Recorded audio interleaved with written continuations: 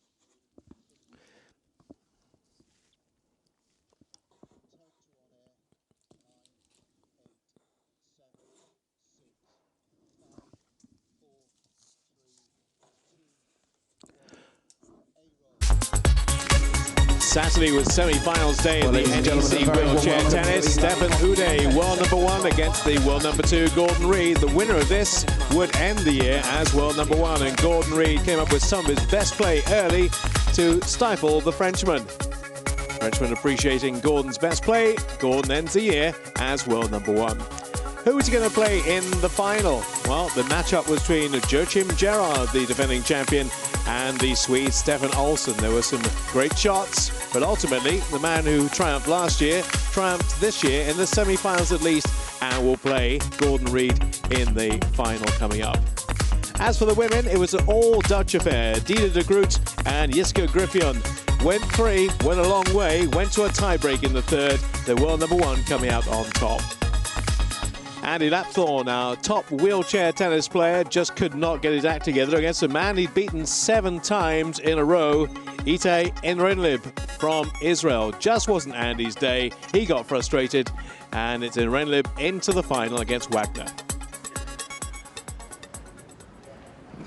And we're live today on Sunday, final day of the wheelchair tennis here at the Lee Valley Hockey and Tennis Centre. And this is what we will have up for you very shortly.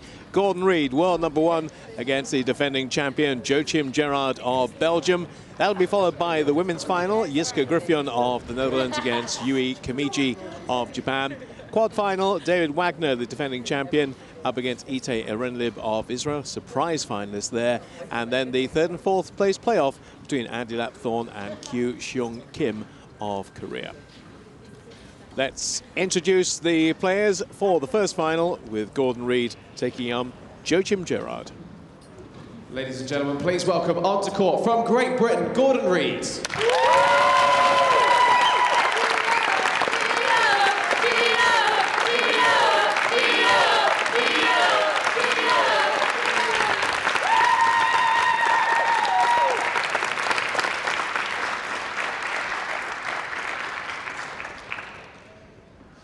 and gentlemen, his opponent for this match. Please welcome from Belgium, Joachim Gerard.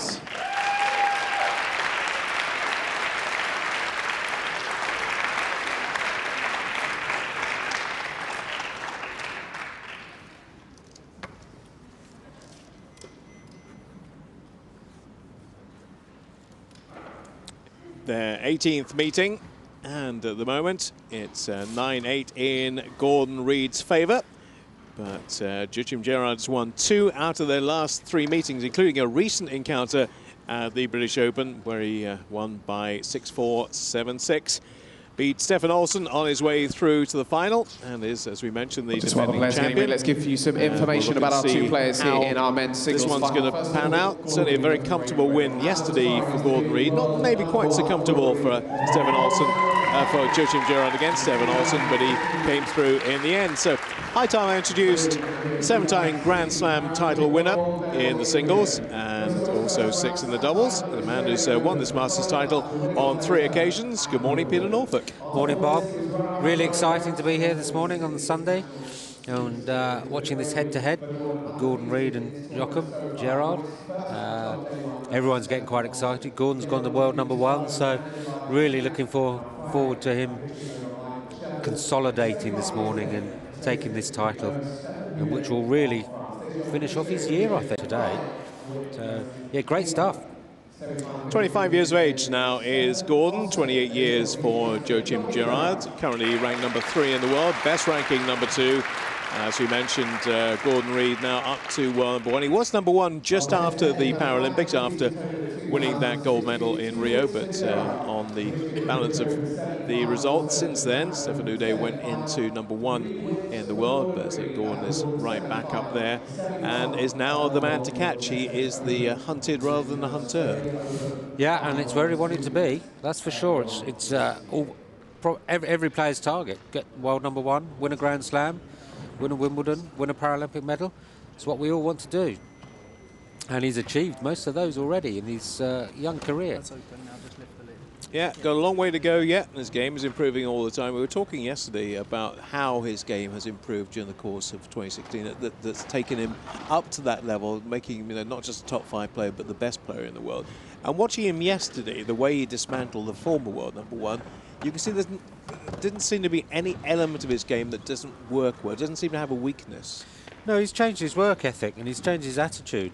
18 months or so ago, he decided on what he wanted to do, and then realised that, you know, to be one of the best tennis players in the world, it's a lifestyle. You know, it's not, oh, I'll just go down and train and I'll go and do these tournaments. It is actually a full lifestyle change. Serve first as well. That's a nice positive intent as well. I like to see that rather than putting your opposition in to play first. He's going to take the balls and serve initially in this game. And it's just interesting in their head-to-head. It's been early stages. Gerard won them all, won 4 in a row. Then Gordon won 5 in a row. But their recent head-to-heads, there'll be some encouragement here for the Belgian fans and those who are neutral watching this, that Gerard's won 2 of the last 3, with the exception of Wimbledon, where Reid beat him in straights. Yeah, and Gerard's beaten Gordon in semis. They're not all been in finals, but obviously Gordon beat him in the big one at the Wimbledon singles. And Gordon also won the Wimbledon doubles, and it's all about peaking for the big tournaments, and that's the difficulty as well. So this being a Paralympic year, you wouldn't normally expect the quality of play at the end of the season. This is their last tournament. This is the end of the season.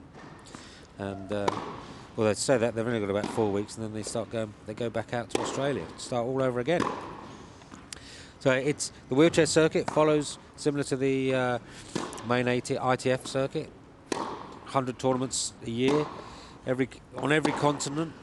$2 million prize money a year, total prize money. So all you youngsters out there, if you want to get playing, go down to your local courts, check out the Tennis Foundation's programs.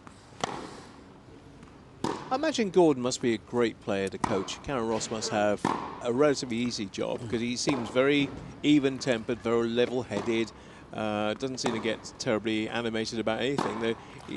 In a way, the antithesis of Andy Murray, in a way that you don't always know when you're looking at Gordon exactly what he's thinking. If he's slightly behind, doesn't really give off that impression. Yeah, and that's good. You don't want to be doing that when you're on court. You don't want to be giving your opponent clues as to, if you're feeling nervous or if you're feeling really under pressure. You want to keep that deadpan face and 3 minutes. Poker face.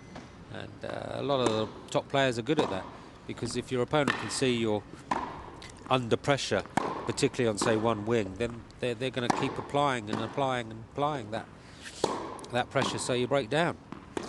What will be interesting in this match, on the evidence of what we saw yesterday, is the speed of the serves, because Gerard's got a decent serve, and as has Gordon. Actually, probably not quite as fast as Gerard. So how does he counteract Gerard, who's got one of the fastest serves on the circuit? Well, particularly on this surface, because it flies off the court. It doesn't give the guys any chance. And these chaps are super fit, super fast in their chairs with the 20 degree, the angle of the wheels, 20 degrees angle, so that they chairs spin exceptionally fast. So the idea is they've got to keep the chair moving. So when either of them are serving, they'll be moving before the server hits the ball, so that they can change direction really, really quickly to turn it to the backhand or the forehand side. But the ball is flying off the circuit, off the surface here, so they have to be careful that they don't go in too far, because if they do, then they're going to get cramped up, they're going to hit a short ball, and then the server's going to pop the ball away to the open court.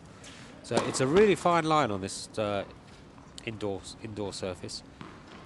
And of course, if they sit too far back, then they're going to give the opponent way too much time as well. How much of an advantage for Gordon is it being a lefty? Yeah, on this, because it's quite a small court. In comparison to what we normally play on, although it looks big on the picture now that we're looking at. But actually, the boardings don't give the players much wheel room to wheel around. So they're going to do Gordon's, especially his wide serve. He'll want to take his opponent right into those holdings, elicit a short ball, and then he's got the open court for a 1 minute. And you will notice a difference from yesterday's coverage, that we have seating on both sides now. We didn't have seating on the right-hand side because there was a court there yesterday, but now from our cameras you'll see an extra bank of seating to accommodate for the finals here today. So there'll be fans, spectators right on top of the players all the way through here, which wasn't the case yesterday. Ladies and gentlemen, this final of the something I said NEC yesterday, you've got to mind the ball girls and the lines people have got to mind the feet. To the left of the chair. Here's Darren Michaels. Won the toss and chose to serve. Yeah, we're going to get quite a bit of noise. Umpire might have his work cut out keeping the kids quiet in this one. Yeah, I think he's well used to it though. A lot of these umpires do the wheelchair circuit quite regularly, so they know the guys. And the Geo bands. There, they're in. Yeah, it's catching on, isn't it? You next? Time. I don't think my hair would take that. Right, we're ready to start. Or they're ready to start. We've been ready to start for a while, but the play's about to get underway. And this is what we're going to see. The world number 1 against the world number 3. Gordon Reid up against Joachim Gerard of Belgium. It's the world number 1 against the defending champion from 2016 and also the bronze medalist from the Rio 2016 Paralympic Games. Yeah, that rankles a little bit. We were out there and we watched Gerard, especially after his match yesterday. That hurt him not doing better in Rio, and although he beat Shingo in the 3rd, 4th playoff and he got a bronze medal, he really wanted to be playing Gordon in the final, and it meant a lot to him to get to this final here yesterday. Well, and that's final of 2016 for Joachim Gerard, but Gordon Reid has had an immense 2016. Can he round it off not only by being world number 1, but being Masters champion for the first time? Ready. He's won the toss and will serve first. Gordon Reid against Joachim Gerard, first final of the day.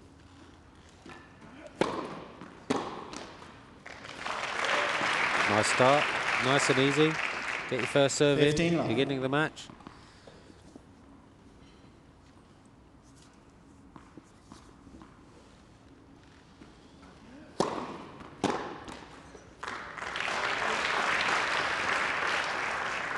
30 love.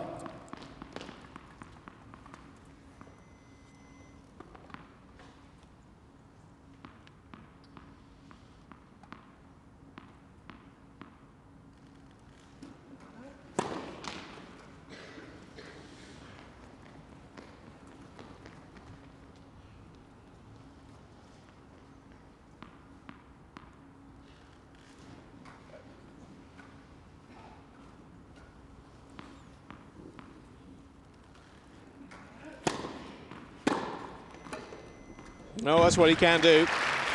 Can be lightning off the return. 30-15. Reed will be aware of that. Yeah, you can see Gerard was moving, his chair was moving into the court on Gordon's second serve. Hit a lovely backhand down the line. Really hard to get to because the ball skits off the surface really fast. So if your chair's not moving, it leaves you dead. Well, he did have a break point against his service game when he started yesterday. And after a comfortable couple of points, Gerard right on top of him at 30 all.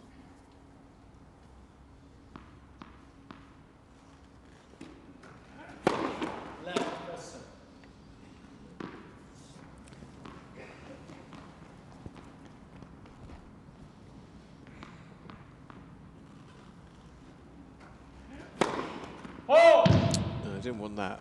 It's going too long. Stay there, please, ball boy. Go back, please.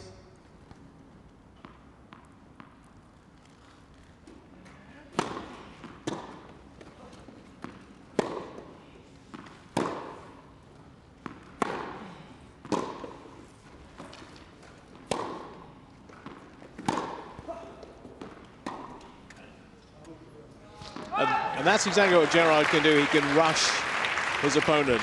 You can see there Gordon Reed normally has endless amounts of time, boundless energy to get to things, being rushed. And here we are, break point in the opening game. Yeah. Gerard's hitting deeper, and that's what he's going to need to do, hit deep. Doesn't want to give Gordon any time, and that's a great drop shot. Two bounces, of course. Which he got to, but he couldn't get it back over the net. And after a nice, comfortable opening, 2 points, they're on in. It was all the Belgian, and he has broken early. And they say last time they met was only a couple of weeks ago in Bath, the British Open. Gerard winning that 6-4, 7-6. At Wimbledon, Gordon Reed winning on the tie-break in the first and 6-4 in the second. But the Belgian off to a good start, and maybe winning the toss and serving didn't quite work for the world number one.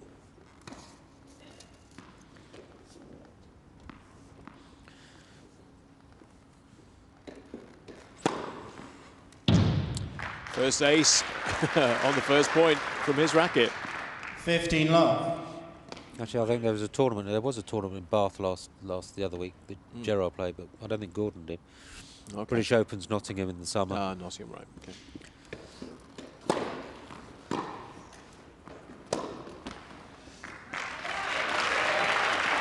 I think this is going to be certainly in the first few games, games of some mistakes until they settle down. A lot of nerves out there. It's a big match, this. Yeah, Gerard trying to retain his title. Yeah, there's a lot right on this for both players.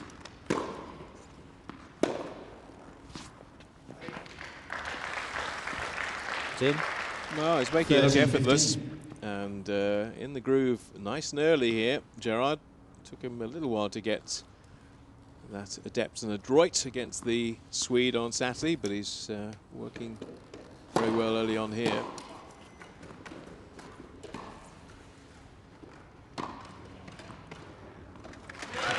Yeah, comfortably done. Don't enjoy that. 30. It was a great get by Gerard, but Gordon ghosted in behind that. Knew Gerard was going to lob it in the air and just came in and popped it over. Calm play, very nice.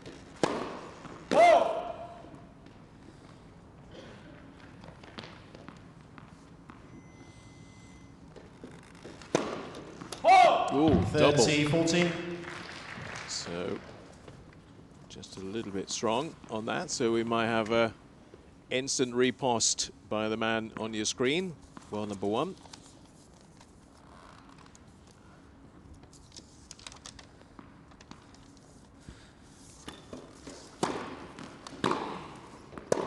Oh, what a great return.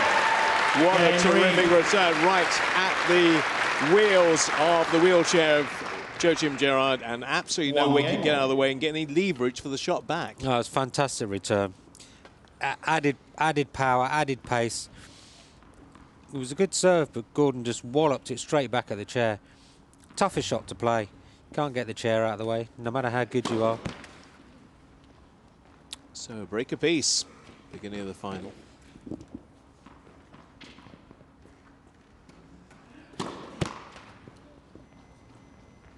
Love 15. Yeah, they're just settling themselves down, and I think it's, as I said before, it means a lot.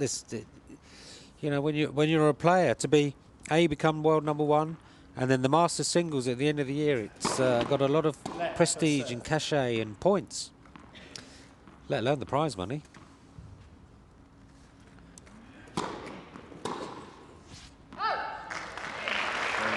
Good deep serve. Yeah, both the men have 15. a double to their name already, and a break to their name as well.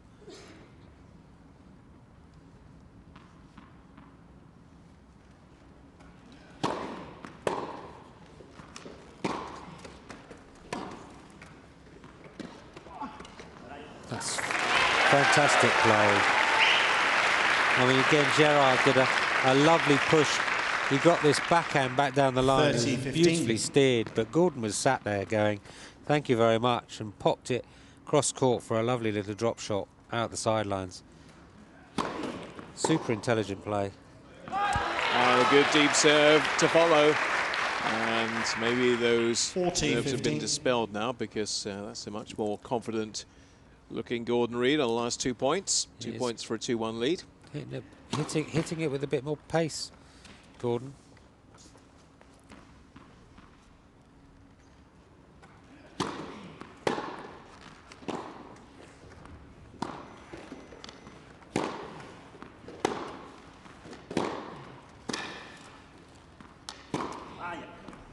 Yeah, he knew as soon as that left the racket of Gordon Reid, there was absolutely no way that he was going to get to that. The Belgian kind of gave up on that, not surprisingly, because we were taking Reid leads 2 games. to rocket 1. fuel to get anywhere near that ball, and Gordon Reid holds onto his serve, gets his nose in front, and leads now back on serve 2-1, because Gerard yet to serve. Let's have a look at that last point again and just see just how Gordon was pulling the strings to get the game in this. Yeah, it was a lovely serve. And Gordon actually was completely in control. He was hitting it back behind Gerard each time. And Gerard came across, hit a nice forehand, but it's still down the middle. And this is where Gerard stuck in the middle of the court. So Gordon just basically hit the ball back behind him. Great tactic in a chair, because you've got to spin. You can't just step sideways and take it. Again, that's why you have the chairs set up like you do, so they're much more stable, but they spin really fast. Got anti-tips as well, so you don't fall out. What a year 2016 has been for him. First Grand Slam singles titles, Australian Open and Wimbledon. Runner-up at Roland Garros, Sydney International Super Series in January, and of course the real high, apart from Wimbledon, the Rio Paralympic gold as well. 15 love. 3 ITF 1 finals as well, winning one of them. So it's not much he hasn't done this year. No, he's going to have to settle down after this and decide what his targets are for next year. Just a bit long. Love. Nice idea, though. Yeah, he's getting his range.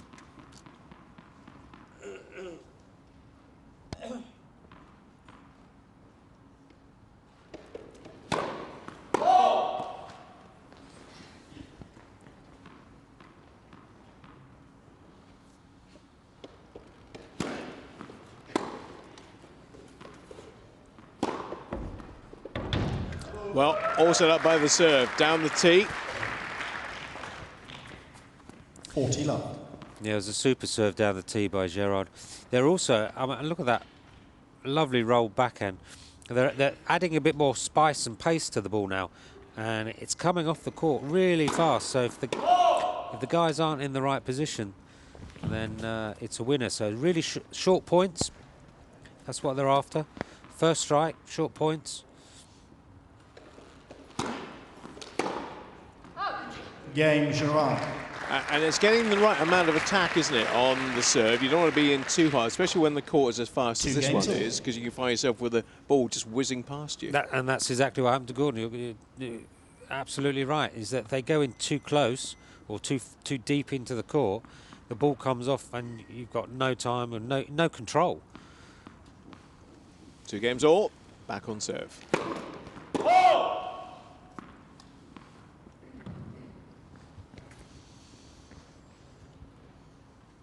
Where in the other matches you see a bit more loopy balls. They get the girls and the quads, they give themselves a bit more time. Love 15. Second double. He's annoyed. We're talking about he doesn't show annoyance very often, but he is annoyed because that's 2 doubles in 3 service games. Yeah, you can't afford to give away points. Not at this level of tennis. Great lefty serve. 15 all. Followed by an ace. That's what you were saying earlier, Bob. Is Gordon going to use his lefty serve? Well, there you go. And also on this indoor surface, the ball really takes a spin. So Gordon put a lot of side spin on that.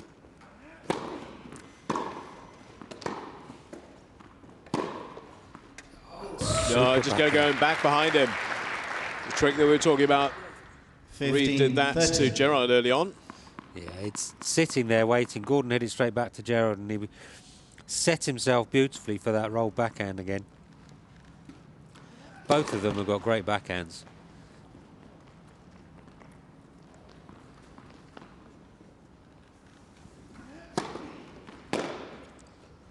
It's about as long as he could have possibly gone on that serve without it being a fault. 30 all. Playing with the margins a bit. Yeah, I think they're both going to have to. So obviously they're going to hit, and if they hit the lines, again the ball's going to makes the ball do all sorts of funny things. 30, 14. Well, not quite on song with his serve as yet. Broken in the opening game and under pressure in this one. 30-40.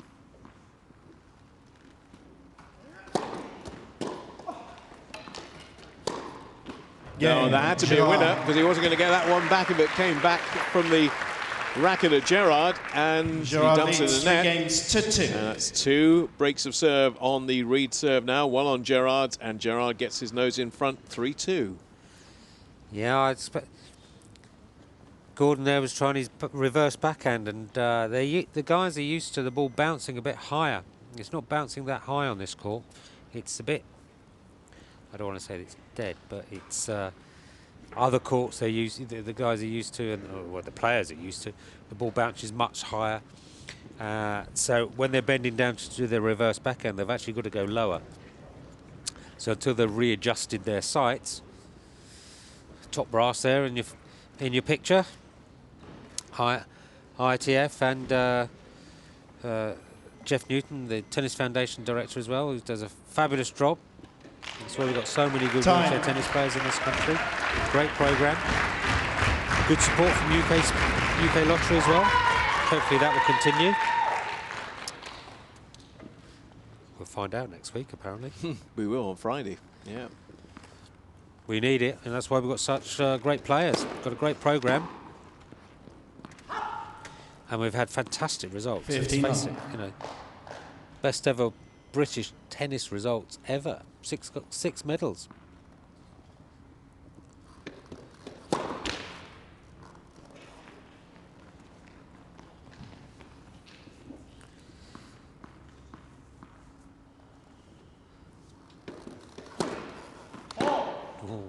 Another double from Gerard. 15. 2 each now for Reed and Gerard. Serve not working mechanically for either man at this stage. Oof. Thought that was going to be an ace, but not.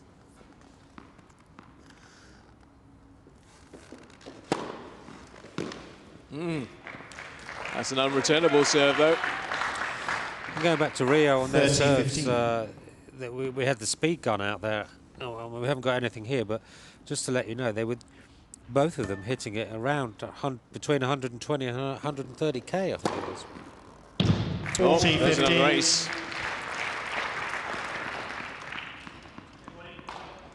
Gerard's second ace. And 2 points for a 4-2 lead here.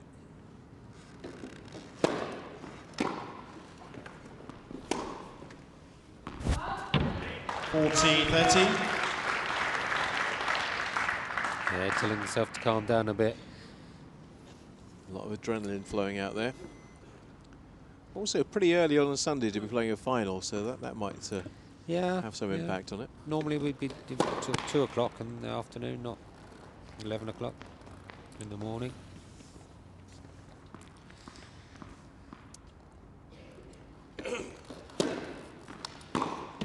No.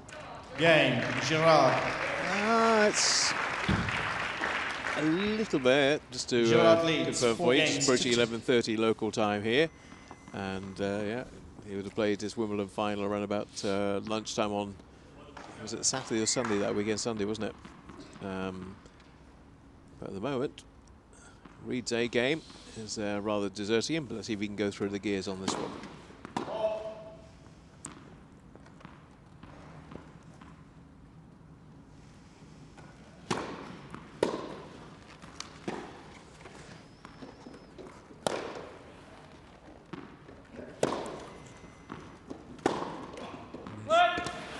Yeah, just overdoing it. Gerald is the kind of player who can bully you, though, isn't he? Yeah, just his sheer presence on the court. Yeah, and I think that's probably what he's thinking he's going to start doing. He needs to start. He needs to start applying some pressure to Gordon. And you know, Gordon wants his title quite a lot, and at the same time, Gerard wants to defend his title. So it's who's got the confidence to go. And it looks like Gerard actually he's wanting to take the ball earlier. He's wanting to strike it earlier. He's got to be effective with it.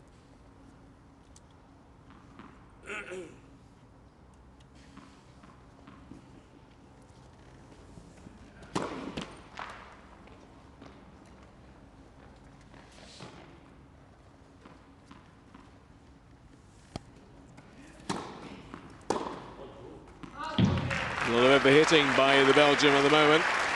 Yeah, but he's halfway in the court. That's why as well. He's made the conscious effort to go in closer, to hit the ball earlier, take the time away from Gordon. But actually, he's rolled in so far, he's now overhitting by a metre.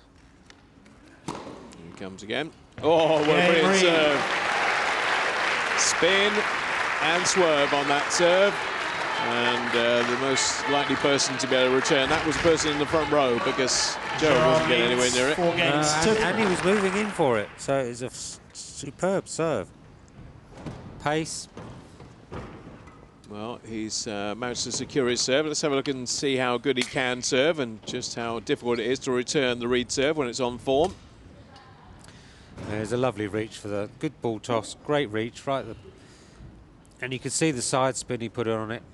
And the ball was going right out the sideline in the service box. And even though Gerard's got a fabulous reach, got very long arms, great balance, didn't even get close to it. Well, he secured his serve at least now. A couple of breaks on the Reed serve, but that was a bit more like what we expect to see from the world number one. Now, the job he's now got is try and break the Gerard serve, one of the quickest in the world, him and the former world number one, both with exceptional serves. By the way, Stefan Ude was beaten by Olsen earlier in straight sets, so the world number one beaten back-to-back. Gosh, that's a bit unsurprising. Well, a bit surprising. Mind you, you can never tell with Olsen. He goes hot and cold all the way through the year, and he can be utterly amazing, and then you never know. So, as I said before, though, it's the end of the season, and some of these players, particularly a Paralympic season, it's a very long road, and they're all looking forward to having a break for a few weeks before they start all over again. Yeah, Christmas and New Year, then straight back into it for another 11 months.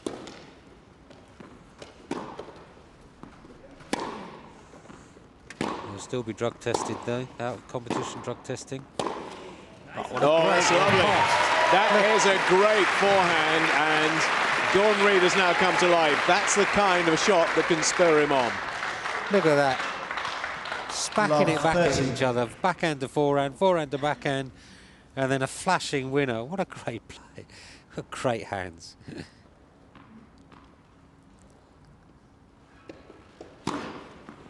15, 30. Yes, that in his armoury as well. To Gerard, he can bring out those aces. There's number 3. It's heating up, isn't it? It's heating up. Ooh, just long.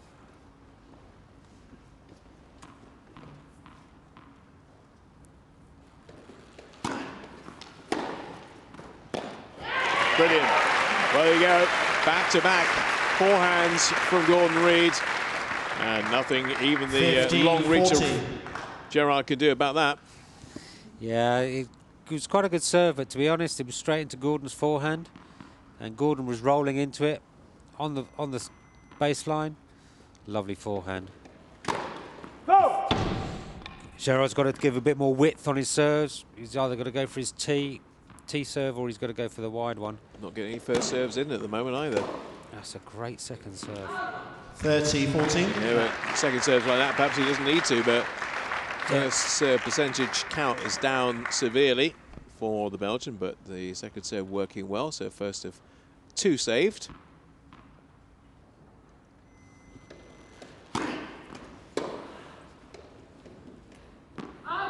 Deuce. Great first serve. He really took the pressure off himself there. That was a fabulous. Had pace on it, depth, everything. Going out the sidelines.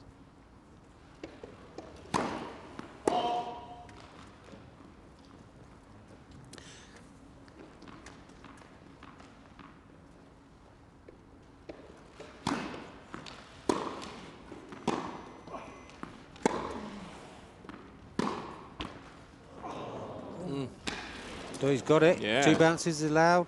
Go on, turn. Great defence Can't by win this Gordon. point, can he? It's going to turn into a Answer is winner. yes, he can. The answer is yes, he can. Gordon Reid there was not in that rally for a large part of it, but still wins the point. Well, Gerard made a fatal error there by Advantage going. Reid. He thought he was going back behind Gordon for that final backhand, and it went straight into Gordon's forehand, and he flashed it down for a winner. Deuce. Oh, just been nullified again by a superb ace. He's heating up. Wow, come on.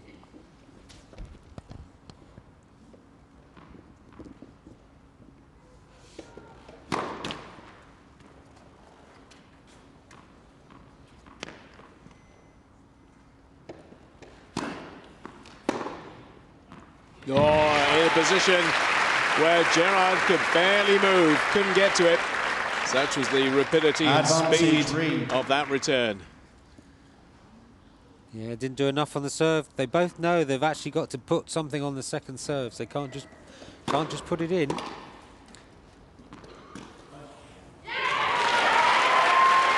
Reid. It's a clever shot by Reid. He hit it straight back at the server, Gerard. And Gerard pulled back on his wheels to get out of the way, but wasn't enough. 4 Dumped it in games the net. all. Cry of Geo rings out. That's the nickname of Gordon Reid, who now has a break back, 2 breaks apiece, 4 games apiece. Turning into the final we hoped it would be. Yep. Just so you know, you've got to make sure his wheel doesn't touch the baseline, otherwise there's a wheel fault. Same as a foot fault, but obviously no wheel 15 can line. touch the line. And the lines people are pretty hot on that. We were watching the quads yesterday, and the serves are coming from way behind the baseline. Yeah, some of the quads do that. They sit a long way back to give themselves more time to react. You see 30 them, love. often hands are strapped to the racket because they've got limited grip, so less power and pace than to these guys.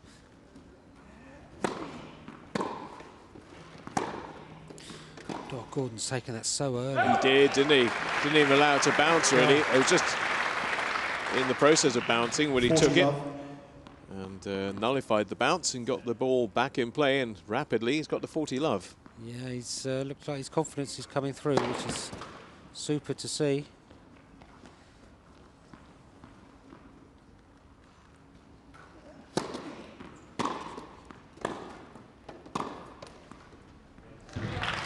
Just looking at my notes from Rio, just Lav. Fastest serve from Gordon Reid in the final was 147. Wow. Yeah. He's a big, strong lad, and when they want to, they can pump those serves down the tee. And on this surface, actually, that would be quite a good tactic because, as I said, it just comes through so fast. New balls, please. Ball change. Well, he comes through that relatively unscathed. The serve of both men definitely under pressure in this match, but Reid gets his nose in front. At 5 games to 4, Gerard will have to come out and serve to stay in the first set. The world number 1, as he is now. This is 2 on your graphic. Of course, coming into this tournament, he was world number 2, but he is now world number 1 up against the world number 3. There was one particularly good rally in that game, in fact, involving these two, where Gordon Reid was barely in it and somehow managed to work his way back into it. Let's have a look at this again, Peter. Just the previous service game. This is the one where Gerard served, and I think they both came in and they were just smacking it back at each other like on the practice court. Oh, that's the one where it hit the net. There we go. Whack, down the line. Gordon's going to hit it in a minute, I think.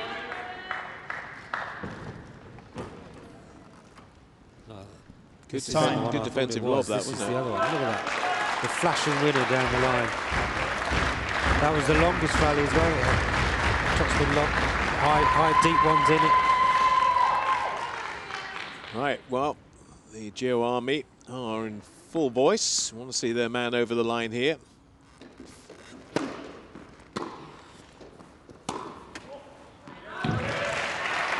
Well, he's still overhitting. Love 15. Gerard giving it a bit too much oomph on some of these shots at the moment. Yeah, I think Gordon also came in, so he made the play that Gerard had to think he had to do more than he really needed to.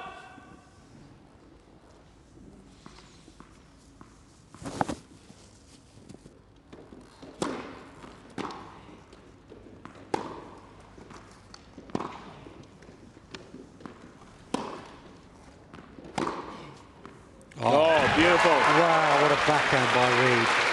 Right at the back of the court. He's not just about forehands, is he? Seen a couple of beauties in there, but there's a backhand saver as well. Superb reverse backhand, look at that. Using the wrist to get it out the sidelines. Not a hope to get that back. Fabulous shot. 2 points away from the set.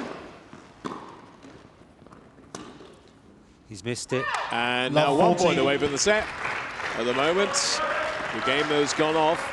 Joachim Gerard's and not Gordon Reid's. Gordon Reid now on the verge of taking the first set. That's not going to make Gerard feel very comfortable at all.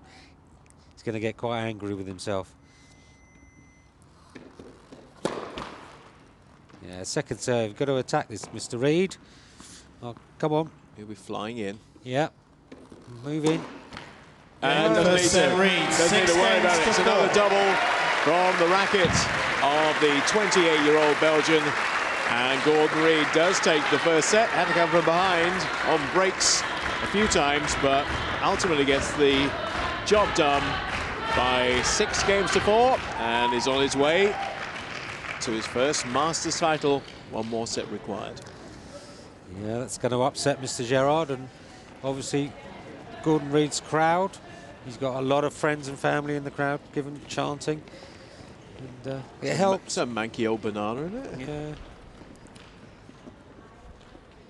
Don't mind, it's all good for you. It's potassium, carbo. I don't mind. Well, let's look at the demeanour of both. I say Gordon's rarely changing. Got a little bit upset with himself with the doubles, but you know he's looking quite calm and composed, and part of the job already done. Gerard, however, yeah, he's chuntering away to himself. Yeah, not best pleased about that. He's got to find a way to nullify some of Gordon's shots and to be looking for a very important quadruple.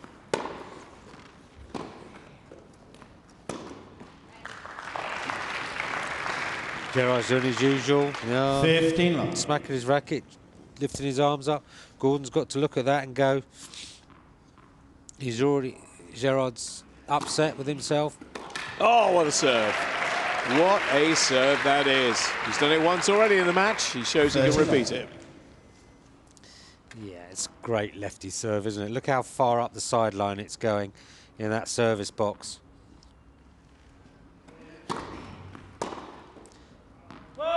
Gerard's lost his head. Oh, I was about to say, he's completely lost his rhythm, hasn't he? No, he did that last year, and some of the other matches I've seen him play, he'll have a patch, and if he loses a couple of games in a row here, Gordon is really just going to run away with it.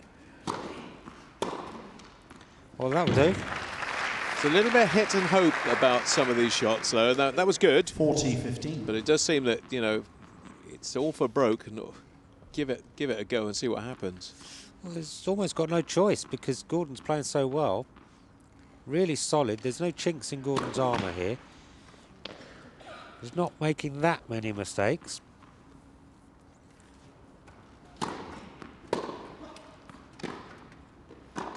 Yeah, and making it difficult for Gerard to get any kind of cohesion with his game as well. Not allowing him 2, 3, 4 shots in the rally to kind of hone his technique. Everything's over pretty quickly in these. We've had a couple of decent rallies, but for the most part, the points have been very short. And that's what they want to do in this here, the Lee Valley Tennis and Hockey Centre, because the surface is so fast. They've got to go first strike, get in there, finish the point. 15 love. But that's what he can do. Wow. That's one thing that hasn't gone off. Is his ability to serve aces, and that's number 5. 30 love. 6. Wow. Back-to-back aces. That'll make you feel a bit better. Let's see if we can do 4. That was always my target. If I got 2, I want to see if I could do 4. A game of aces. Got to tell you about my Fru Macmillan story in a moment. Change of ends, perhaps. 43. 1, 2, 3. Now, come on. What price? I would. I'd go for a tee. I'd go for the tee shot straight off. I'll go for a coffee myself. Oh, nearly. Game. Nearly. Gerard. Came off the racket, so it's not an ace. And he's smiling now. 3 aces and 1 unreturnable. 1 game. But look, that shows you what Gerard can do. Look, sitting there, cool as a cucumber, bangs down a couple of tees and then a couple of wide aces. Makes it easy, doesn't it? Fab, yeah. You know. You said that he looked like Goran Ivanisevic. Yeah, well, there are similarities there. Yeah, absolutely. That's what Goran did to win the Wimbledon title. Was that against Henman? No, that was the semi, yeah.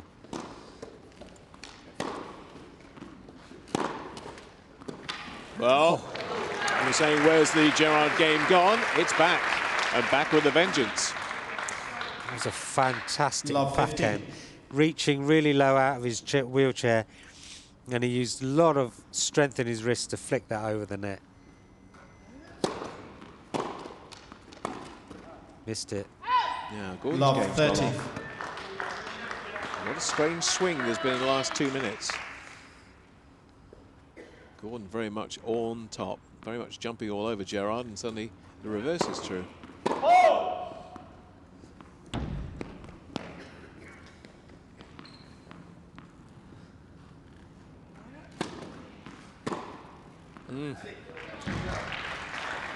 I think you'll find that Joachim Gerard is Love right. 40. Well and truly in the second set. Yeah, I'm just shaking my head. You know, 2 minutes ago, Gordon won the first set and was riding the wave and was looking really, really well, really good. And within a couple of games, Gerard is like, can't miss.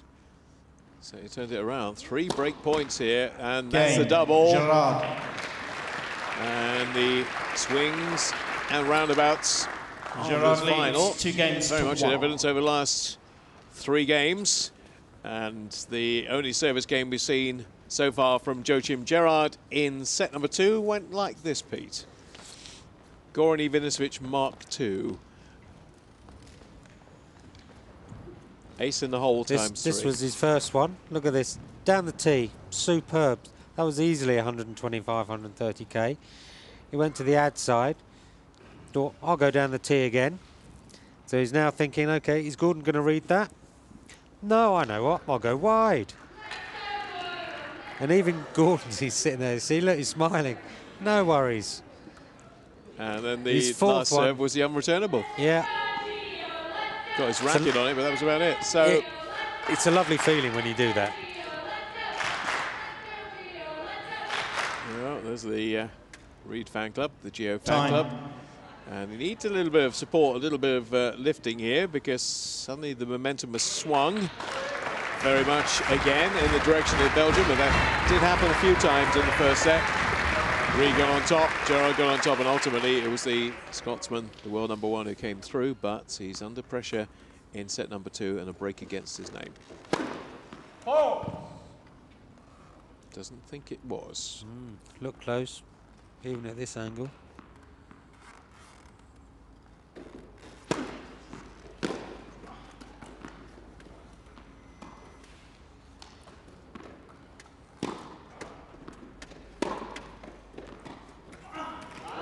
Beautiful. Nice touch. Nice soft touch. I'm a bit surprised, actually. I mean, this was a great backhand cross-court by Gerard, and Gordon was there waiting for a drop shot. But a couple of points prior to that, Gerard actually just popped the ball back in court and then raced back to the baseline.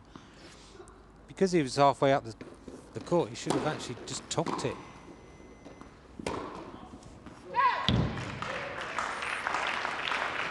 Love 30.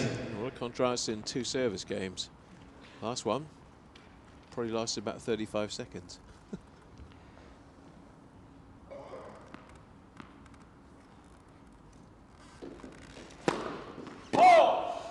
So I used to like playing my games. Quick, first strike. Get on and get off.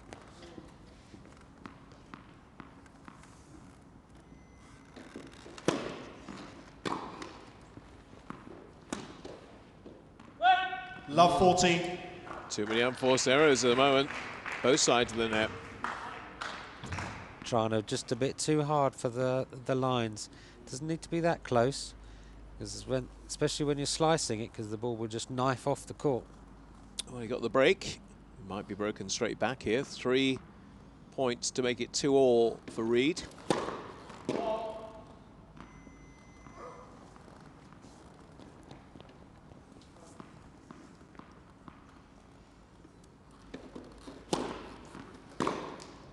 Nicely done. Reed. Nicely done. Good forehand right into the corner where Gerard wasn't going to get. So there you are. Serves to love. 2 games and all. broken to love. Stewards, please keep the Yeah, gates seesaw. closed. This is not I mean, a it's quite a change good of serve, ends. but it actually was just straight into Gordon. Gordon didn't need to move out of his pushing zone there, and the ball just flies off his racket down the line for a winner, forehand winner. Wait, please. 2-all. Just waiting for a few people to take their seats. Yeah, there's still more people coming in.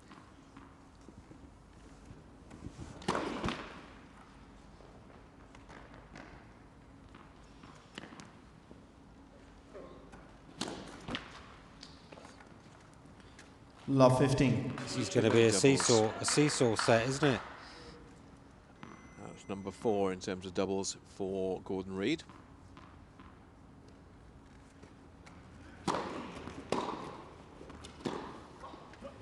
Ooh, great lob. Lobbed him. Great lob.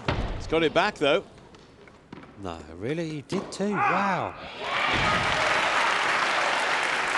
Goodness me.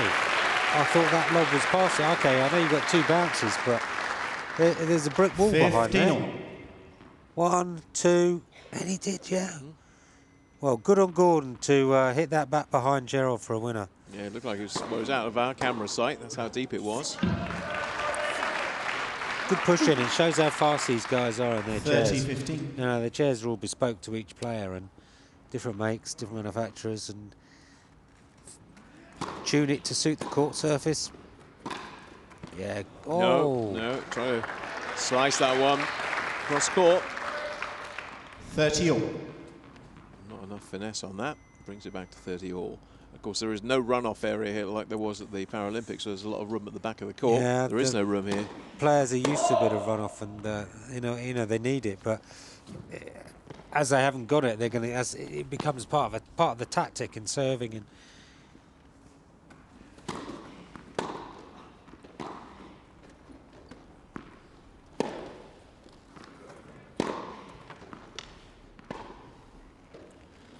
Gerard has actually changed his tactics a bit by doing that loopy. Slow balling a bit, isn't Yeah, he? I don't think that's going to work. Works on that one. Wow. Just to prove me wrong. 30-40. Gordon was backpedaling there. He wasn't in the right place to really crack that overhead, and he hit it back to allow Gerard to hit a passing shot. Good rally though. Yeah. Here's the break. Good tactics. Or potential break anyway.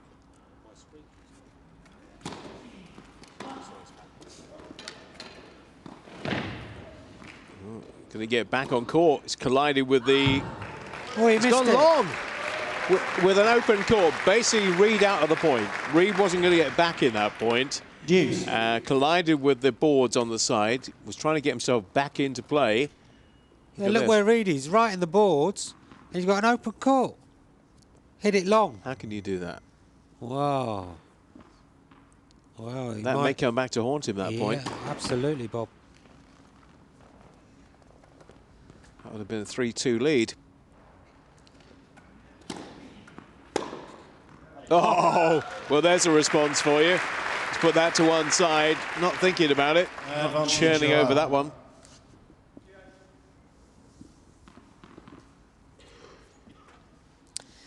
Goodness, it's heating up. It's getting good. Points are getting shorter, but wonderful shots coming away.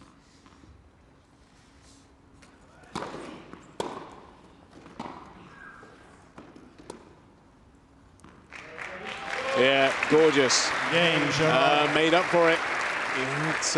That's good thinking process there by the Belgian, because he wasn't going to Gerard stew leads 3 on that games to really bad miss he made when he had the advantage point before, and makes up for it. Yeah, he saw Gordon sat still, and yeah, you know, when you're sitting still in your chair, you're dead in the water. So, as Gerard was already halfway up the court, he just popped the ball over for a drop shot. And even with two bounces, unless you're moving, you're not going to get the ball. Just going back to the story I was talking about with Fred McMillan earlier, he said that when he was growing up in South Africa playing tennis at an early age, if you got 3 let cords, you got a barrel of beer. If you were able to do in a competitive match 3 let cords, then the sponsors of the competition will give you a barrel of beer. Oh well. Yeah. Well, I think with most of us, I've certainly done 3 let cords. You didn't get your barrel of beer though, did you? No. No, do you know what? We had a deal. We used to get a bottle of champagne if you'd win as well. Time. Which of course you donated to charity. Well, I'd have to check to make sure it was okay first. Yes. Especially with drug testing and all these kind of things, you have to be very careful what you consume just in case. But anyway, back to this. The Joe Army, once again, in good voice, having to raise their man because he finds himself behind. Not in terms of sets, but in terms of this set, by 3 games to 2.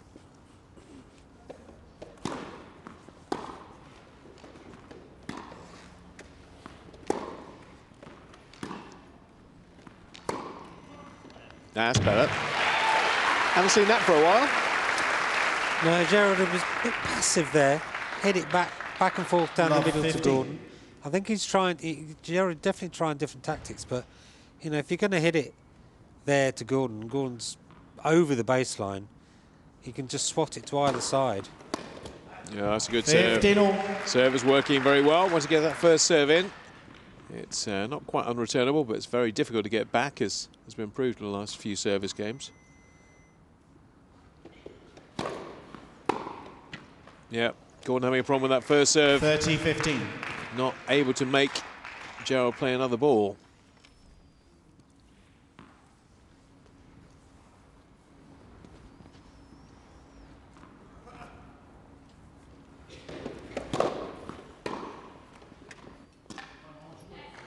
No.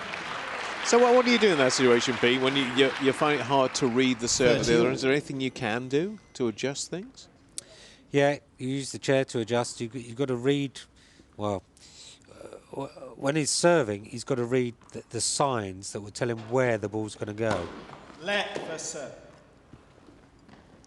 And at the moment, Gerard's serving pretty good. So,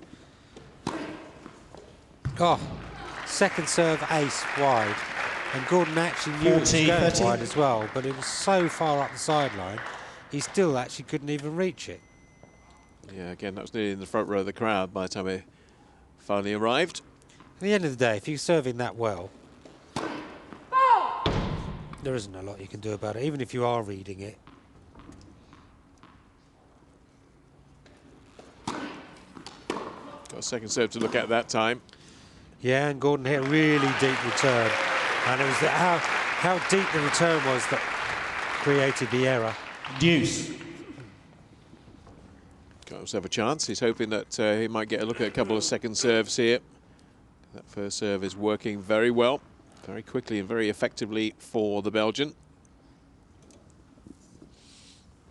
So you put the wheels in the balls in your wheels.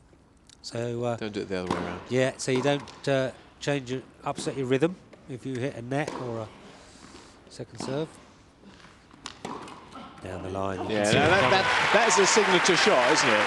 That is what he can do. That little rolled forehand down the line. We saw it a lot in Rio. We're seeing it a few times in this match. Advantage read. Basically, he's hit a couple of shots cross court, gradually taking Gerard further out the court. Gordon's moved in and then hit the ball to down the line, not giving Gerard a chance to get back across. And it's a chance for 3-all. And he takes it. Well, Gerard hands it to him, really. The error of the Belgians' racket. And been a lot of breaks of serve in this match. There's another one. 3 games all. So Gerard's serve is either on it or off it. Yeah, and he's getting irritated again. No in-betweens with Gerard at the moment. He's Yeah, either acing the lights out or he's losing his serve. And it's the meat of the match now, and this is where it starts getting really interesting because Gerard's the one who's got to do something. Gordon's just got to keep playing as he is, not change anything. Well, don't make the errors anyway. And Gerard's the one chasing essentially because he's fading in and out. That's nice. Drills it down the line. Love 30. Not much you can do about that. Super shot, isn't it? Super shot. You'd hit that in training. That's what you'd be doing. You'd have someone firing some balls, service down at you, and you'd pinpoint accuracy. Now, that was one of those where you could see Reed trying to work out, now what do I do with this? And he was betwixt and between. That's why that ball went out into the sidelines. He'd gone over the baseline. Didn't give himself any chance.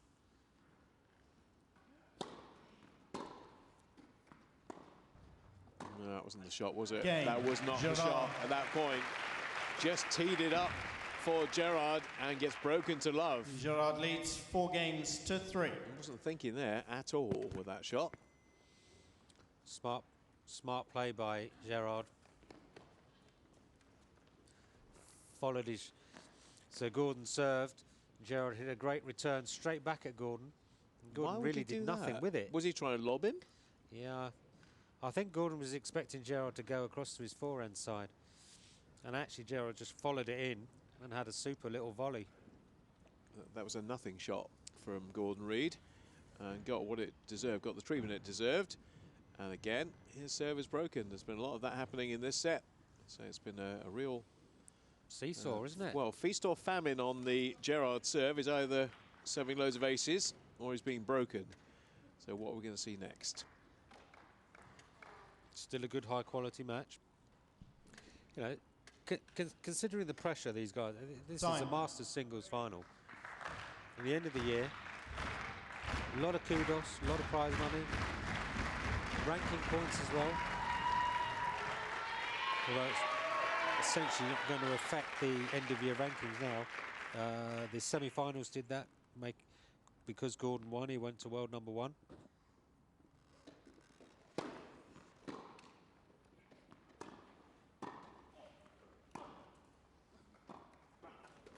One, two. Just, well, he got his racket to it, but that's all he could do. Died on the surface. And he just couldn't quite get to it. Great hands by Gordon. He's a great doubles player as well. So look at that, pulling the chair back, soft hands, and just pop the ball back over the net to the other side. And doesn't matter how fast you are, even with 2 bounces, you're not going to get that. Beautifully re-guided. That's what he did. Just helped it back. Just took all the pace that was on the serve and sent it straight back to his opponent. And often that's what you need to do on a return of serve. When someone's serving big, you just need to big, strong racket, poke it back. And the pace will go back to your opponent.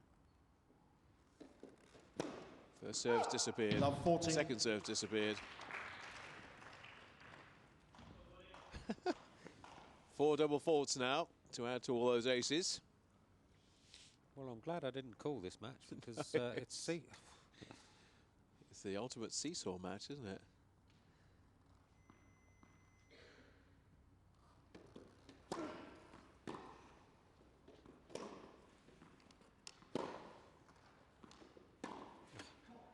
Yeah, so he's either winning his serve to love or he's losing his serve to love. What a strange match. Unbelievable. It's no idea. Gordon imparted an awful lot of top on that forehand. That's the first time I've seen the ball really kick up past anyone's shoulder. So parity is restored in set number 2, 4-all with Reed on serve. Of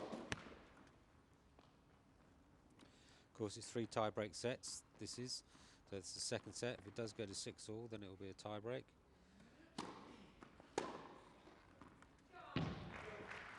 Yeah, well, still his serve motion there, Reed, so couldn't get across to that one.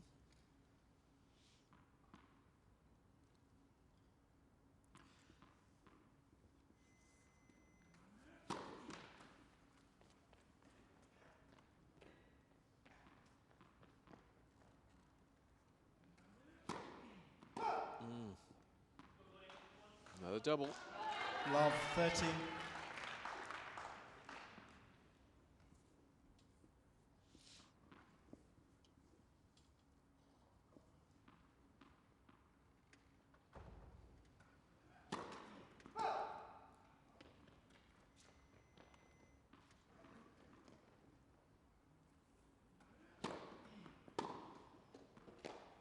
Yeah, taking advantage of that second serve.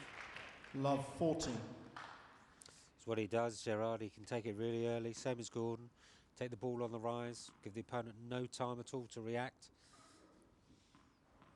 Ridiculous, the moment the servers aren't able to get any points.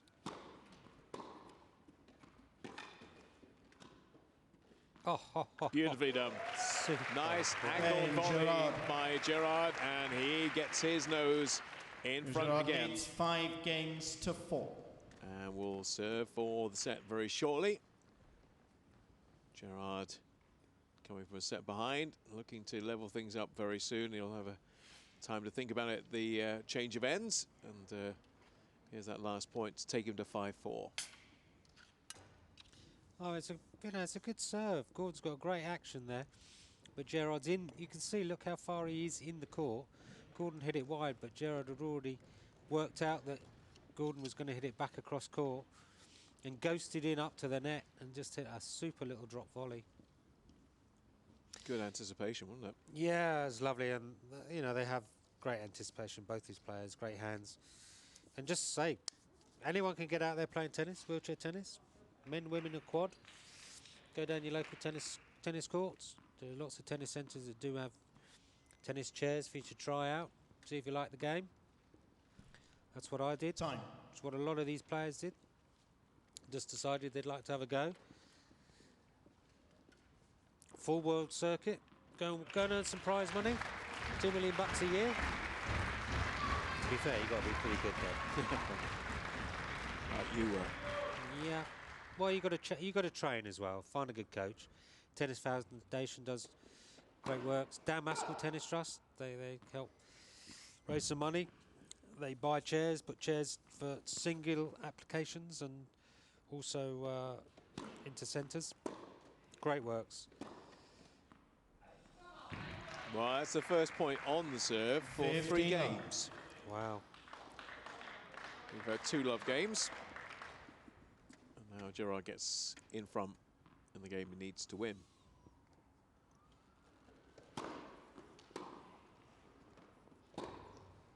And he's on his way to winning it. And levelling this match up. 2 more points, he'll be there. Yeah, it's a super point. You can see Gerard, he leans forward, the strap's keeping him in his chair nice and solid, and he hits a lovely roll backhand down the line. Great technical play, you know. And isn't Gerard one of these players that plays at or was trained at the Justin Henin Academy in Belgium? I believe so. Oh, nice play. So that's what I mean. We're seeing some artistry from the Belgians 40 love. from time to time. Look, watch this vision. Look. Slice drop shot, super little shot. 3 set points for the world number 3.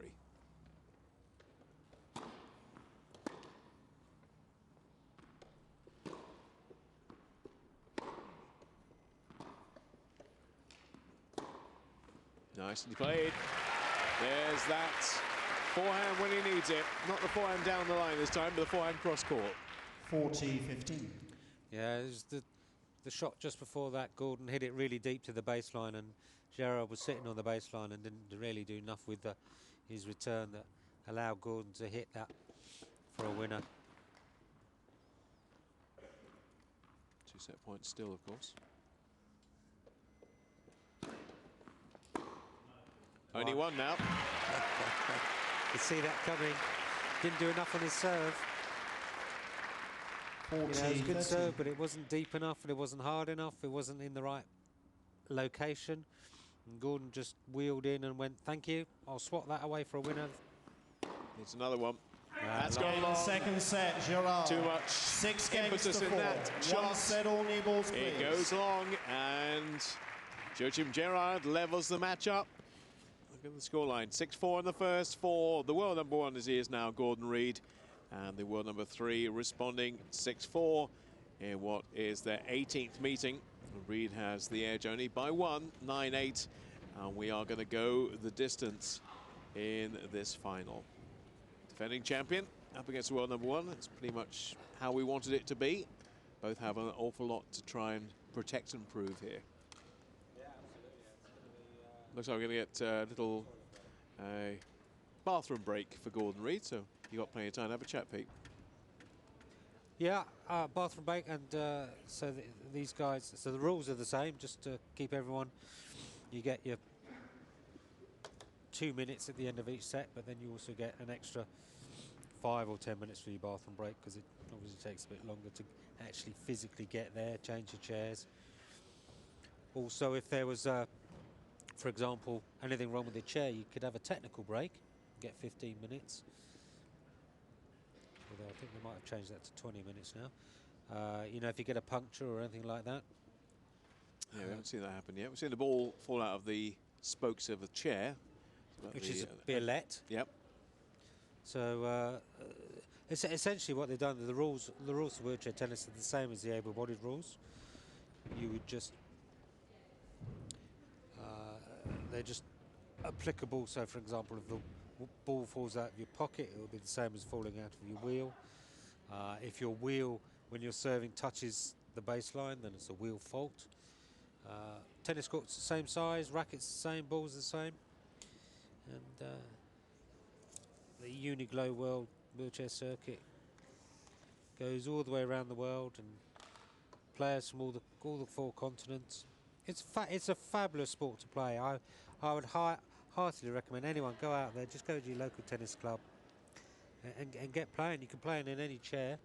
But they're different from normal chairs. You can see the camber on it, the wheel, the way obviously it's at a 45-degree angle, isn't it? Yeah, absolutely. I mean, obviously you can start in any chair, but if you want to enjoy the game and be able to play a bit better, you do need a strap. You do need the wheels at that angle to go faster, and an anti-tip so you don't fall out.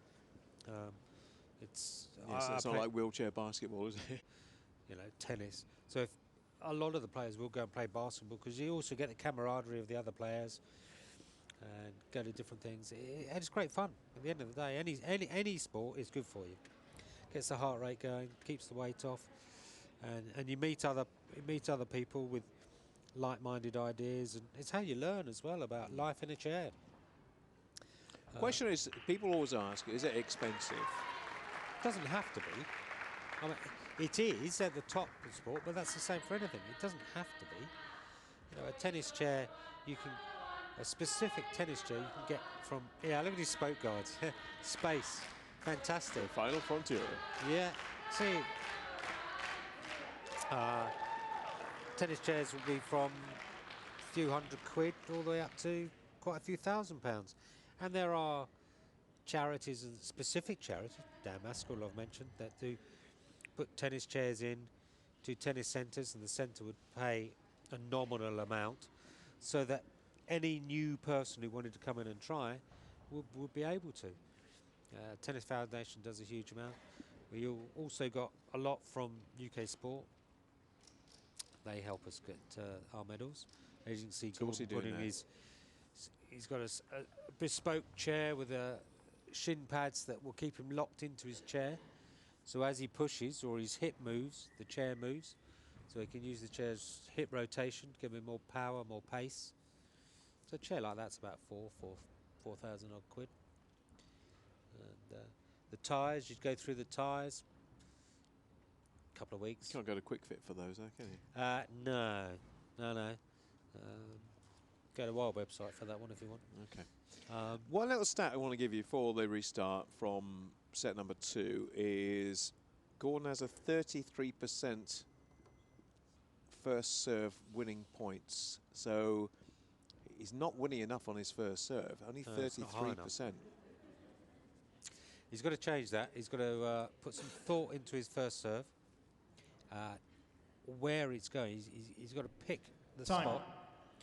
Because if it's not wide enough of Gerard can actually just step in and hit a. Love 30.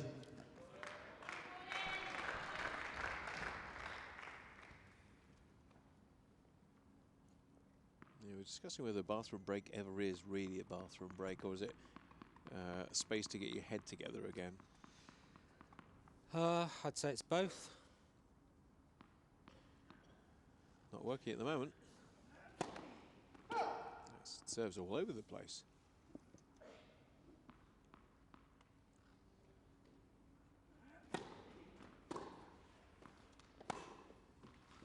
Love 40.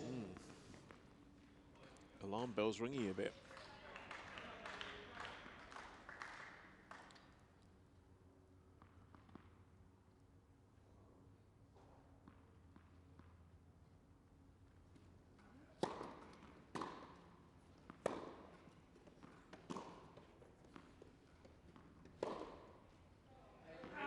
Game, yeah, Gerard. very disappointing start to set 3 First game, for the finals. #1 Brit, #1 in the world. Not showing that kind of form on that serve. Very poor service game from Ree. We've had a few to loves. That's probably the worst that we've seen.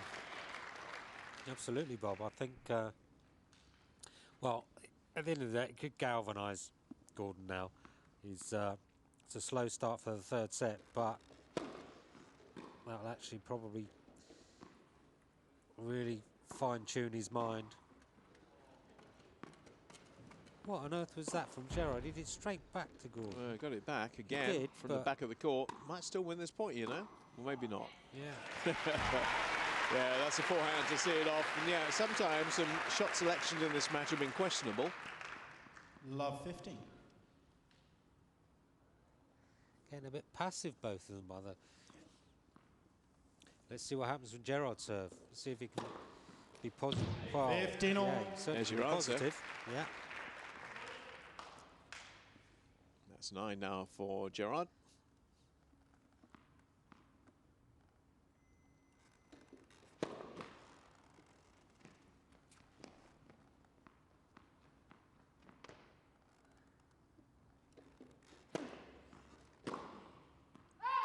Too much on it. 30-15. Not reading the script, Mr. Reid. Crowd are here for you. He's chuntering a bit now. Don't often see him do that.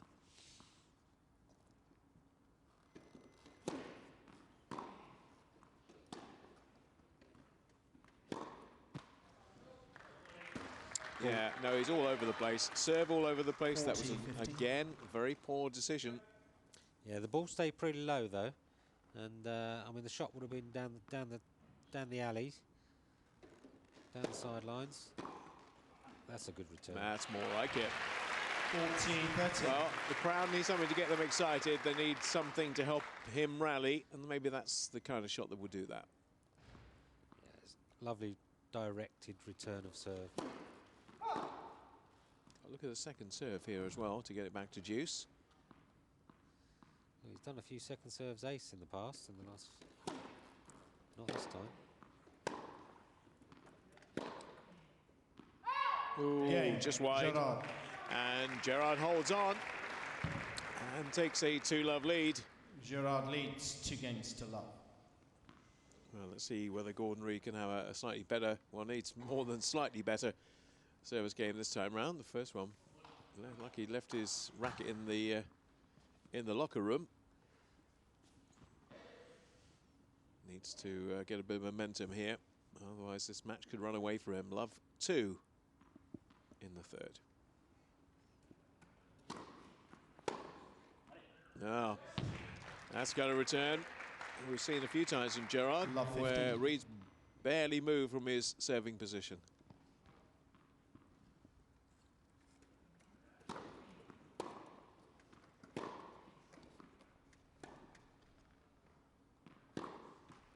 It's pretty obvious where the belief is. Love 30. It's only on one side of the net at the moment. Yeah, Gerard's playing bit of solid tennis at the moment. If he keeps it together for another game, he's going to be tough to beat. He's moved up the court a bit. He's got his chair moving. He's rolling. You can see when he's hitting this return of serve, he's on the baseline or past it.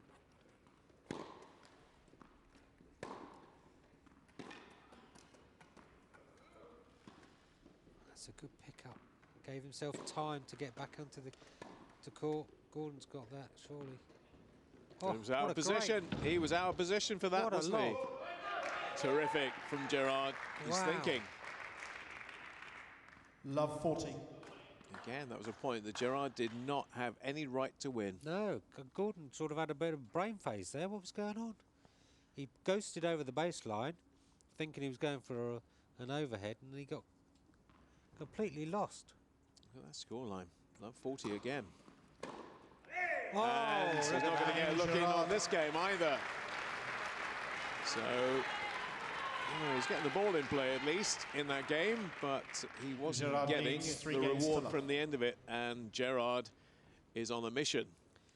well, you know, that took all of about 6 minutes. And he's 3-love up in the third set. Bathroom break did not do anything in terms of a positive nature for that man. No, absolutely not. And he's got to try and find a way to reverse the score. He's being out hit, he's being out served, he's being out muscled. There's nothing in the credit column for Gordon Reid right now. Not in this third set, so he's got to go back to what he did in the first. Although it was a bit of a seesaw, he upped his game a bit, he put a bit more pace on his serves, he was a bit more aggressive. Well, he's got to get a double break back here, not just the one. And if Gerard Time. serves on it, and it has been at times, on it to a big degree, 9 aces in the match so far for this man in your picture. And some of them have been unreturnable. Like that. 15 love. Dear, oh dear. If he keeps serving like that, it's going to look terminal.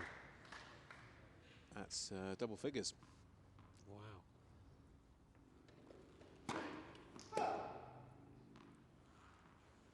Gordon's got to move up another yard or so. Yeah, there we go. Yeah, get it back behind the player. Great. That's what he's got to do. So Gordon moved up the court a bit more. So 15 he's all. taking the ball a bit earlier. And then good plays just to hit the ball back behind the player, so they've got to turn. They lose sight of the ball as well for a fraction of a second.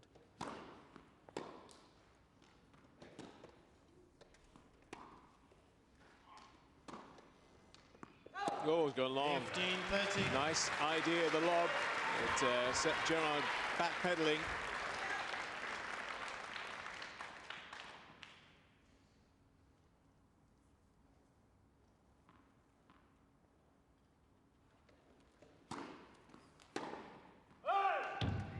He'll go for broke forehand. Sure was. It would have given him 15-14, 2 break points, but unfortunately missed by a whisker. 40-30. Race. Wow, that's his favourite serve. He's got to try and nullify that, but of course if Gordon starts moving over to try and get that, I'm sure Gerard then goes down the tee. Like that. Game, Gerard. Well, we'll make that 12, shall we? 12 aces from Gerard. Gerard leads 4 games. 3 to games. love. Goodness me, it's you know, well, another 3 more minutes and we're 4 love. Now, is there any way back for Gordon Reid from this parlous position? Love 4.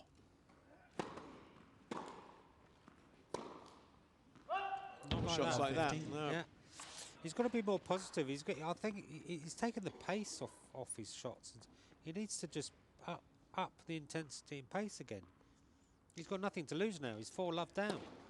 It's pointless just hitting it to Gerard because Gerard's playing too well at the moment. Attack. There's such marked contrast to the match against Houdet on 15. Saturday, where he dominated from the start, pretty much. Yes, you're absolutely right. I think here he's playing. Gerard fades in and out, but so Gordon's trying to play an even game. But 30, I still think he needs to just up his intensity a little bit more, just put a bit more pace on the ball, take the time away from Gerard. Nice serve, but great return. Goodness me. Did everything he 30. could do with that serve, but it came back with interest. It's a fabulous reverse backhand cross court, pinpoint accuracy.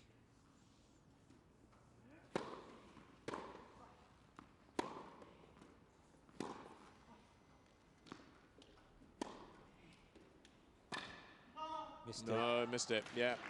I was about to say, the serve's under pressure, and he might be facing a break point again, but he isn't. 40-30. He has a point to get on the board in set number 3.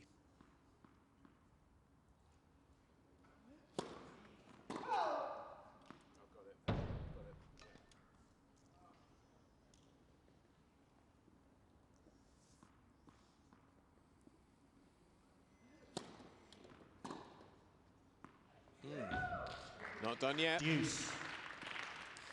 No, it was a bit of a serve straight into Gerard, and Gerard really just poked it back down the line. And again, on this surface, if you're not moving the chair, it pops away for a winner.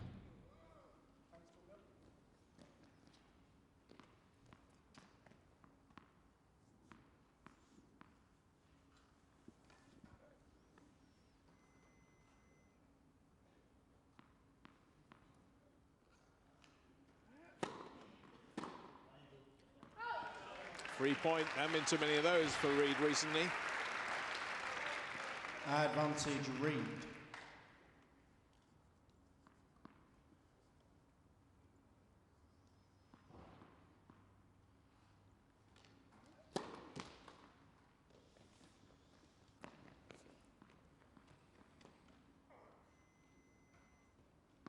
Touch of the Yiski Griffons there.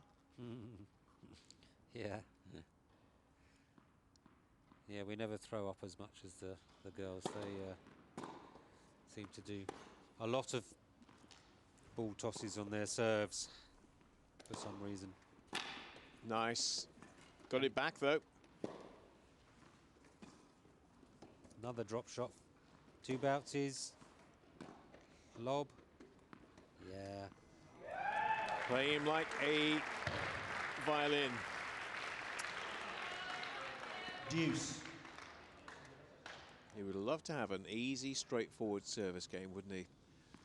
But can't get any rhythm. No, it's not going to happen, and he's really got to be careful because this set is just...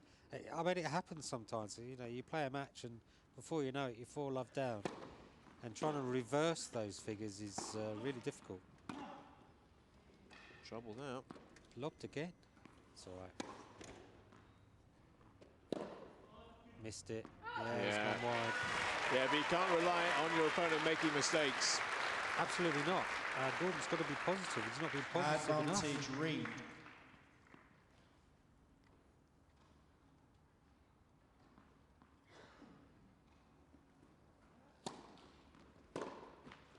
Game Reed. At last. Crowd have been very, very soporific for the last few minutes. Could have had nothing to cheer. Well, they Gerard don't know what to leads cheer 4 because games they don't know to what Gordon's 1. going to do. I just think he's just been asleep for about 4 games. So he needs to now pick it up. It's not difficult. No, he needs 2 break backs. That's what he needs, or breaks it back. Yeah, and then he's back on level terms.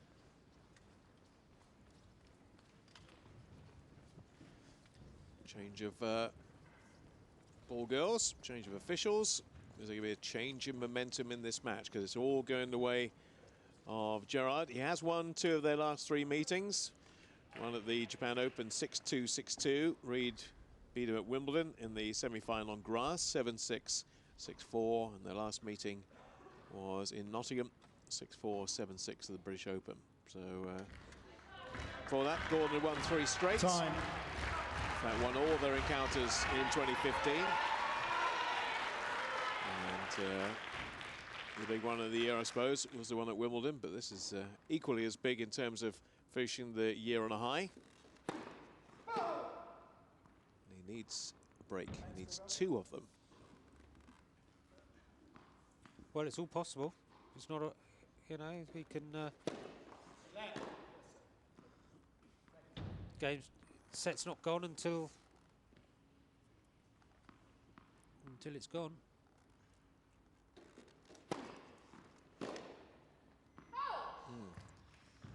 Trying to hook that one 15 round and just gave it a little bit too much. Yeah, Gordon's got to take his errors out.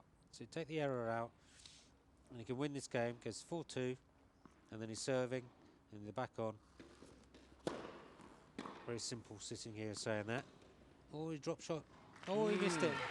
Well, very lazy. Drop shot from behind the baseline is always a difficult one to pull off, isn't it? Yeah, it is, but I mean, Gerard's done it. He's already done that a couple of times in this match, but that was just...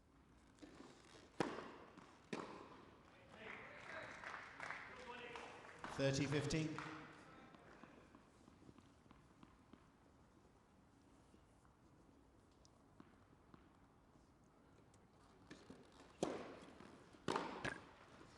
Oh, Gordon went for that forehand 40, return, 50. but he missed it. Hit the top of the net. Needs a miracle now. Yeah, this is, you know, if Gerard gets this serve and he goes 5-1, I can't see any way coming back really. Game. Yeah, and he has. He's opened up a 4-game advantage yet again.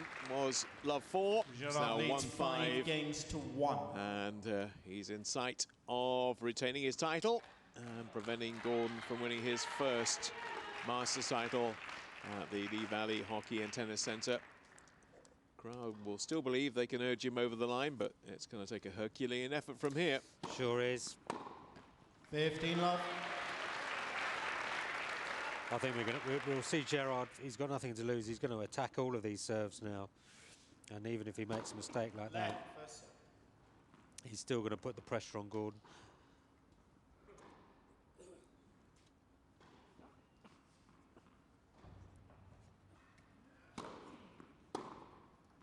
Great return. Oh, a terrific return. Really good return. Just when he needs to just add some more. Yeah, and look where Gerard's now hitting his return of serve. You know, a metre inside the baseline. And again. Oh, he missed it. 30-15. Well, you said he's going to go for broke. That's what he is doing. Some will come off. Yeah, well, he'll want to finish it here, put the pressure on. It's a lot easier to try and win the match on a return of serve than it is to serve it out. 40-15. Keeping Reed in the match for the time being. Those errors. Not too many smiles around at the moment.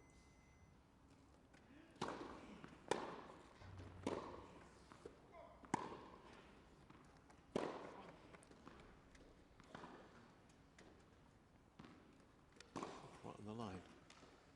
Yes, well played. Well played, because Gordon Reed could have got phased by that. So it looked like it was going to go wide. The top spin brought it in, landed on the line, but he kept his composure and at least stays in the match at 2-5. And that's the Gerard point. leads He 5 is still in games the to match. 2. And 2-5, it's not a million miles away from winning. It's not a problem if he tucks the errors out and he stays positive and focused on it. Because now the pressure has shifted back onto Gerard, and Gerard's got to do 4 decent serves. And if he doesn't get it in the right place, Reed's going to come in, tonk him away for a winner. 12 aces, though, so far from the racket of the Belgian. And that's one game that we saw earlier on where he got 3 aces back-to-back and nearly got a 4th. But Reed just about got his racket on it. Kind of indicates if he's serving the lights out, then Reed doesn't have much of a look at getting back into this. Yeah, but Gordon will know that on the juice side, this side, Gerard likes serving out wide. He did that before, 2 wide serves, and then on the ad side he goes down the tee. Well, so what's he going to do? Read this. Reed's got to try and read the serve of Gerard once it's all over. Doesn't matter if it goes in the wrong box, though.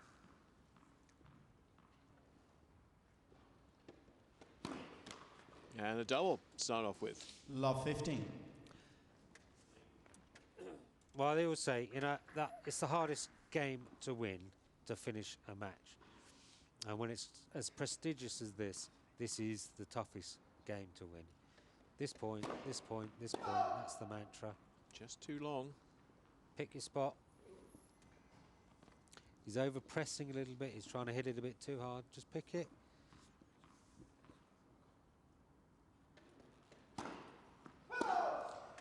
Double fault number 6. 12 aces, 6 double faults. Of course, he's the defending champion, and he so wants to do that. Take some of the fame and glory off Gordon.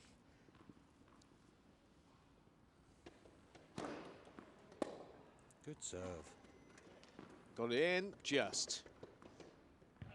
Whoa, that was playing with the margins. Didn't have to be that tight to the line. 15-30. No, it did. Well, it did, because out of your picture came flying. Gordon came flying back in because he'd read where the ball was going to go. But there's such small courts. On a lot of the courts we play, they're much bigger. That would have come back. That one does. It's the most animated the crowd have been for a while. 2 break points. Is the 15, Gordon 14. comeback about to begin here? Good comeback too, if it is. Of course, it would be 6-all. Takes us in tie break. 3. Oh, 30, 14. there's that serve that I was What saying about ace earlier. number 13, eh? That's his favourite serve. And he wants the ball back as well. It's amazing the superstitions of players, isn't it? It's a ball. No. Doesn't have any special magical, mystical qualities, does it? It's the ace ball. Oh, okay. No, the rolled forehand goes wide. So now he's 2 points away. Playing dangerous. Dangerous, Gordon Reed's playing a dangerous game. Got to get the ball in.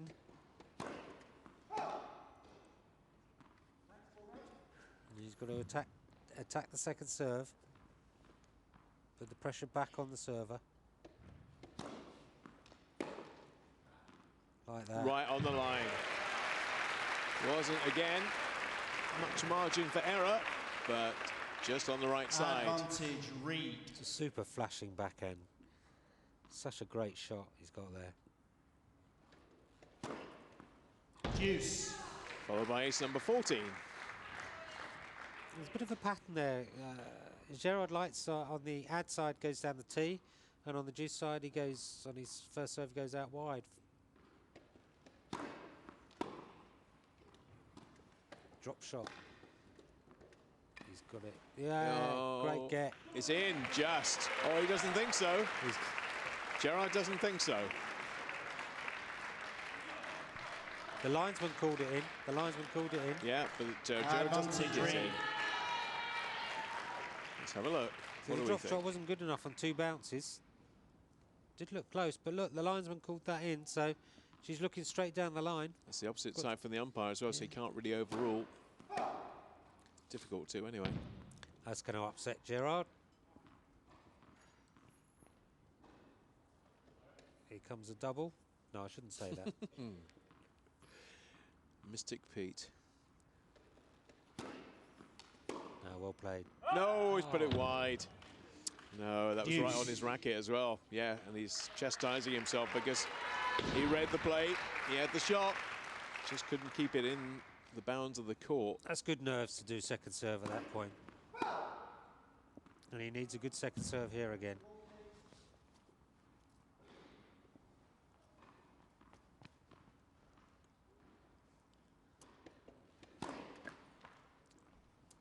Double.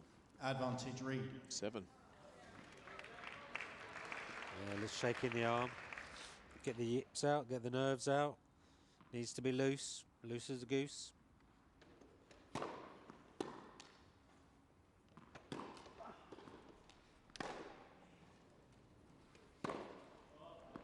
Well, that was a complete mishit from Reed, wasn't it?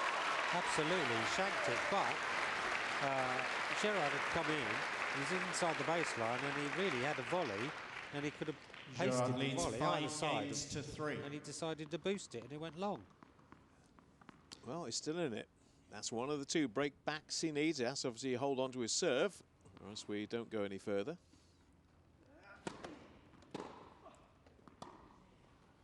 That's a good lob.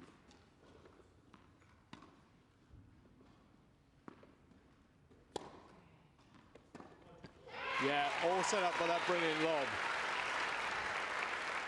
Well, are we seeing the seesaw again? 15 love. Backwards and forwards, points. One player's playing well, then the other one isn't. Now the other one is. 30 love. Where has this Gordon Reed been? Didn't see him Well, in the first part of the third set. No, anyway, the pressure's been taken off him. Once he went 5-1 down, the pressure's taken off, so now he can play. He's got absolutely nothing to lose and everything to gain. And all the pressure's gone back on Gerard, who's defending champion. 40 love. And his game's sort of got a pop. He thought he had it in the bag, and now he's not. 2 points away from winning it, he was.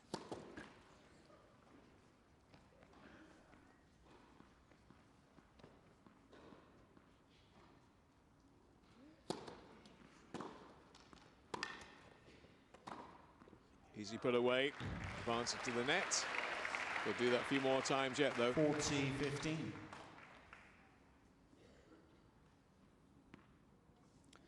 Yeah, lovely volley. As soon as you come into the net like that, keep nice and tight, sit up straight, and just poke the ball over the net for a winner.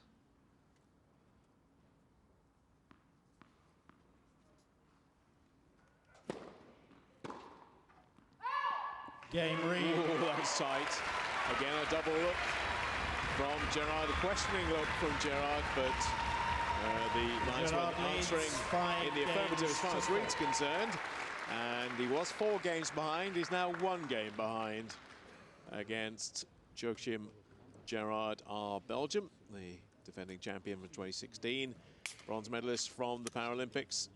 So the world #1 and Rio champion and Wimbledon champion in the opposite chair is only 1 game away now, and the pressure right back on the Gerard serve.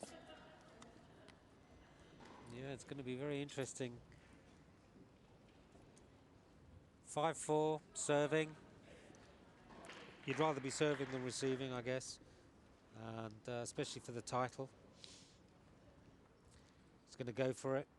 Pace, placement. Listen to the noise when he comes out here. There should be a lot of noise for Gordon when he comes back out. Time. And I would also expect Gordon to come out and attack first bounce serve. So on your racket, Joachim Gerard to win for a 2nd year running.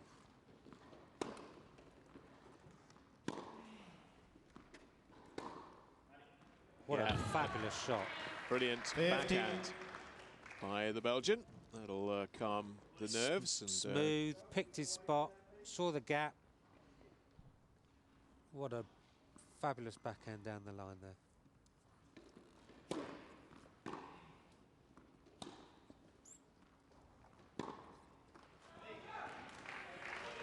Love. Reed needs to make sure he plays every single ball, because there aren't too many more options. Again, 2 points away from winning.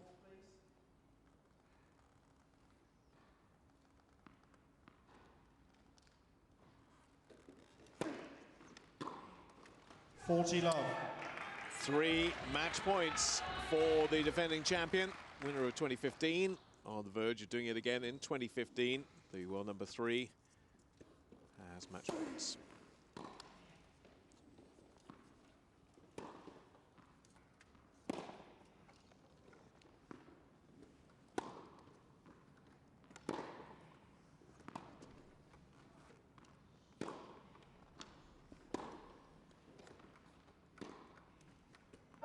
That's why there is no Masters title to add to the Wimbledon and Paralympic title for Gordon Reed. And it's back-to-back Masters wins for the Belgian Joachim Gerard. The 28-year-old comes through, conceded the first set, some brilliant serving along the way. And he kept his game together when Gordon Reed couldn't in set #3. And it is the Belgian who takes the applause and the plaudits of the crowd and upsets the world #1 in their final head-to-head of 2016, and means their head-to-head is now 9 apiece. 3 wins out of 4 now for Gerard over Reed in recent encounters.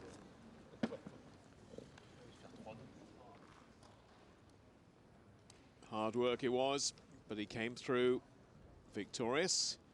And we will hear from both players their thoughts on the match. And a few moments time, we will start with Gordon Reed, who will be speaking to Michael, our MC. Well, we are courtside now with your runner-up, Gordon. Commiserations, but a fantastic week for you, but Joachim didn't want to go for his crown that quickly, did he?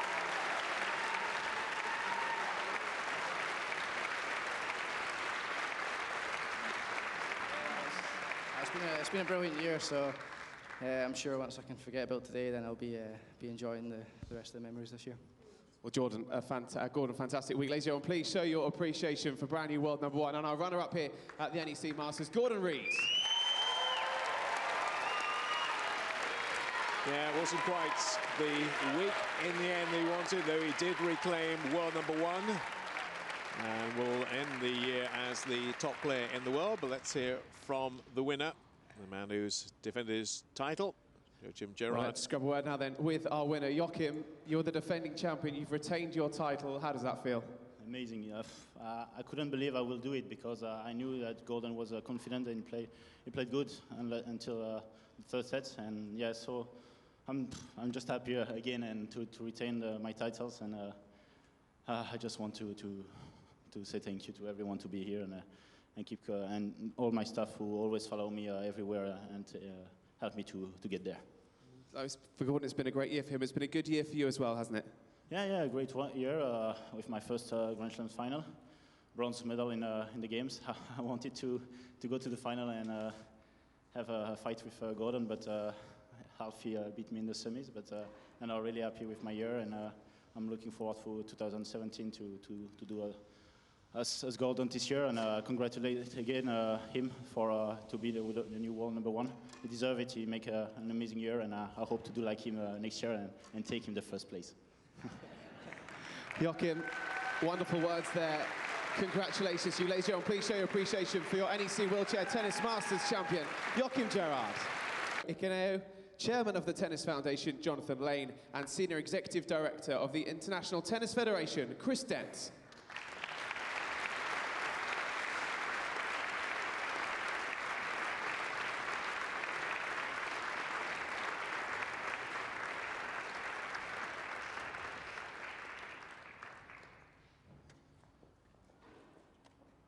To receive the International Tennis Federation trophy from Jonathan Lane and a cheque for $3,360, please welcome your runner-up, Gordon Reid.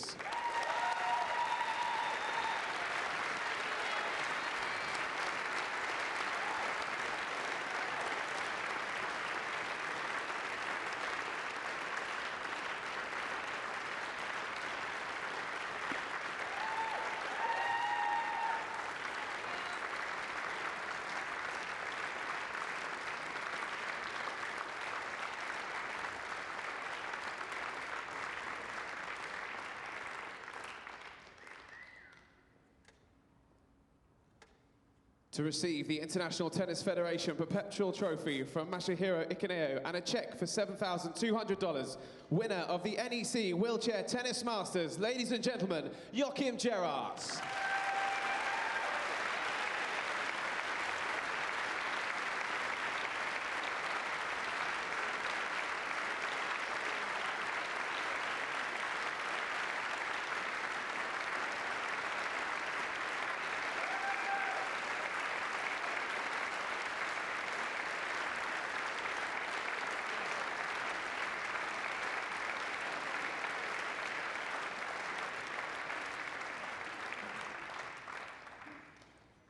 Well, ladies and gentlemen, well done to both of our players. Once again, please show your appreciation for Gordon Reid and Joachim Gerard. Inscribed on there once again for 2016. So well done to Gerard, and hard lines to Gordon Reid, but his time will come surely. Just needs to get this to add to his list of achievements. Already got Grand Slam titles in Australia, in France, Wimbledon and US. Just a Masters title to add to that Paralympic gold as well. So 3 sets, the men's final. Gerard beating Gordon Reid by 2-1. Coming next, we'll bring you the women's final, which will be between the world #1.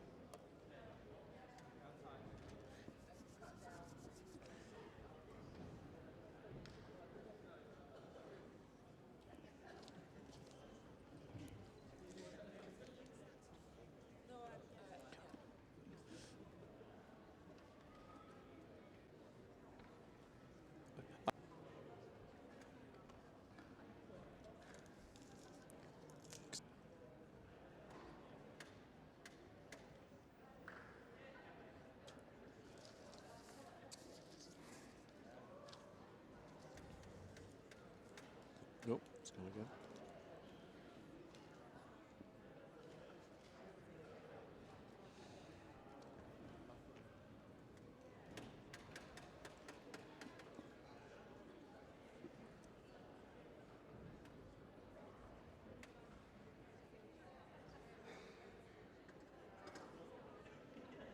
Ladies and gentlemen, please welcome onto court your ball crew from Chingford.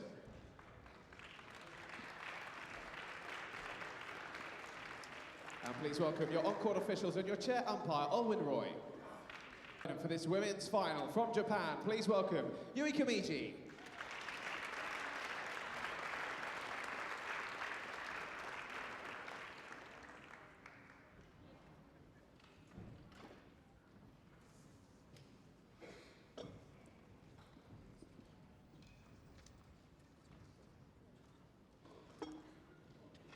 So welcome to the women's singles final between Jiske Griffioen of the Netherlands, the world ranked #1, up against somebody who has been ranked at #1, now in 3rd position in the rankings, Yui Kamiji. And we do have a little bit of recent history to go by on this one, because they met earlier in the week and it was a straight sets win for the Japanese. So a bit of revenge maybe in the air for the world #1. I'm joined by a former world #1, somebody who won a Masters title every year between 1998 and 2011. That is very impressive. 13 years successively, a Masters title for the lady beside me. It's Verheer. Welcome. Good afternoon. Thank you. Yeah, I think I really enjoyed playing the Masters, so I was really fired up every time I played it. Yeah. To add to all the other things, but and it wasn't always at this court, was it? You played elsewhere. Yeah, these competitions. a lot of times it was in the Netherlands. It has been in Amersfoort, in Amsterdam. So maybe the home crowd worked for me as well. That's right. Didn't work for Gordon Reid in their last match. No. It's a two-edged sword, doesn't it? And sometimes, because of the expectation of playing in front of your home fans, it builds a bit of extra pressure on you. True. And it can also work for you because there's home crowd and they cheer for you. But sometimes there's this extra pressure. And maybe the pressure that he became #1 in the world yesterday by beating Houdet, he became #1 in the world. So as a favorite going on court, it also adds pressure. Interested in this meetup, in this matchup, because Jiske is #1 in the world, and it will be there for the end of the year, whatever happens in this match. But in a head-to-head with Yui Kamiji, last 6 meetings, she's won just once. Yeah, it's interesting to see that, because I think on a technical base, Jiske is the better player, but then probably tactical, Kamiji is very strong, and she never. She has her head straight, and then I mean, she's like a wall. She won't make any mistakes and errors, and that's sometimes hard to fight for Jiske. Yeah, just looking at the recent history, the only win that Jiske has was on the hard court in Sydney. So that's very much the beginning of the year, January this year that would be. So she hasn't beaten her in the whole calendar year since January, the very first, probably their first event of the year, that was. Yeah, and this is going to be the last event of the year. So I don't know what Jiske up to, but maybe she can finish it with a win. She won that in 3, but say earlier this week she lost in straight, 6-3, 6-3. I think it was. You have 6-3, 6-2 on our sheet, but I think it was 6-3, 6-3. Straight sets win in the group stage, and yeah, Kamiji did very well indeed in that. She beat Lucy Schuker as well, and 7-6, 6-4. So she had a decent win. Here comes the toss. Let's see what's going to happen here. Kamiji wins the toss, and she's going to receive. Always interested to know what the thinking behind that is when you win the toss. Have you predetermined what you're going to do, or you decide when the coin lands? No, what I always did, I decided beforehand what I wanted to do, and it was just because of how I felt, how my service felt. And like you've seen in wheelchair tennis before, it's not always an advantage to serve. So a lot of players choose to receive because then they can immediately maybe break the other serves, and that could be an advantage. Right, let's get this one out of the way before the match starts. Jiska's serve yesterday, we went over it time and time again. Not when she actually gets the ball in play, but actually getting the ball in play was a real problem for her yesterday. Will that still be on her mind today, or she managed to park that and say, okay, that was my previous match, forget all about that, here I am in a final round? I don't know. I mean, I do know Jiska very well. I've played doubles with her. I've been her opponent a lot of times. I've trained with her, and her, well, the mental game, and we're talking about the mental game. If you can, park it, or if it's still in your head, it's not her strongest point. So it could be still in her head that yesterday's serve wasn't that well.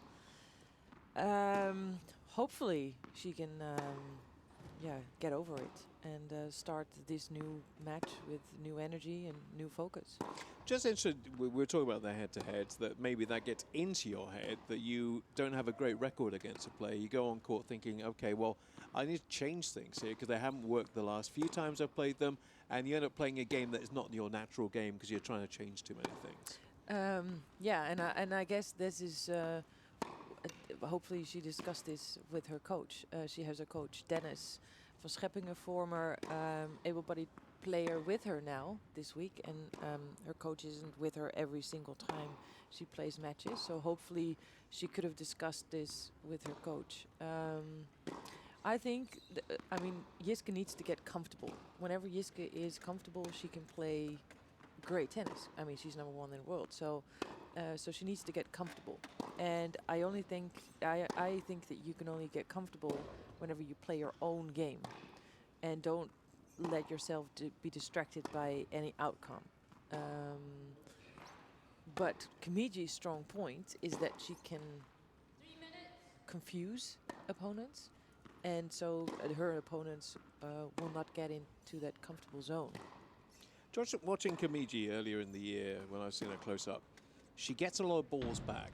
And what she makes you do is play an extra shot. Yes. She's not the kind of player to give up on a 50-50 ball. She'll try and get it back.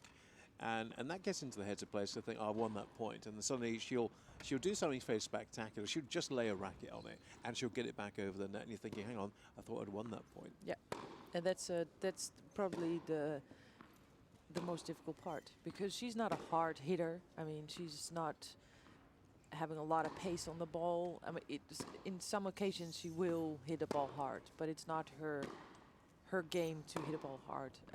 So it is about anticipation. She does that very well. She's always at the right spot. Service return, and I mean, this is for Jiska an important point. You know that she'll attack your serve. She will not let the ball bounce twice. She will go into the court. You won't have any time to prepare for the return, and so you have to get on it on your serve. Other thing is that she has reached 5 finals this year as Kimiji. She's won 4 of them. So when she gets into a final, she has a very good return in terms of being successful. Yeah, and I guess that's part of that is the mindset that she has. She's so determined and focused on the result. And she knows the players very well, and then she has a plan, and she can do it. Well, let's see whether she will do it. So just looking at their recent matchups, they have met 5 times in 2016, and Jiska winning that one back in January, but Kimiji winning in 3 in the AXA Open, and then the Japan Open was obviously Yui's own event. She won that in 3, came from a set down in that one. She was beaten in the first 3-6, and then came back very strongly, 6-1, 6-3. So we have recent records to have a look at, and that's their meeting earlier on this week on this very court, where Kimiji won it 3-3. So, world #1 against the former world #1. Kimiji has been there, and looking to try and put some pressure on the top 2. The players, here's the umpire in charge, and Olwyn Roy will be looking after this one. So just confirming what we heard. Kimiji winning the toss and electing to receive. Well, Iska is, as we saw with the men's, the defending champion. On court has made it through to the final. She won it also in 2012. And world #1, winning 5 titles, including that singles gold medal in Rio, and beating the person that she beat in the semi-finals yesterday of that event to get through. And it went 3 sets. It went to a tie break, but I think both players would have come off court going, we've played much better tennis than that.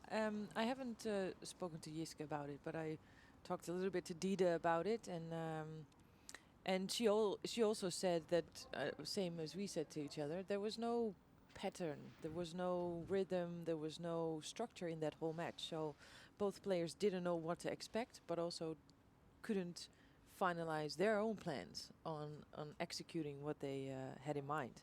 So it was, for her, it was a hard match. It was a tough match to eventually lose, of course, because she was so close and she was 5-2 up in the third, and she couldn't finish it. So that was difficult. Here we go then. Women's singles final. Jiske Griffioen, the world #1, to serve first.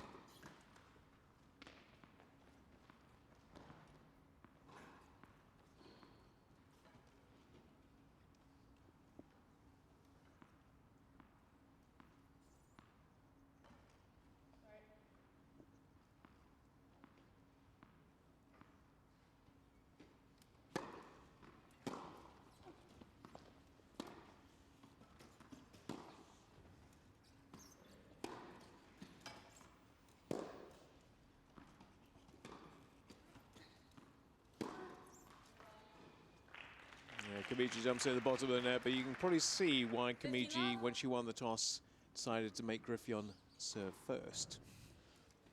Probably watched that semi-final and thought, yeah, that's my plan. I think this match is going to be with a lot of long rallies, I'm assuming. I mean, Dida against Jiske yesterday, there were no rallies or short rallies. This is going to be a match with longer rallies.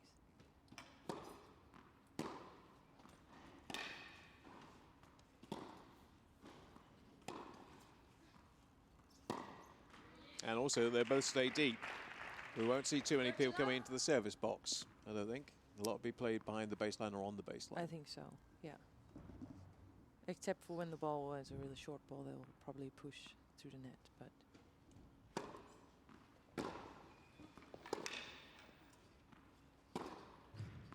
Nice.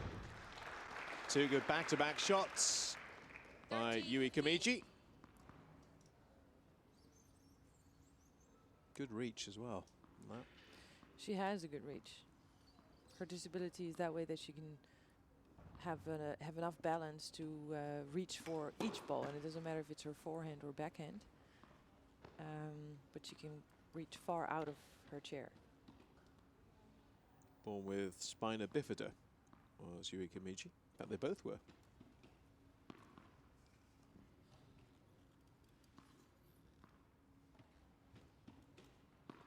Oh, Jiske, come on. Our coach is having kittens now.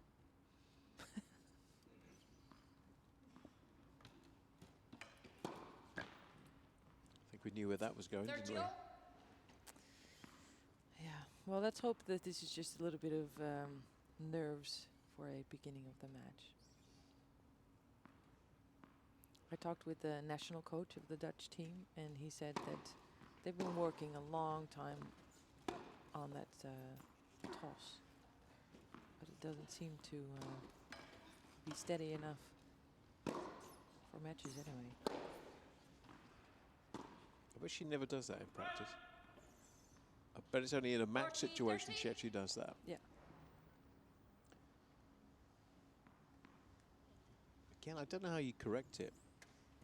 Because if you've been doing that for all these years, trying to correct something that's inbuilt and kind of automatic.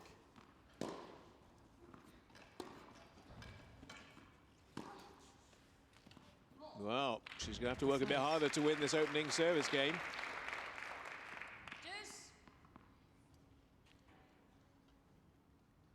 a good get. That is a good get. And then hitting that ball down the line is amazing.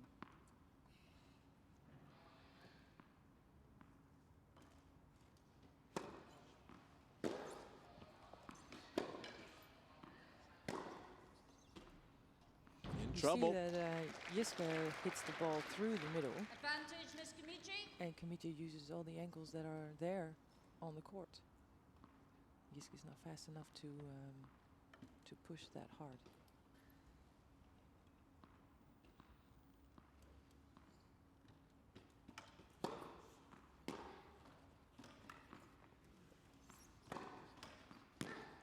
Should be getting the nosebleeds inside the service box there.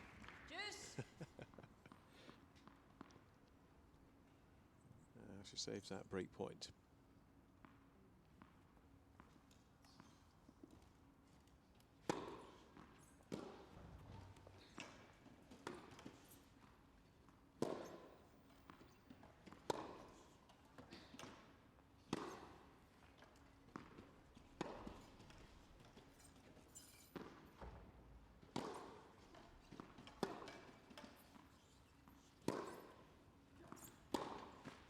Kamiji's really making her work as well, isn't she? Sending her around the court. So that she can't be static, but she's pushing the ball forehand, backhand, pretty much saying, right, you go and cover the whole court to get this ball back. Yeah, and I don't think Jiske, she likes that. I mean, Jiske likes pushing and Jiske likes working hard.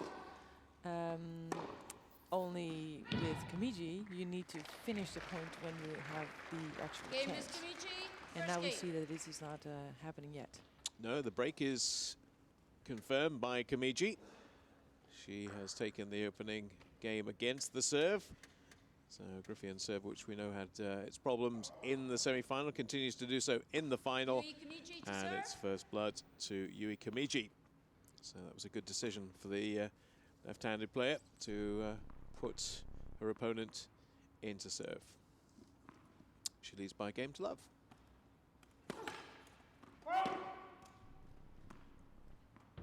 Which is not to say her serve can't break down as well.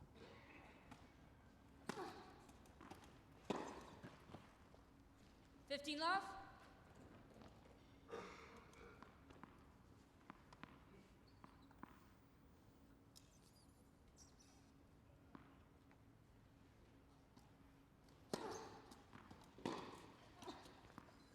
Nicely done. That's nice. Yeah, I think that Kamiji is left-handed, and so Jiske will get a lot of balls on her backhand, which is not bad for her because her backhand is probably the best shot of Jiske. She feels comfortable hitting those balls. Nice. Nicely done. 2 good back-to-back points by Jiske, which give her a lot of confidence, or should do.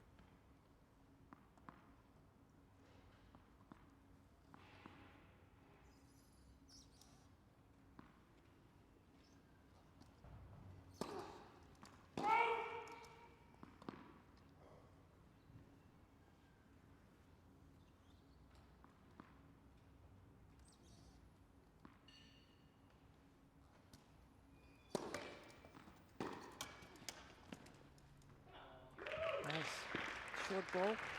No way that Kamiji could push that far from standing still after a serve.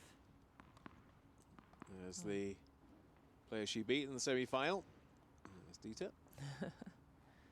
Maybe she's going to check the tactics for her next time playing Jiske. Good game. Very good game by Jiske Griffien. She looks much more comfortable when she's not serving. 1 game all. 3, actually 4 immaculate points there. And here we go again. Break followed by a break. Mind you, the semi-final. A little bit. But it reminds me of my 19 years of wheelchair tennis. Yeah, this is all just the a story of my life. Kamiji, by the way, leads their head-to-heads. 26th meeting, 14-11.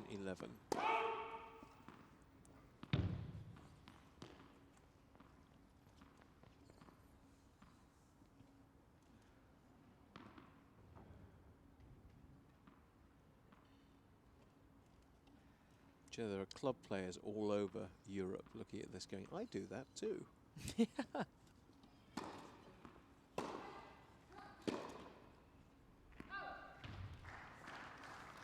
Love 15.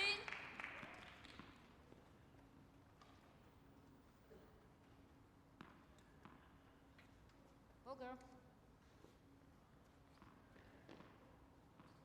The only advice I would give to those people that want to have a better serve is that you just toss millions and millions of balls. Did you ever have a problem with this? I did, yeah, for sure. I think that's one of the. It seems like an easy thing to do, but it's quite difficult to have 100% control over your toss. 15-0. But then I think, and at least what I did was I tossed a ball whenever, wherever. So in my living room, in my bedroom. Sounds good advice. And also not too high either. No, you have to have control. Yeah. That the ball not touches the ceiling. That's really good advice, that. It is. Never thought of that. Unless you live in a palace. Yeah.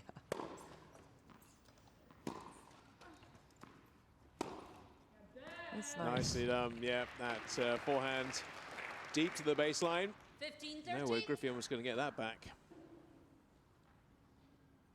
You see that Kamichi comes in, Jiske stays back at the baseline, and then Kamichi has the control over where she wants to put the ball, and then Jiske is always going to be too late because she's too far behind the baseline. A nice big sneeze for off her serve. Doesn't take much. Oh dear. 15-40. That's a double fault. Brings up 2 more break points for Kamiji. Could be quite a long set if we go on like this.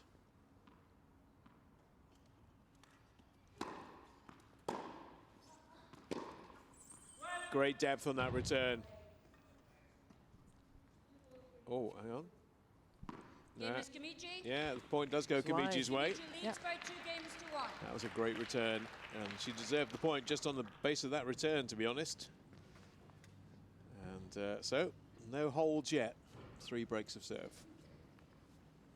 There's our leader at the moment, but still got to back it up with her serve. 2-1. And so from what you're indicating for what we're seeing so far, do you think that Jiska's being too passive? She needs to be a bit more aggressive, maybe come in a bit more, or is that not her natural game?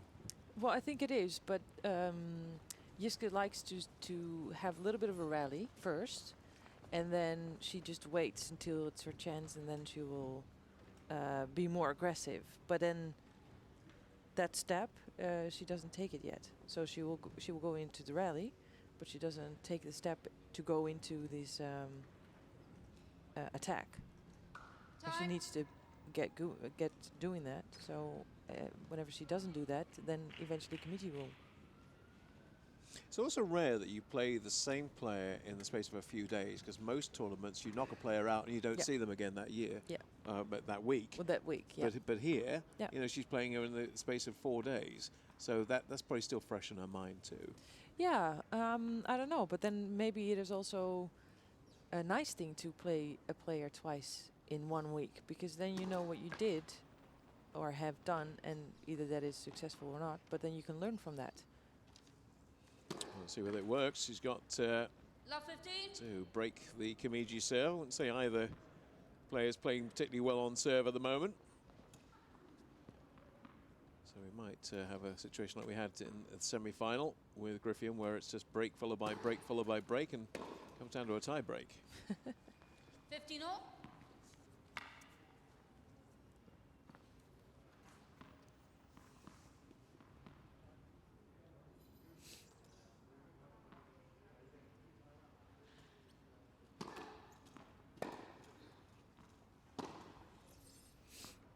Oh, that's a nice shot. Well, Very deep. again, when it left Iraqi, you thought that's going long. Yeah. But then all of a sudden it just, Dips. wow, it dips and it just barely touches the baseline. Well, it's a really difficult match to figure out at the moment because there is no continuity. Every point's like a different match. Maybe the players are testing each other still.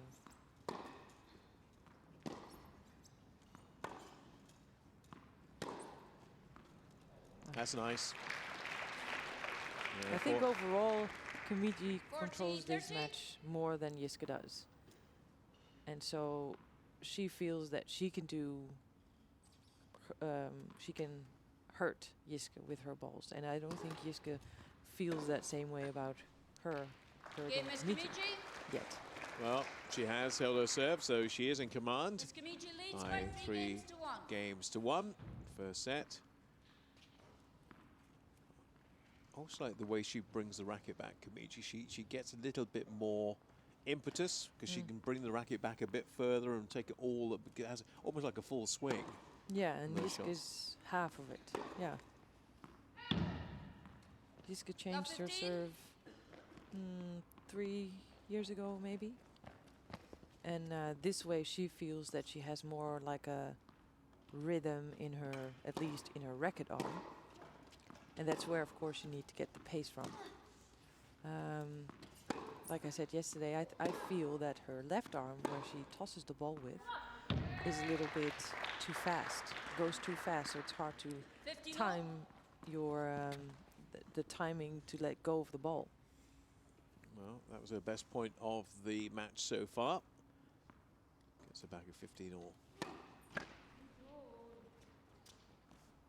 You need to interpret when she starts swearing at herself.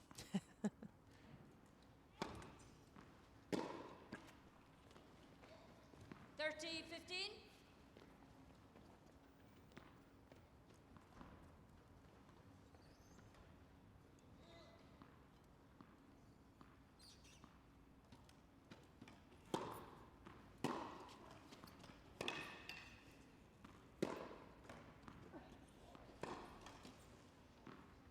It's a nice shot. It's opening on the court and now, yeah.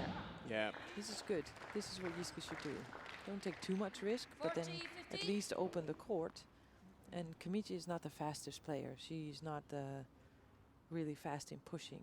So if she does this more often, then would be good. Well, she has 2 points to hold on to her serve for the first time. Yeah, And she does. Game Miss So it brings it back to 2-3. Miss I Kamiji just wonder leads with by the 3 coaches games to 2. in the women's game, how much they work on the serve. I imagine they work a lot on the all-court play and how your backhand works, how your forehand works, your position on the court. How much time is actually designated to work on the serve, either getting speed on the serve, accuracy on the serve, ball toss, those kind of things? I'm assuming that they work on the serve every single time they train. Right. And then, of course, maybe not as much time-wise as they do on drills or forehands, backhands. Was that the case with you? I didn't spend as much time on my serve as I did on patterns. Because it worked all the time. It No, never, well, not never all really the went time. off. It didn't. Well, I mean, it was okay. Okay. It wasn't my weapon. I mean, Alright. it wasn't my best stroke, but it was okay. But then again, if a player like this knows that her serve is not her strongest, but very weak point of her game, I would maybe just, as a player myself, and not only wait until I have training days, but also, besides my regular trainings, just grab a box full of balls and then serve half an hour a day, just by myself. Well, it made you the dedicated player that you were, and the achievements that you made were because of that. I wonder whether sometimes players are as dedicated as you were to do that. I mean, it's hard to tell. I just don't know what all players do exactly, training-wise. Well, let's see how Kamiji does on her serve here.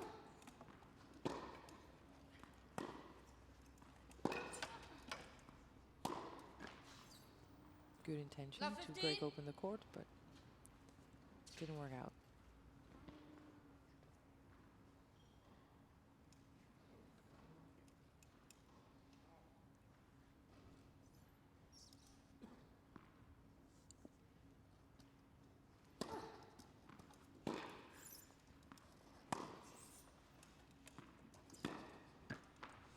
Don't get fixated with the 59. serve here because there's lots more to talk about. But it's interesting we compare and contrast the two service motions.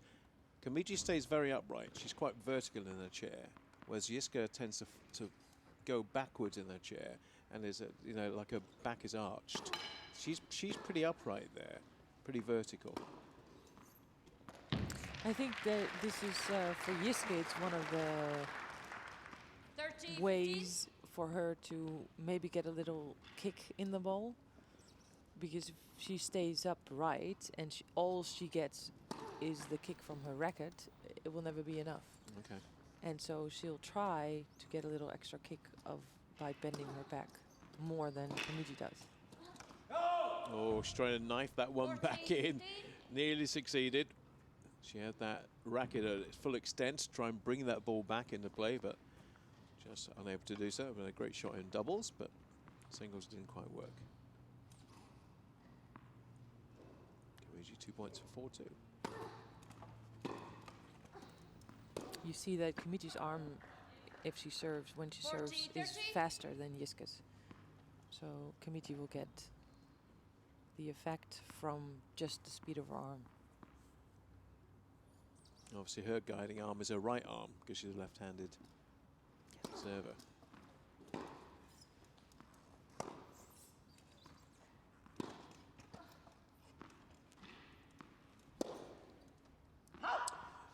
That's an unforced error. And a big one. Look on her face tells you everything about that shot. No reason why she put that in the tram lines, really, is there? A lot of court open to her and went wide. Too much risk taking.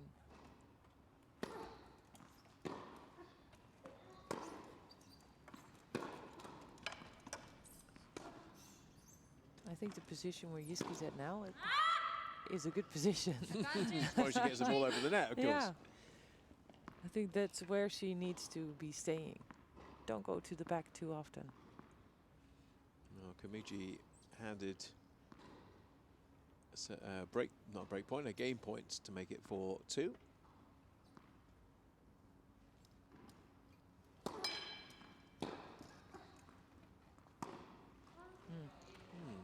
Not quite sure where she went for a double bounce there either. No, because then she brought herself into troubles, and all of a sudden she didn't have not time enough to prepare for the shot.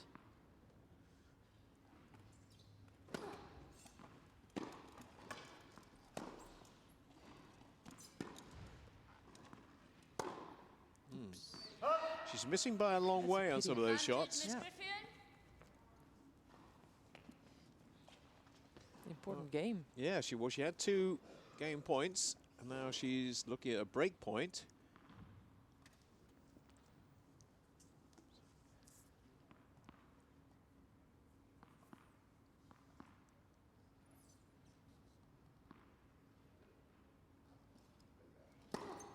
Net for service.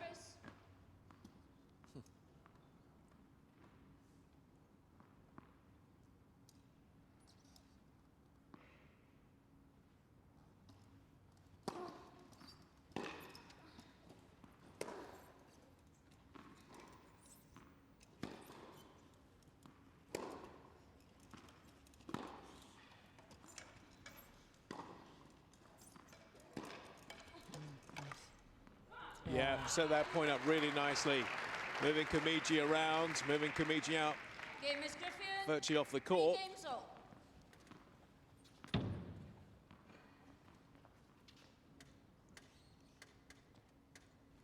That's a percentage play. Yes. So we're back on parity again, level terms, 3 games apiece. Breaks happening here, there, and everywhere.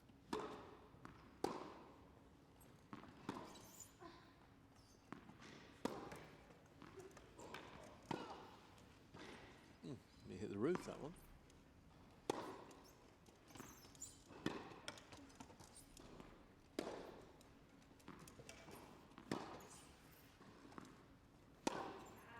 Good rally. Rally, yeah. Excellent rally and an excellent winner. Smart playing by Love 15. Kamichi. And now you see that the rallies are a little bit longer, and then it's just waiting until the corner is open and the angle is open, and then Kimichi finishes it. Oh. Can't dig that one out, though. 15-0. She was doubting to let the ball bounce once or twice. And went for 1.5 and didn't work.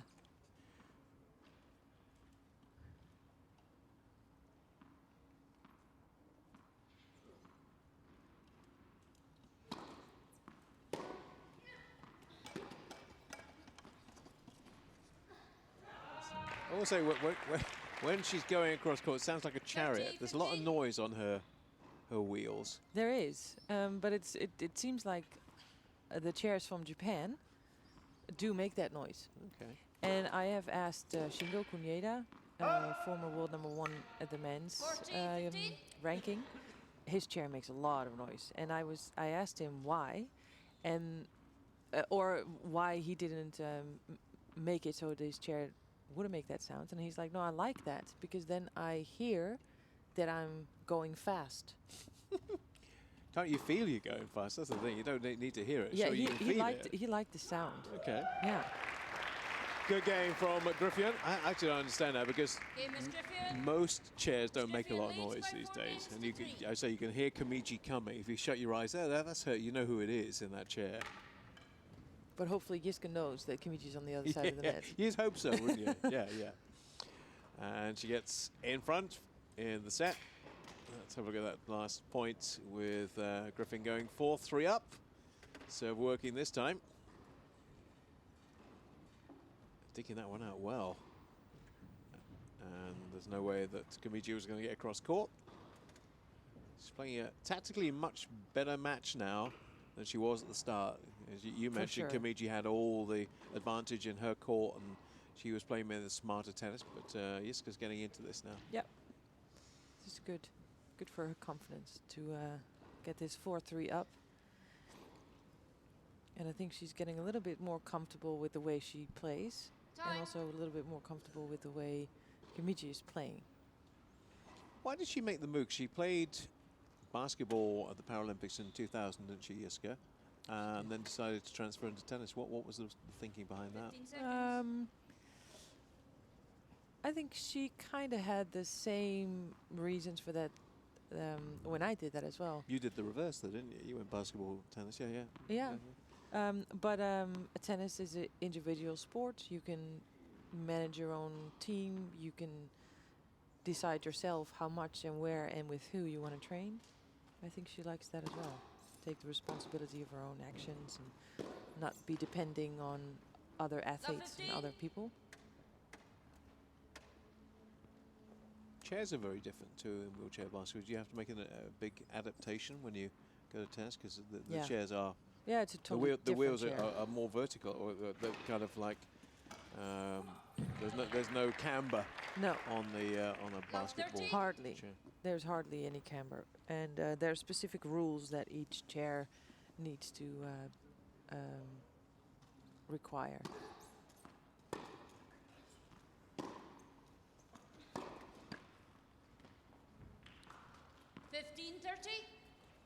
Got a chance here. Still, 15-30 to break open the Kimichi serve, which, that's a lefty serve, is not the strongest.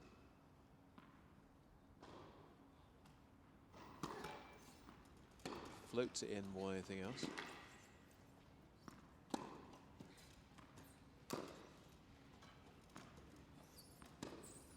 Yeah, it opens up the court like that. She was trying to confuse Kimichi there a little bit, that she would hit to her backhand, but then she decided to go straight.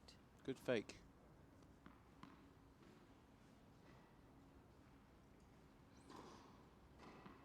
Two break points. And the second serve.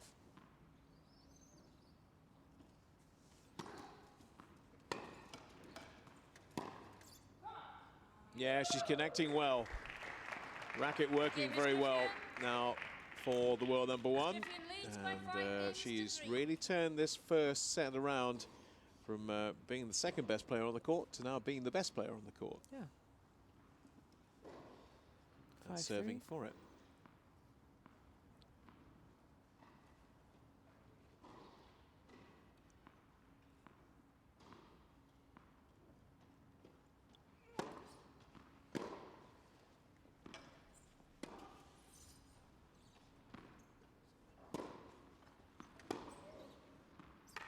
Nice. Beautiful. Kamichi had turned her back to 15 Yiska. off. Yiska took advantage of that and played the ball behind her back. Yeah, going completely the wrong way.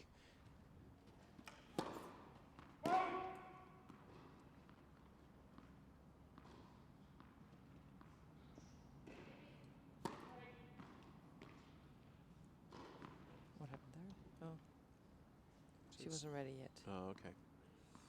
He said sorry. Oops.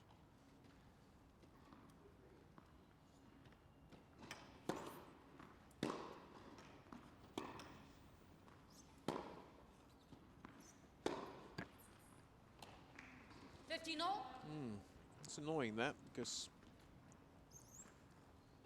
it's rare in this match you've seen her put the ball halfway up the net.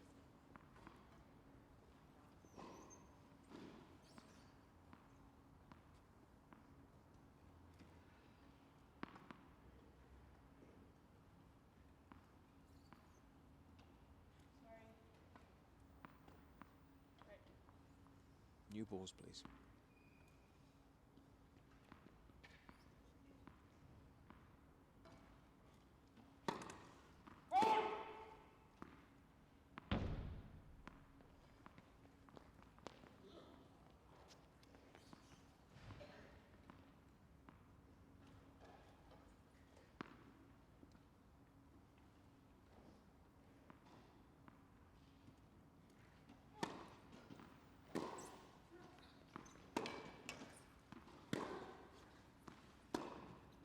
Nice. That's lovely. Well done. Really nice.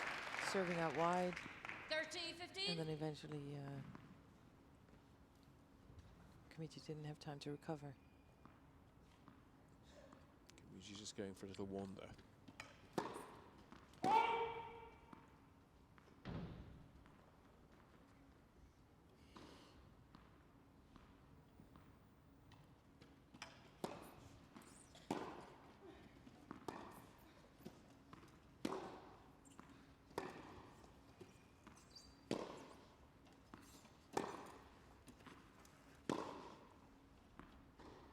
Oh, what an Ooh. angle that is. Is 30 that in? all. It is in. Very quizzical look by Yiska Griffin on that one. She thought it might have gone wide. It's hard to see, but Well, it's the umpire's chair side, so the umpire didn't overrule.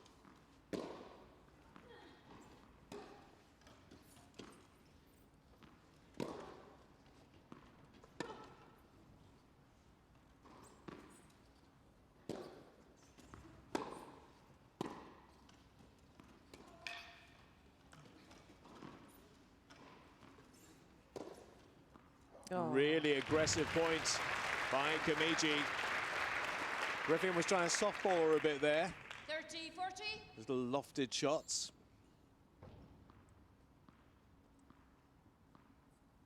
Shake of the head. No, that game plan didn't work. Nor did that one. Game Kamichi's is coming Kamichi. back. Miss Griffin leads by You never know 5 what's gonna games to happen 4. now. I Ball know. change, please. That's the whole thing about this match. It's a really, again, a really unpredictable one. Yiska still has the game advantage, but they're back on serve again. Kamichi, however, needs to hold her serve to prevent the first set going to the Dutch number one. We'll see that last point again. As Kamichi, Nice. yeah, look, so little you can do then. It's like, yeah, there's no way you're fast enough to push for that ball.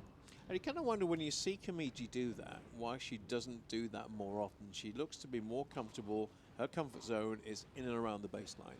She doesn't really want to come much further in. No, But when she true. does come in, she has the game that abilities, can, yeah, oh to yeah, do that. for sure. She has the abilities to make a really sharp angle.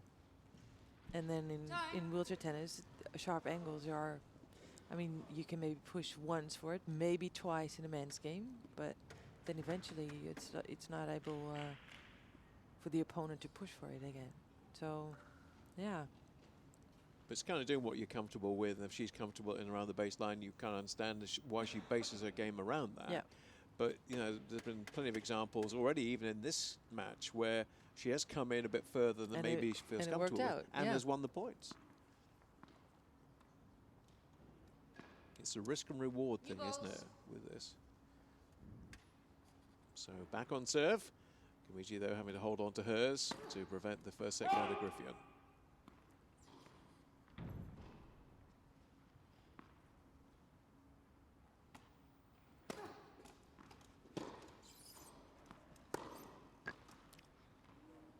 Love 15. Maybe it's just what I like watching. I like to watch players with a bit of aggression, with a bit of attack, with, you know, not one-dimensional players who can change their game up. But if you're playing behind the baseline all the time, that's basically that's all I have. Yeah. It's safe, but if you don't have any weapons or, like you said, nothing to shake it up. But if she can get winners from behind the baseline like that, that's why she carries on doing it. Wheels right on the baseline.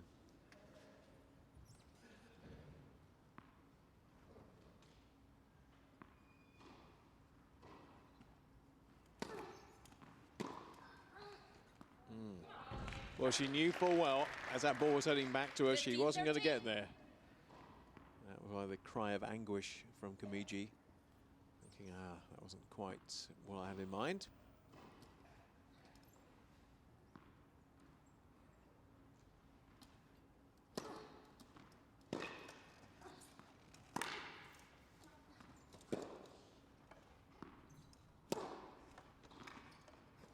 Comigi did so well to get that ball back from the baseline, because her racket was basically on the surface of the court when she made that shot. You could hear It was, huh?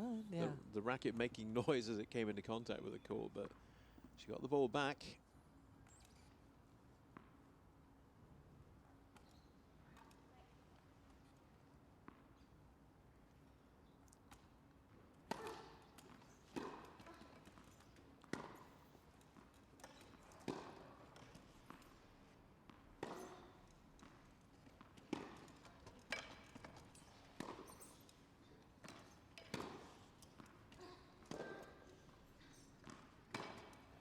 That's nice. Yeah, teed up beautifully. And great patience of her, Griffion. She could have rushed that, but she waited for the right shot at the right time. Yeah. And then twice in the same corner, and then you know that the other half of the court is going to be free. So, set point for the world number one. And second serve to look at as well.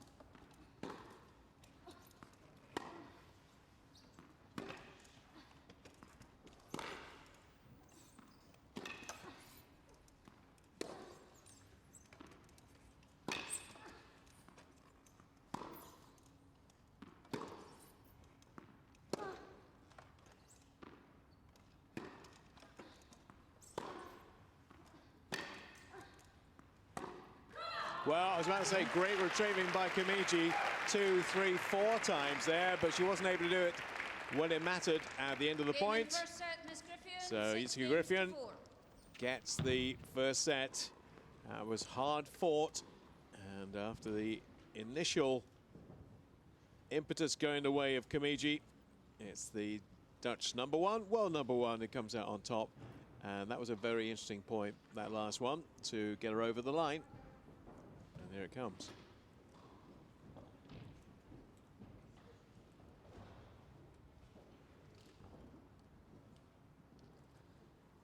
Look at the retrieving she had to do here.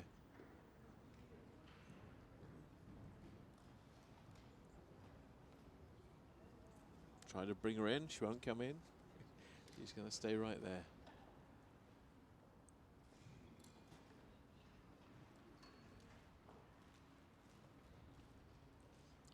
Interesting thing about that is that probably the easiest shot is the one she dumped into the net, because she... Well, it looks like an easy shot, but then the backhand of Jiska has a weird spin on it, a little bit of a slice, so it doesn't bounce up very high, and then it's easy to miss-hit the ball then, and that's what happened. So first set in the bag, and looks like we might have a little extended break here. Toilet break, which worked terribly for Gordon Reid in his match. He went for a comfort break, toilet break, call it what you will, at the end of the second set in the men's singles, and came out and was 4-love down before you know it. And you know, it can have that effect. I know It can, yeah. It could also be like some tactics that that the opponent has.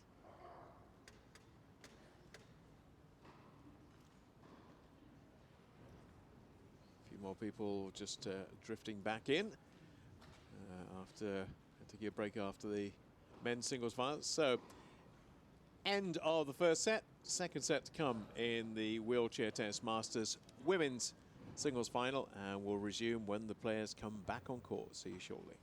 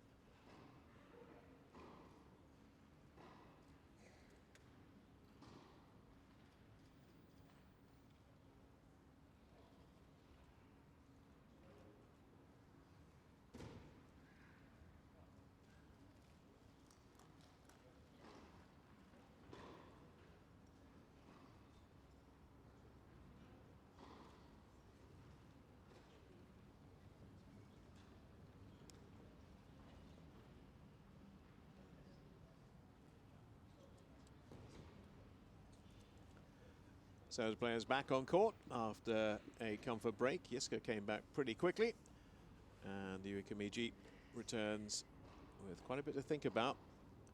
She had the early momentum in that first set, wasn't able to maintain it, and the world number one has definitely come back to, well, not take control of the match, certainly give herself a good chance of taking the match. And like we saw with Joachim Gerard in the previous singles final, retaining the title. It's always hard to do that. 12 months on, a lot can happen in the space of 12 months. Your play can go off, other players can get better, as kind of happened for Gerard with Gordon Reid, who went into that as favourite, but didn't come out as the winner. So that's the only thing in there Gordon Reid does not have. He has titles of Roland Garros, Australia, US Open, Wimbledon, either doubles or singles. Rio Gold. The only thing he doesn't have yet is a Masters title. Second set. But it's always good to have something to fight for. Yeah, that'll happen next year when it's no doubt back here again in 12 months' time, and he'll hopefully be hungry for that. So here we go, set number 2 with Jiska Griffin to serve.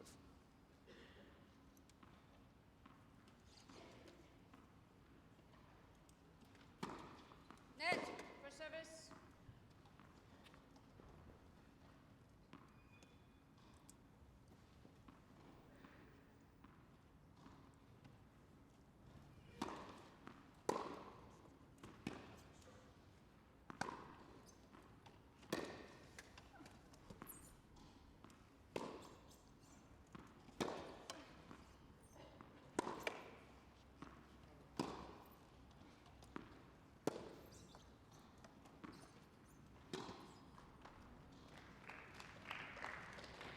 Love 15.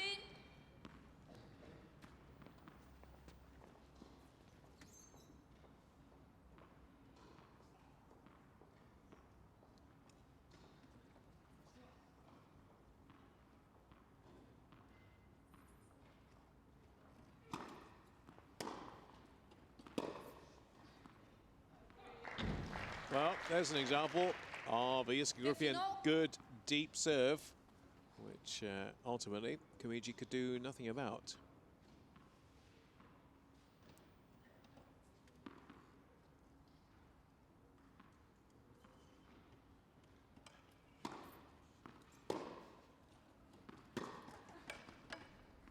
I think we call that the 1-2 punch, don't we? Yep. This is all you need to do. 13, Stay on the 15. baseline, take the ball, place it in a corner. Oh, it sounds so easy, huh? Job done. So easy.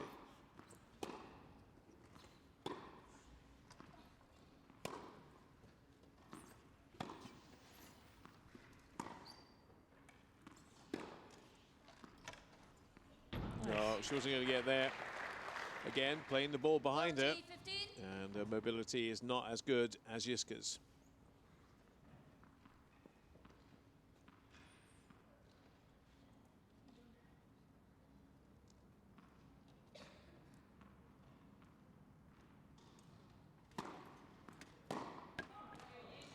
Yeah, fairly comfortable opening service game for set 2 First game, for second set. Jiska Griffin. That was a quick one. Yeah, it was, wasn't it? Yeah. Blink of an eye, it was gone. I think it's good for Jiska to have it this way and not take too long between points, not take too long for the first game to be over, and then of course it's very comfortable that she wins the first game. Yeah, and she's not having to think about her serve either. She Yeah. just gets on and does it and goes, oh, it's all Yeah. over. Yeah. Fantastic. It's like going to the dentist. It's all over.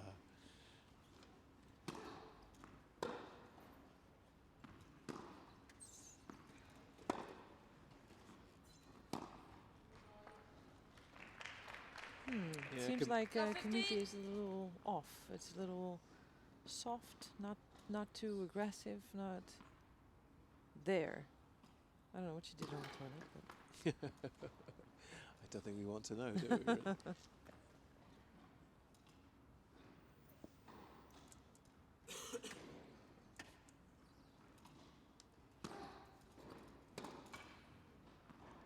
And Jiska will have detected that and is looking to pounce every available opportunity because, yeah, her game certainly has gone off from where it was at the high point of the first set.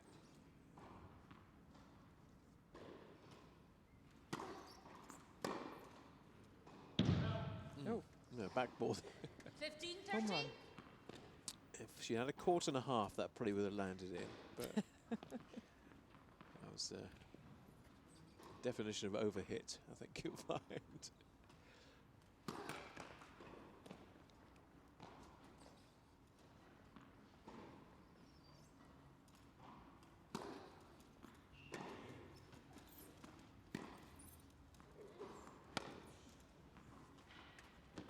Can't remember 30 a double fault from Kamiji though. Has she had one? I don't know that Yiska has, but oh, she has had one. Yeah, just one for Kamiji.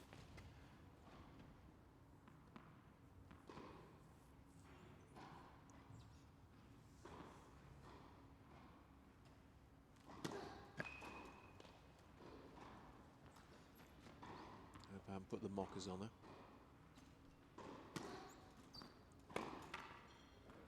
Oh, nice. Doesn't have to be all about brute 13, force and 14. power. No, it's open court and place the ball in there. Has to go 2-love up and maybe break the back of the resistance of Kamiji.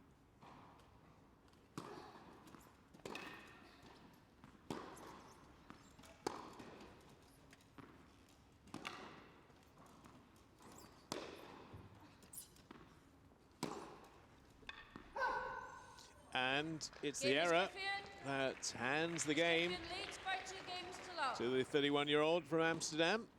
Yiska Griffin goes 2-love up in the second, and well, whatever happened earlier in the week when she got beaten 3-3, and indeed the 2 previous meetings where she got beaten in 3 sets. Well, it's all going the way of the Dutch woman at this end of the court, who's serving now.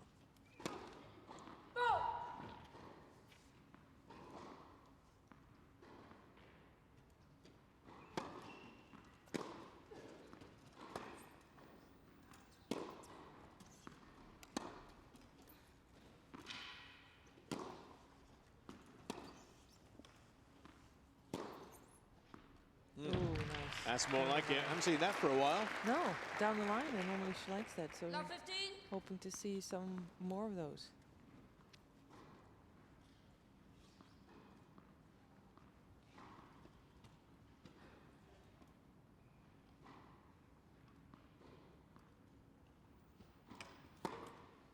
Fault.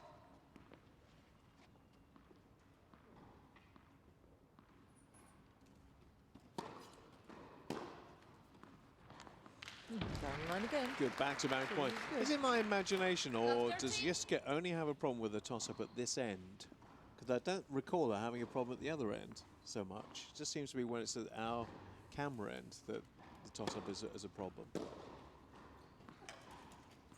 Maybe I'm think reading so. too much into it. Yeah.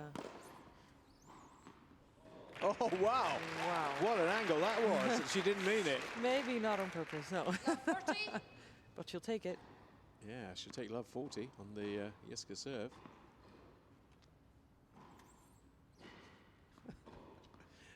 Probably when you ask her to do it again, Yeah. it'll never happen. That was a hopeful swing.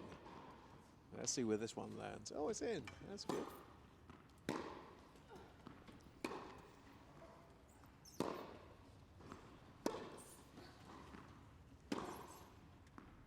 Nice. What a great game. That's the best game she's played Yep. since the early stage of the first set.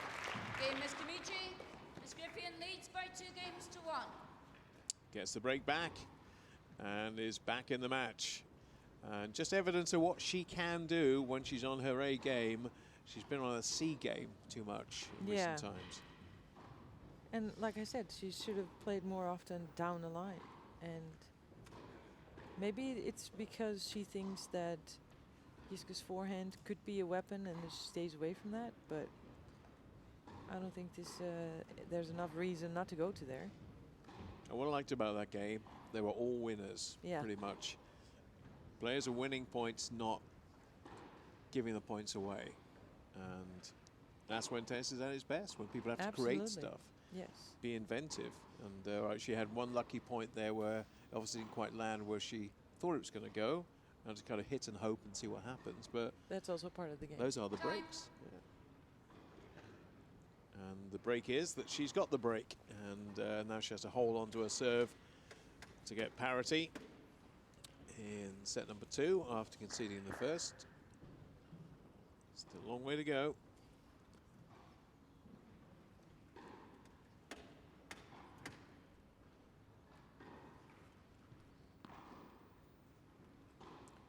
Luigi taking her time. Iska's ready, but she's not.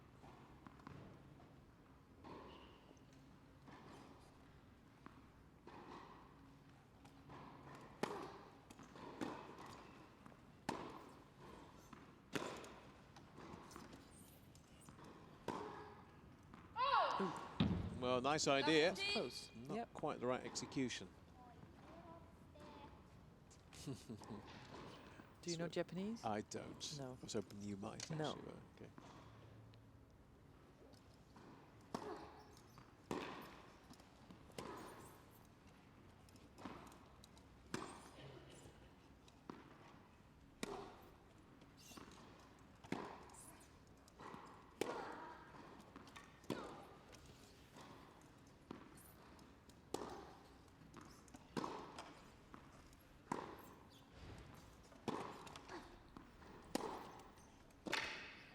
First time at the net. Yeah, Very first time at the net, successful and for it's successful. Some great retrieving by the Japanese during that point.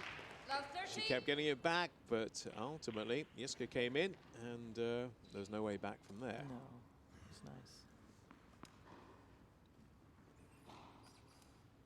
When I was playing doubles with Jiska, she was always the one that went to the net and finished the ball. That's how it should be. Getting her to do the hard work while you just sat there and watched her. Exactly. She was your butler. You go fetch. Go on, you go do that.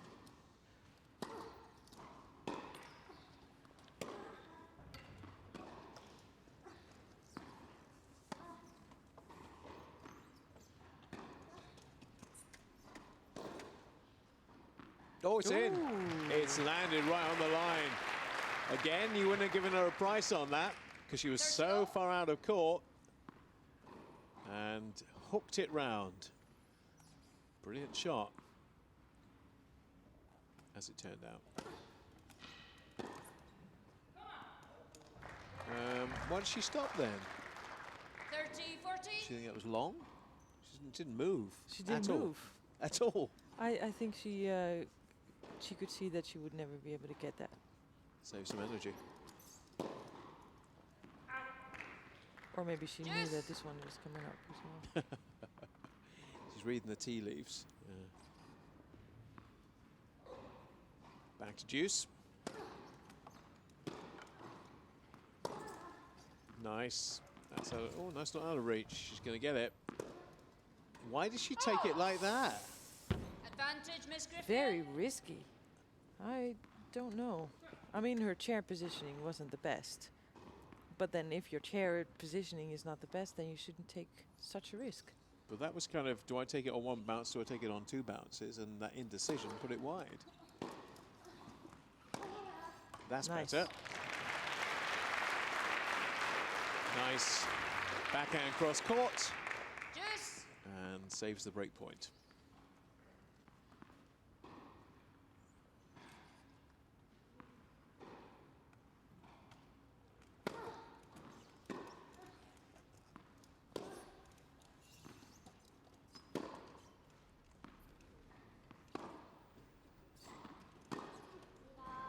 Yeah, she's beaten all ends up on that one.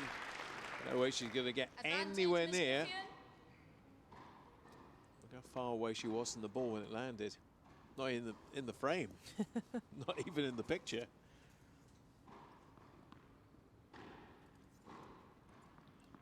That's the speed that Griffin can impart on the ball when she wants to.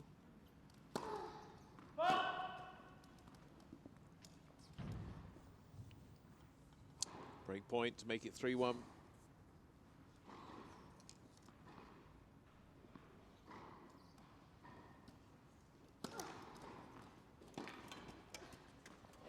And she does. Well, we saw an acute angle in the last game Game, Miss Griffin. from Miss Griffin leads by Kimiji. 3 games Well, to 1. I think she's just been outdone on the angles by Griffin on this yeah, one. I think so. It's impressive. Yeah, bit of a fist pump.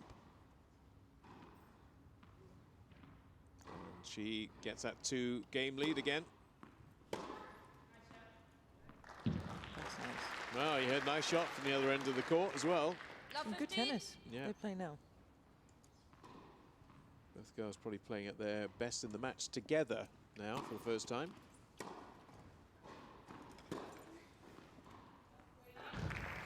And we're getting winners. So the pace, she takes up the pace, picks up the pace, and then chooses her angle.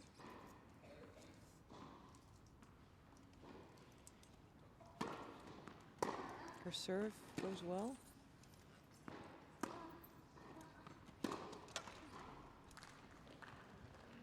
$15.30.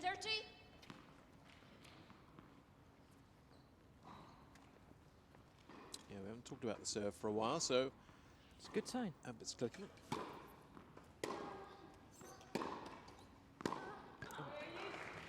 And she's outpowering her right now. 30. That's the difference between these two. Griffin's got all the power. Kamiji might have the touch, but power's winning. Power's winning at the moment.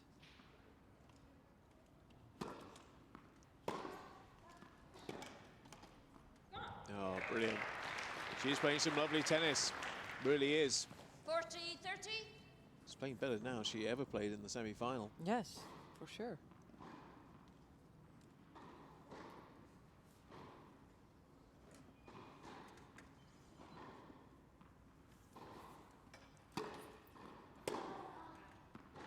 But there's a great return.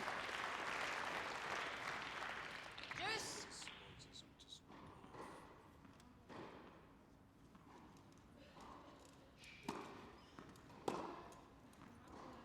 Well, two great returns. Just talking about the finesse and talking about the power. Advantage, Miss Kamichi. It's getting no signal at all. That's what's showing.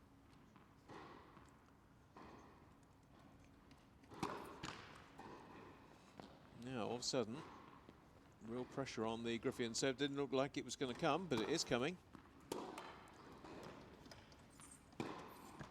And that's a very tame way to concede your serve, I'm afraid. Game Miss Kamichi.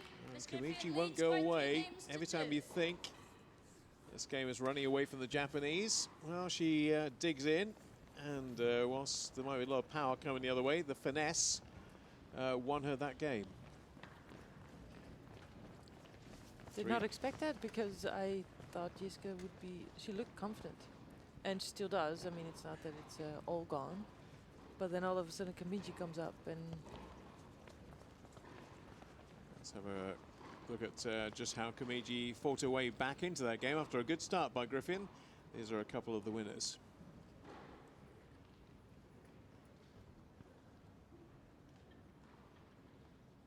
Yeah, she likes that angle. Yeah.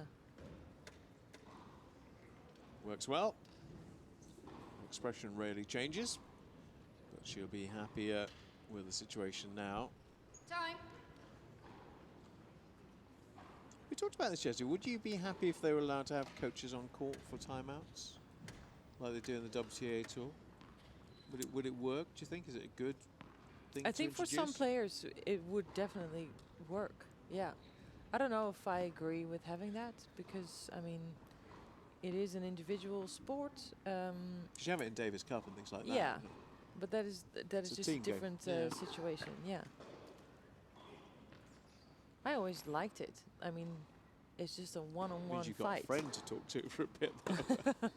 Oh, or maybe not. The coach is not always your friend, as you know. Not always, no. Side spin on that was unbelievable. She can't guide it back in. That was going to be a boomerang. I thought it was going to go back towards her. Well, the amount of spin she imparted on that ball kind of hopped rather than landed. Robin Amerland is one of those players that does those shots. And usually he... It's like trick shot, isn't it? trick shots, yeah. At the end of the match, he always tried to do that.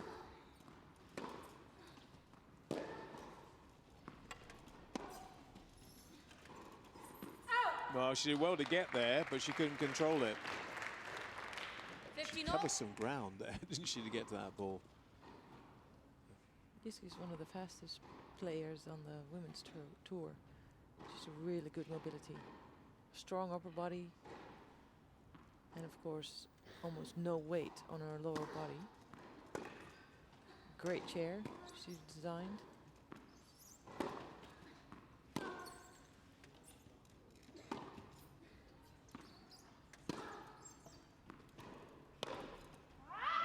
Good to see Kamichi mix it up a bit there, so it wasn't predictable. 30, 50. Threw in a lob there, and that completely changed the course at that point. Yep. Jiske handled the lob quite well, but then after that she was a little bit twisted. Oh, I caught the outside of the line. 30 all. Kamichi gave it a big stare there. She wasn't sure. Oh, it's well inside. I'm not quite sure why she was doing that. 40, 30.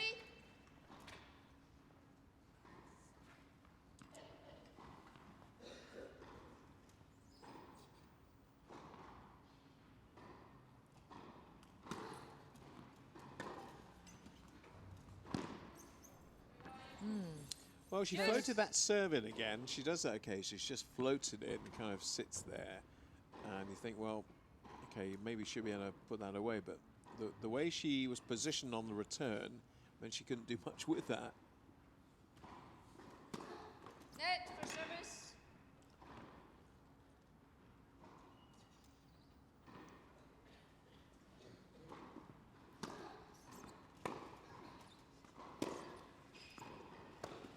Ooh, that's a tough shot, right straight on her body. And then Yeah, that's she the only, angle. she can only put it up in the air. Advantage, Miss Kamichi. Quite a way out of court when she made that shot, but she had the full court open to her, and she gets the advantage point.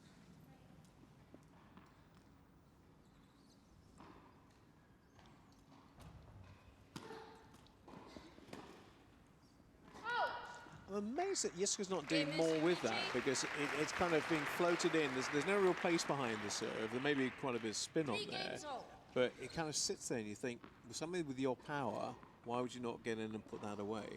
Tell me why she's not doing that. But I guess the effect that is on the ball is more than you can maybe see on television.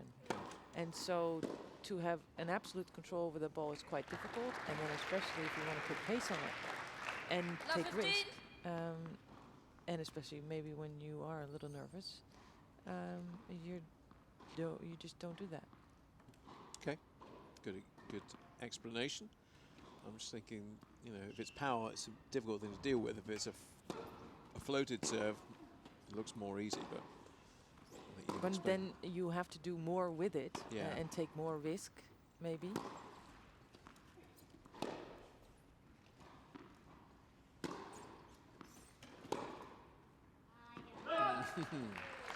Yeah, a bit too much power. Love 30. And now she's under pressure on her serve. Another change, another twist, another turn maybe in this match where she seemed to be on top, but Kamichi's fighting back.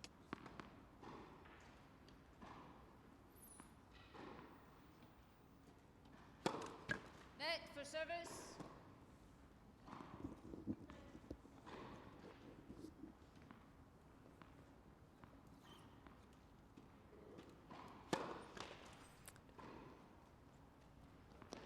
Immediately, you see it in her serve. That I mean, Love 40. you can almost tell whenever she gets nervous, it influences her serve immediately. The double fault for Jiska Griffin means it's 3 break points against her. Might as well save it with an ace then. 15, 40. Gonna find 2 more of those from somewhere.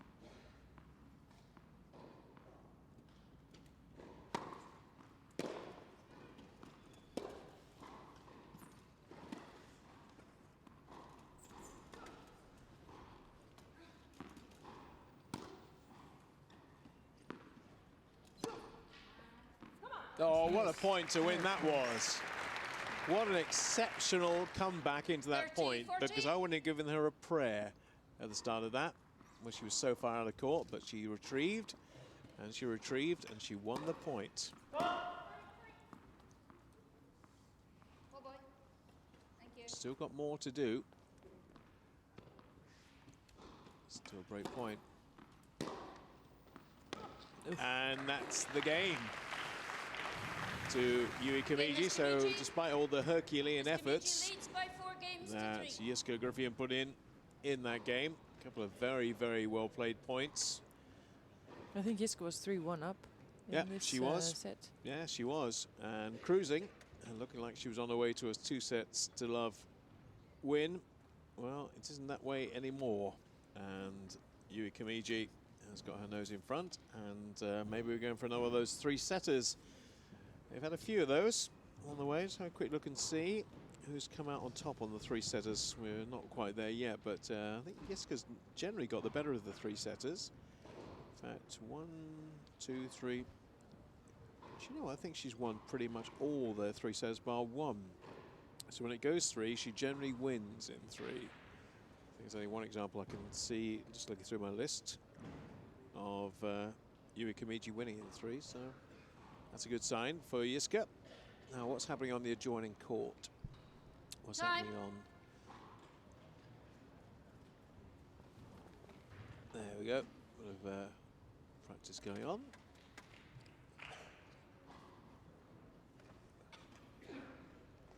Let's see who else is out there. That's at the back of the stand. There's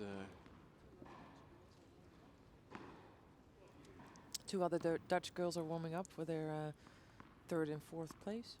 Marjolein Buys and Diede de Groot. Dutch men and women everywhere. Can't move for Dutch women.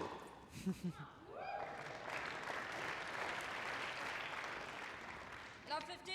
By the way, complaining, of course. You know, no, not saying that's a bad thing. But Well, I think we all want, oh, especially wheelchair tennis, to grow as a sport. So, inviting everybody to join. yeah, absolutely. Just follow the Dutch model in a way. Just see what they're doing. Or with create your own. Maybe Yeah, that's even well, a better model. That takes us a little bit longer. But there we go. That's a nice play. Griffin gives herself Love 30. a couple of potentials here on the Kimiji serve. Again, she got so low on that. Basically took it up off the surface. Got it at love 30.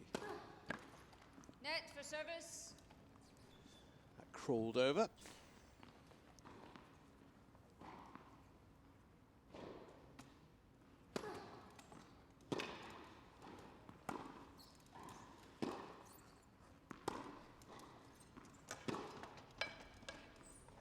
Yeah, 3 break points coming up now for the world number 1. Love 40. Saying the nets aren't strung terribly tightly here, so you get quite a few let go. If it hits the top, it generally goes over. It's just got a little bit more pliability, is the word. So it's they're crawling over quite a few times when it hits the top of the tape. No, Yeah. there was almost a 15, personal 40. attack from Kimiji to Jiska onto her body. She's done that a couple of times now. And generally she's won the point when she's done that.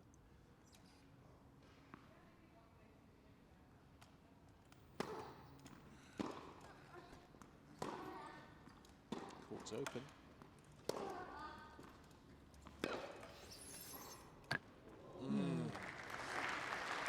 We both came up with the same reaction to that. 30, 40. One more break point. Yeah, I think we both thought she was going to get that back into play, but landed in the net.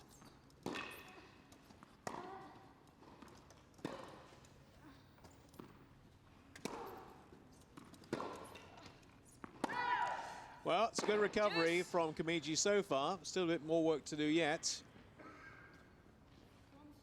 So from love 40 back to Juice. She's not pleased.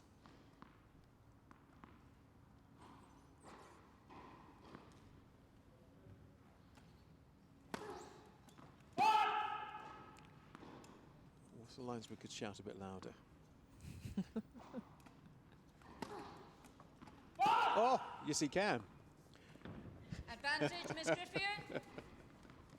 Well, I mean, you can better be clear than not shouting loud enough. I did have a problem with wax in my ears. I haven't got that problem anymore.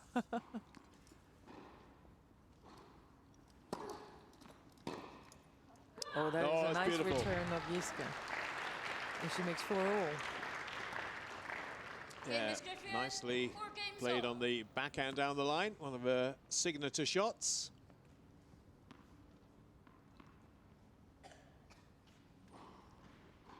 And there's a reaction. Another fist pump.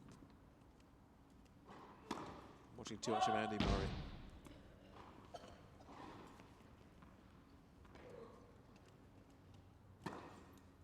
As long as it helps you, right? Then Yeah. fist bump is okay. Yeah, I sometimes think it's for effect rather than actually means anything, but it makes you feel good. Why Yeah. not?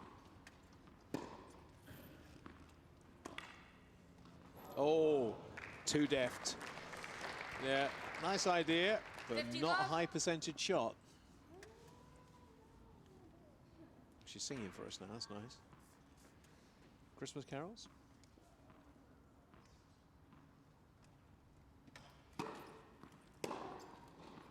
She's a bit fired up by that, actually.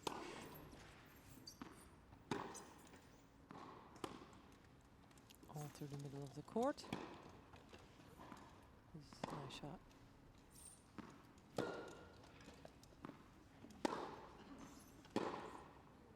Oh. Oh,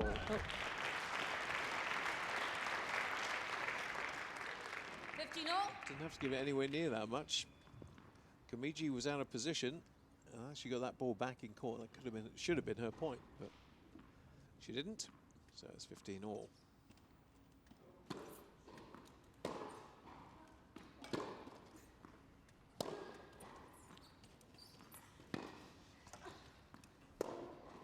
All yours. That is nice. Not up. And then Jiska almost got it, but it's a little bit too far. 15-30. You know, she had a lot to do there, and it was the third bounce. She finally scooped it up. Knocked one of our microphones out. More bill you later.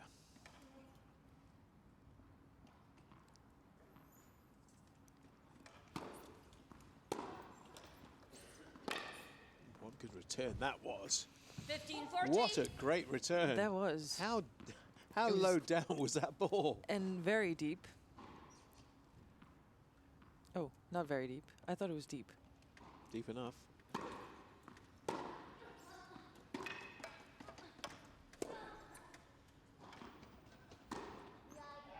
Yeah, she ain't gonna. She's gone the other way.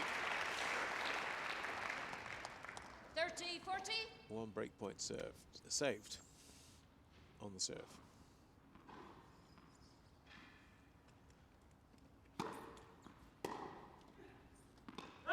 Ooh, just long. Juice.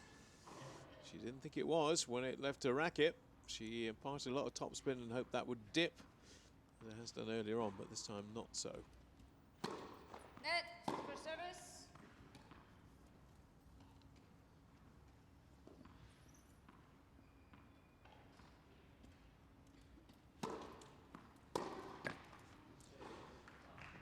Advantage, Miss Griffion. Get a bit cranky with herself now, not making the shot she was making earlier on. And I guess this is the time to do it, because otherwise it's going to be too late. Yeah, she knows that.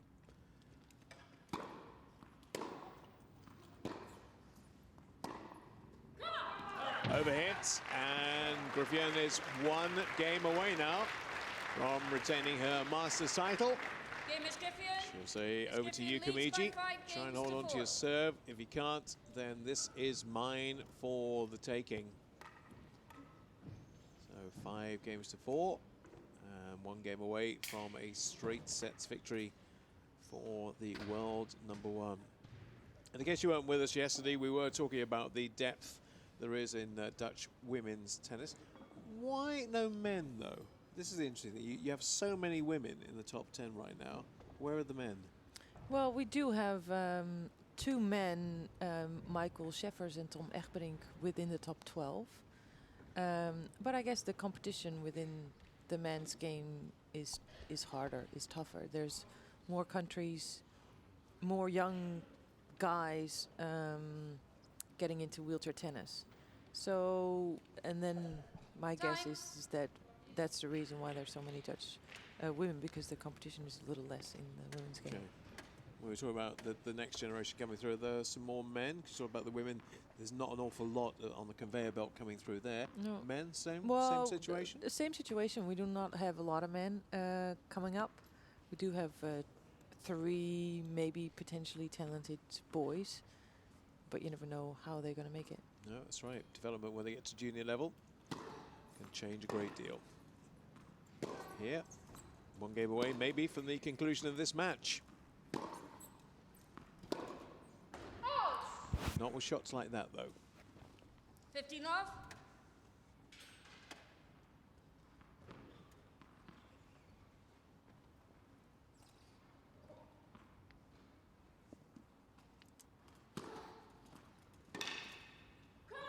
That is a nice shot down the line from a reach she had to do with a good serve 15-0. that Kimiji hit. That's pretty. And that kind of had to be a winner because she wasn't going to get back for the return, No. was she?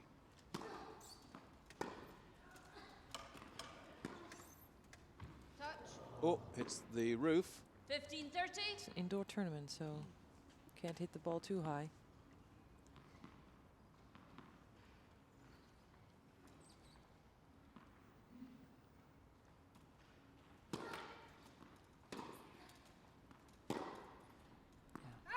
Ooh, just long.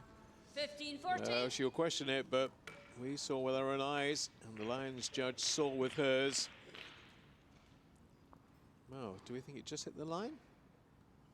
Well, the umpire's not going to overrule. Let's see whether we can stop the play. Let's have a look. Playing on. Ooh, it was long. Good call. 2 match points, 2 championship points for Griffion.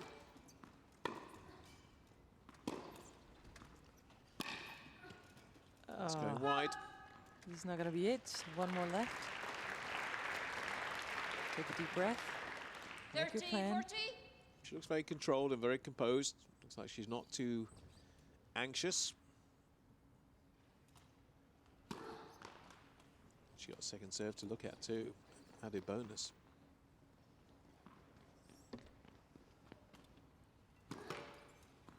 Oh, it's a double. Horrible way to end, but not for her. She is thrilled, she's delighted, she's replicated what she did 12 months ago at the Lee Valley Hockey and Tennis Center. And as in 2015, the 2016 Masters champion in the women's singles is the #1, Jiska Griffion, who comes through in straight sets against Yui Kimiji. This is a good win for her. I think she, had everything planned for a gold medal in Rio, and she won that medal. And I think motivation-wise, it was quite tough to get ready for this tournament. Maybe a little bit, but I mean, she picked up at the right time. We'll have the presentations very shortly, so if I don't get a chance to say thank you, I'll say thank you now, Esther. Thank you very much. Real pleasure to work with you, and hopefully we'll get to talk again on air again soon. Hopefully. Thank you very much. Esther Vergeer, the champion for so many years here between 1998 and 2011 in doubles and singles. And we will have the presentations and the interviews with the players very shortly. I'm not quite sure how good Kimiji's English is. We'll discover in a few moments' time. But Michael is ready to do the interviews on courts. Let's hear from Yui Kimiji now. Well, let's grab a quick word then with our runner-up, Yui Kimiji. Yui, disappointing to lose today. I know you've beaten Jiska quite a few times this year, but not quite your day today. Yes, first of all, I'd like to say to Jiska congratulations, and thank you to the supporting person. Yeah. And it has been a good week for you, though. You've played some good tennis this week. Yeah, I think so. I was very happy with my performance, but not today. So I hope next year getting better. Well, we wish you all the best for 2017. Ladies and gentlemen, your runner-up, Yui Kamiji.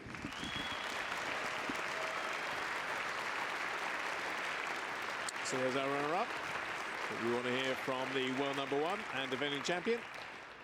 Well, let's go with our champion then, Jeske Griffiths. Jeske, you won it here last year and you've defended your title. You must be over the moon. Yeah, I'm really happy with that. It's been a tough week. I had some struggles getting back to playing matches, because after Rio I didn't play matches for 2 months. And when it's a tough week for a player, it's a tough week for a coach. So thank you for this week and being supportive all week long, Dennis.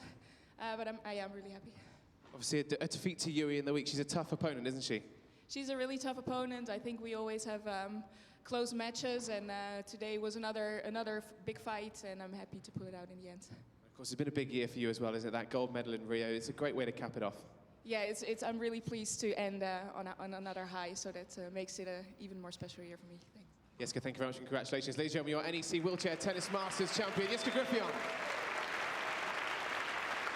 And who would bet against her winning it again next year, going for 3 in a row here in East London, in Stratford. Presentation party ready for the celebrations and the different silverware that needs to be handed out to both the Japanese and to the Dutch winner. Well, ladies and gentlemen, please welcome onto court your presentation party for our women's singles finals. Please welcome the NEC President and CEO of NEC Europe, Masahiro Inieko, Chairman of the Tennis Foundation, Jonathan Lane, the International Paralympic Committee Board Member, Miguel Segarra, and the Chief Executive of the Lee Valley Regional Park Authority, Sean Dawson.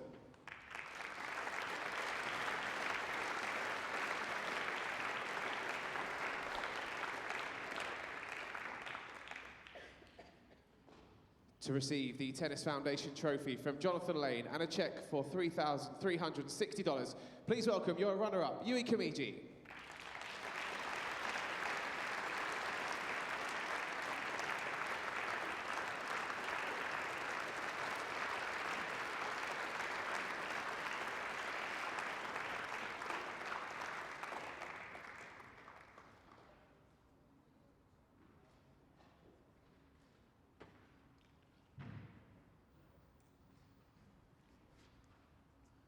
Ladies and gentlemen, your runner-up, please show your appreciation for Yui Kamiji.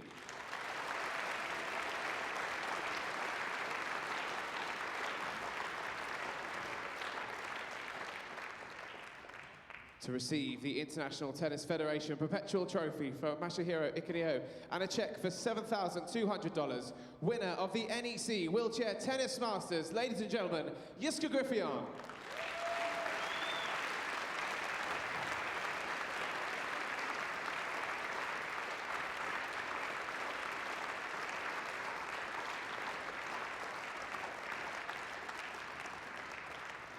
Ladies and gentlemen, once again, please show your appreciation for both of our players, Yui Kamiji and your champion for 2016 here at the NEC Wheelchair Tennis Masters, Jeske Griffiths.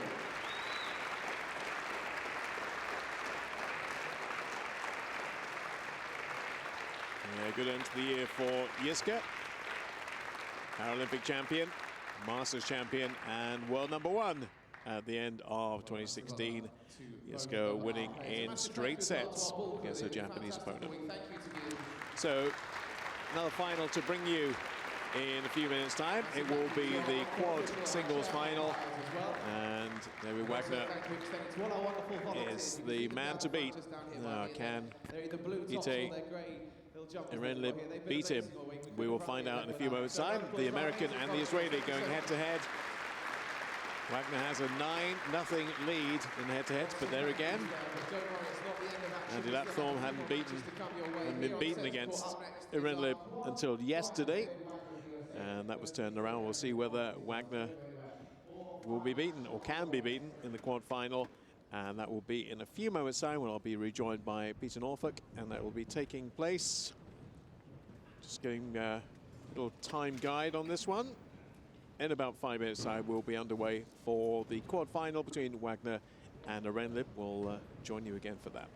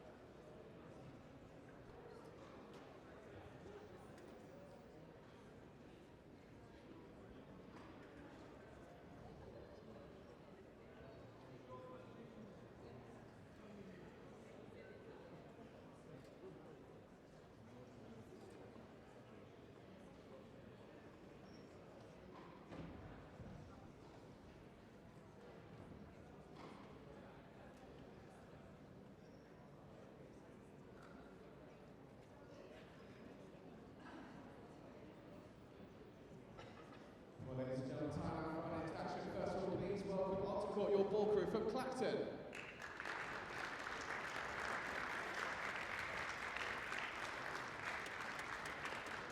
And please welcome your on-court officials and your chair umpire. Here's Maya and Nathan.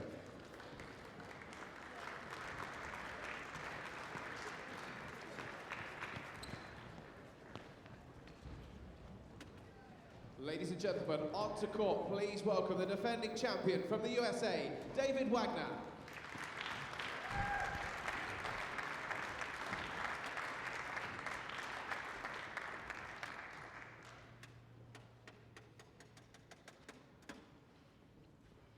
And his opponent for this final, please welcome from Israel, Itay Erenlib.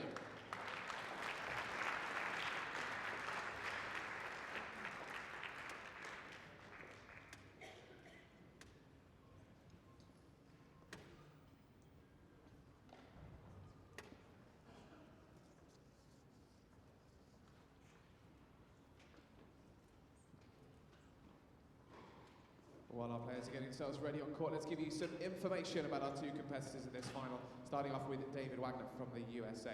Current world number 2 and defending champion, David has reached 12 quad finals in 2016, winning 5 titles.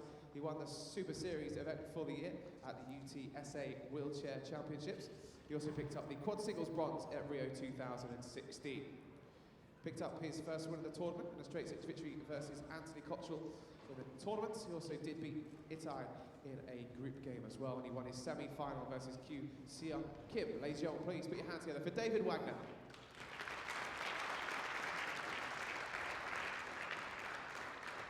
His opponent, Itay Erenlib of Israel. Well, Itay comes to the NEC Masters for a second successive year after making his international debut in 2013. He was runner-up at the Israel Open this year.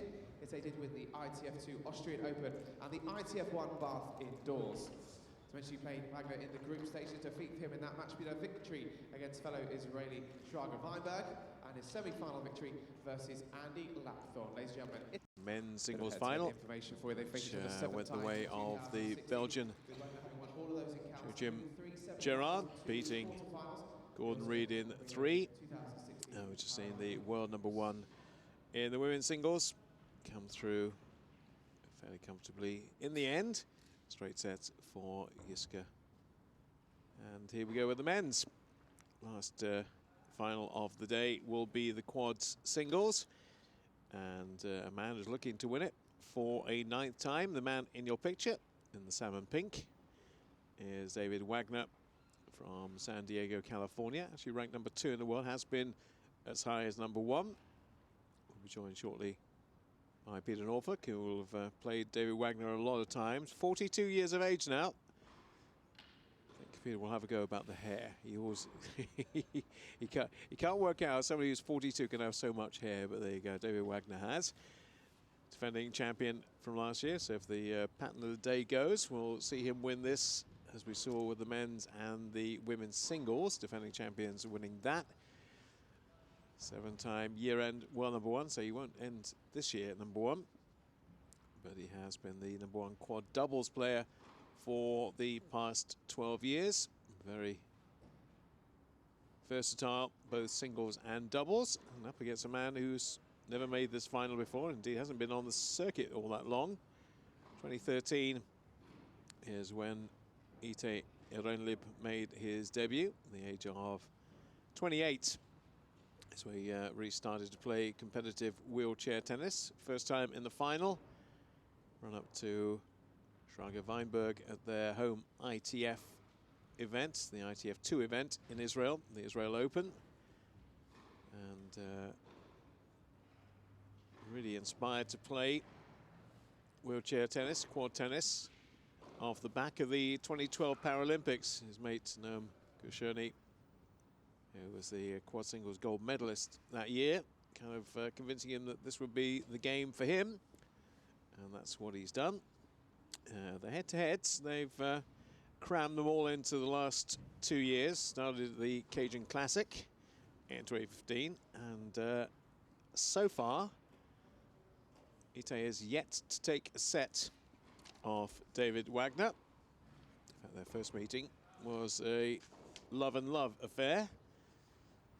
Couple of bagels, But this week is actually the closest that Ite has got to giving David Wagner a hard time, because he did take him to 7-5 in the first set this week, and then the second was relatively comfortable for the American, 6-2. But signs certainly that the Israeli's game is improving. Current ranked number 5, that's the best he has been. And actually, for the first time in quite some time, we have two right-handed players who had a lot of finals and semi-finals with a left-handed against a right-handed player. But here we have two right-handed players. Here comes the toss. Let's see what they decide to do. Here comes the coin. And Irenlib has decided, having won the toss, that he wants to receive from David Wagner. Yeah, as I say, if you were looking back on their head-to-heads, you wouldn't have an awful lot of encouragement from the Israelis' point of view. Their last two meetings, Wagner won 6-4, 6-4 at the Paralympic Games in Rio. But their encounter at the round robin earlier this week, Wagner winning 7-5, 6-2. So Irenlib is a relatively new addition to the tour. In fact, I know that my co-commentator Peter Norfolk has rejoined us. We'll have played David Wagner a lot of times. I doubt will you have ever played the Israeli, because I don't think he was playing when you were competing. No, I had a few hits with him. He was just coming onto the tour, and the Tel Aviv Open was Israel Open was one of my last tournaments I did in 2012. 2013, in fact, I did. And Irenlib was playing there with Schrager and a few others. So he was always going to be quite a good player, promising player. Big, strong guy. Got the right sort of head. That's the thing. That you see a lot of these Israeli players. They've got the right temperament. Perhaps that's because they've been in the forces and things like that. So they've had lots of hardships to overcome.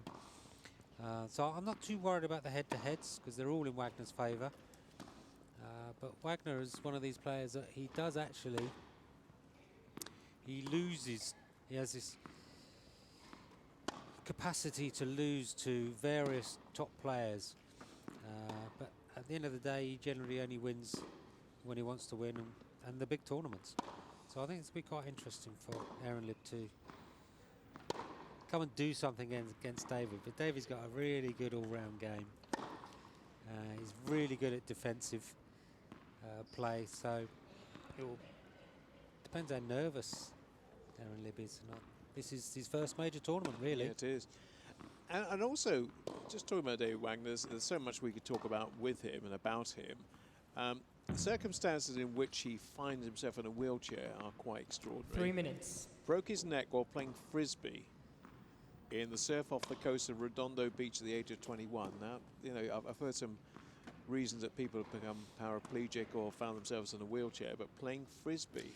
Yeah, what it means is he was mucking around. He's a nice bloke. He's really intelligent, David. Known him for many years. Obviously, I've had lots of big matches against him. How are your head-to-heads? Did you get the better of him? Oh, much? Yeah, I think I did. We're just given a prize, the Jim Cochran thing, to Marshall, who's our statistician and press officer for the last decade. He's been doing all the articles, and every time someone asks me what did I do or a head-to-head, Marshall's the guy to ask. He knows automatically, doesn't he? He is the stato of Paralympic wheelchair tennis and probably other sports as well. I'm sure he's got his fingers in other pies, but where wheelchair tennis is concerned, he knows pretty much everything there is to know. And can relate it off the top of his head. Doesn't have to go into his computer to find the details on that. So he would know your head-to-heads. I'm going to ask, see if he's there. Yeah, it might well be. You don't want to know. No, that's true. Don't really Might want to inquire in case you hear something you don't want to hear. Mayoran Nathan is the umpire for this last final of the day, and let's say goes the pattern of the way things have gone so far. We've had defending champions win the first two finals, and David Wagner is looking to win it for a 9th time. 13 quad singles finals this year, 5 titles, including 3 at ITF 1 series level. That's the very highest, kind of the equivalent of ATP. Wagner also won the final Super Series of 2016, the USTA Wheelchair Championships. Runner-up at the Australian Open and bronze medalist only 1 minute. at the Paralympics. Yeah, which is a bit of a surprise, but Ladies and I gentlemen, think this is the NEC sometimes Wheelchair Tennis Masters quad-final. the pressure Best of also 3 gets to tie-break the top sets. players, and even though David's been on the circuit a long time, Aaron Libb he's won the been toss and chose found to a little receive. bit wanting at the Paralympics, in singles anyway. Yeah, doubles was a different matter. Yeah, doubles, he's got a great partner with Nick Taylor. They make a great pair. Taylor's in a power chair. And, Not here this week, though. no, well, his singles he's dropped off. And also Dylan Alcott's not here, who's the... He's been injured, hasn't he? Yeah, did his wrist in, but he's the world #1, current world #1 and Paralympic gold medalist. Yeah. And we also don't have Lucas Sitoli, who is the world #3. So Yeah. So we actually only had 6 here. The lineup this week was David Time. Wagner, Itay Enrenlib, and Shraga Weinberg of Israel, and Andy Lapthorne, of course, who we'll see later on in the 3rd and 4th place playoff. He'll play Kyu Seong Kim, and the other Briton, Anthony Cottrell. Yep. But we're missing a couple of the top world players because of injury. But Quad actually has in the top 4 from each different part of the world, each corner of the world. So we've got Australian, American, African, and obviously European, Andy Lapthorne, British, which is fabulous, really. There's a huge amount of quad players in Asia, Japan. And really, Andy should be in this final. let's be Andy, honest. yeah, so, you know, I was trying to skirt around that. Really disappointing. He should be, but to be funny enough, I was talking about it over lunch, and this is almost his home. West Ham, all First this. set. Too many other things David on his Wagner mind. to serve. All his family were here. He put too much pressure Play. on himself. So as it is, Itay Enrenlib is here, Andy Lapthorne is not, and the defending champion at the far end serving first.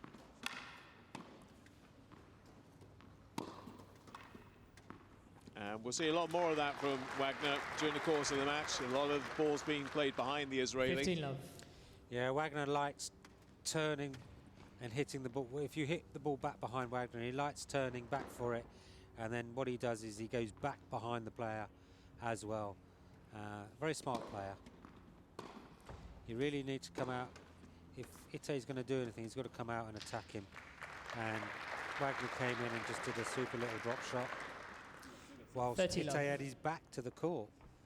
So I think we're going to see Aaron Libb's lack of experience actually coming through as well. He hasn't played enough tennis. Wagner's played lots. 17 years he's been playing wheelchair tennis now.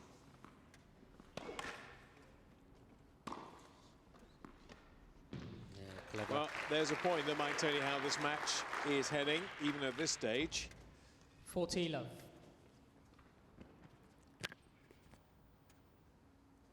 Yeah, Wagner's coming in, he's being aggressive. Hit the ball back behind Aaron Libb and then actually follow it in.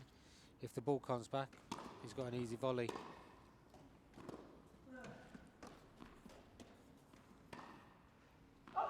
Game Overhit Wagner. by Enrenlib. He would like to have got on the board with a point, but none forthcoming from the opening game of this final. First And game. Wagner leads by a game to love. Well, he was world #1 for 7 times at the end of the year, but as you mentioned, there's a young upstart called Dylan from Australia, who's now taken over that mantle. Still holding on to the #2 position, however. And Andy Lapthorne will have his eyes on that #2. Not too far away from it. Yeah, it's going to be an interesting season next year, which Itay Aaron obviously Libb to serve.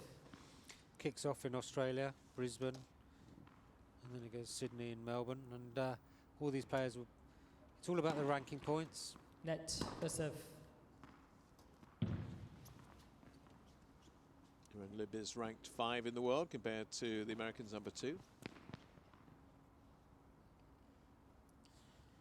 Well, it takes time for the other players to work out how to play a player as well, especially in the quad division, because they have the racket strapped. It's about working out what they can or can't do. as Aaron Libb is a relatively new player on the circuit, so 15 love. it's a case of trying to exploit his weakness, but you've got to find it first. We'll talk about where that weakness might be, maybe when this game is completed.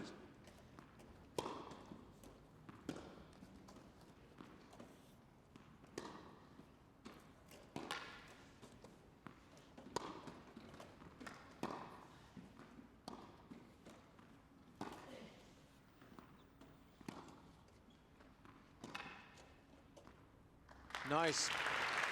Very nice. Needs a lot more of those in this match. 30 love. Smart play by Aaron Libb, pushing the ball back behind Wagner, pushing him back behind the baseline, and then when he saw him behind the baseline, he did a cute little drop shot.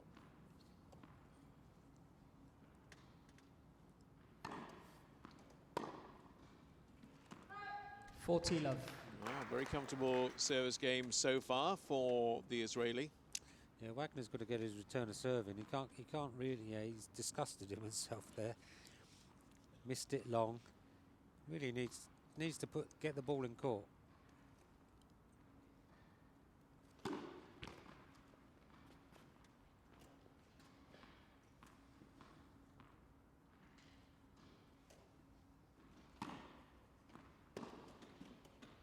Oh, he did this time.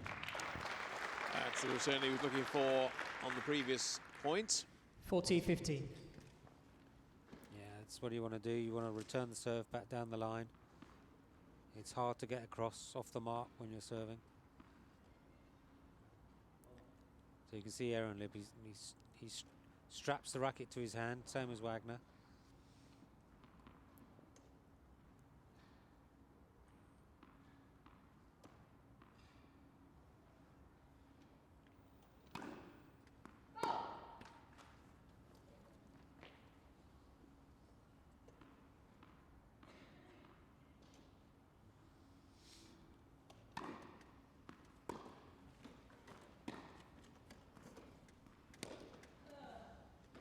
Game, Aaron Libb. Well played. Got a game on the board. Their third meeting at the Wheelchair Tennis Masters. They met last year in the round robin. Wagner winning 6-4, 6-love. Met earlier this week, as we mentioned, 7-5, 6-2, the American winning. First time they've met in a final, though. Always been quarterfinals or semi-finals. First time in the last match of the tournament. Yeah, I think it will be an interesting final if Aaron Libb loses his inhibitions and gains a little bit of confidence. And that will give him confidence, seeing that Wagner's missing some relatively easy balls. But David's always the master of 3 sets. You can never, even if he loses the first set, he often does that just to put himself under pressure so he can come back and win in the third. He likes to get his money's worth. Been lobbed. Yeah, been lobbed. I was just going to say, Pete, how aggressive can he afford to be? 30. Well, I mean, if Wagner's going to follow the shot in, he's got to make sure it's a decent shot in the first place. But all he did was hit it straight back to Aaron Libb, and you know, give him his due. Cool as a cucumber. Oh, look at that! Locked him. And 3 break points. Blink of an eye. And Love 40. the Wagner serve under a lot of pressure here. Chance for Aaron Libb to take an early advantage.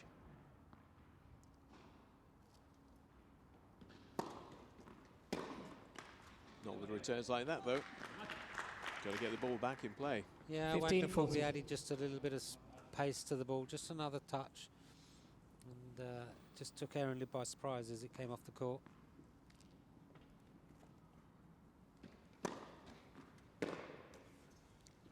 And again, a bit more, just a touch more power, 30, touch 40. more pace, just makes the ball a little bit heavier, and on these courts it just flies off that much quicker. Still break point, though. Good serve.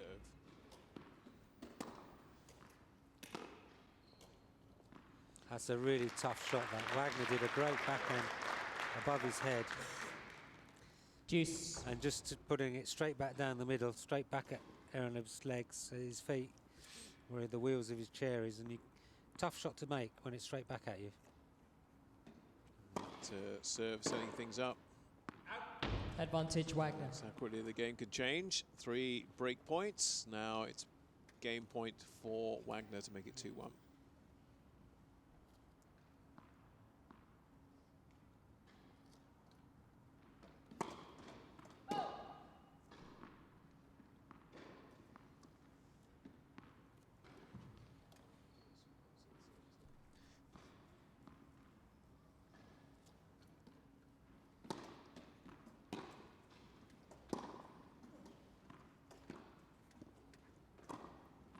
Easy put away by Wagner. And he comes out of a bit of a hole, or actually a big hole in that game.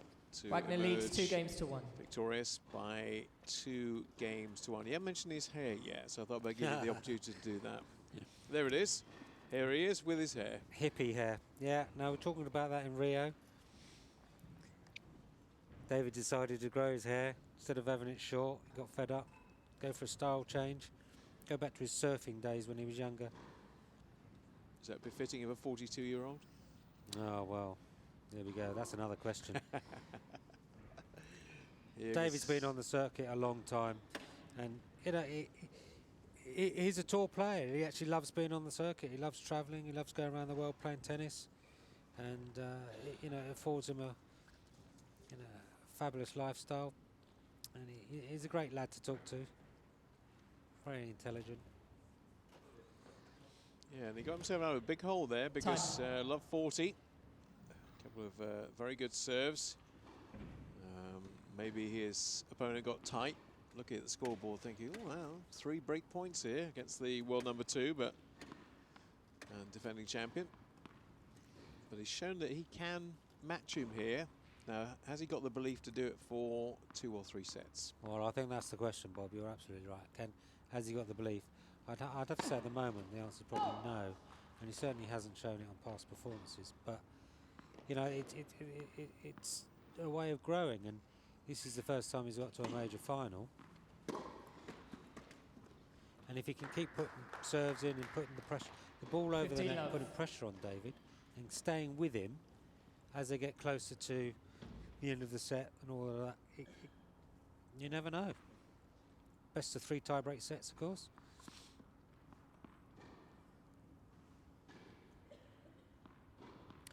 So any quads or tetraplegics or CP players out there with limited mobility in 3 limbs or more can play quad tennis. You can strap the racket to your hand if you wish. Great get by Aaron Lib. Yeah, had to be a defensive shot though, didn't it?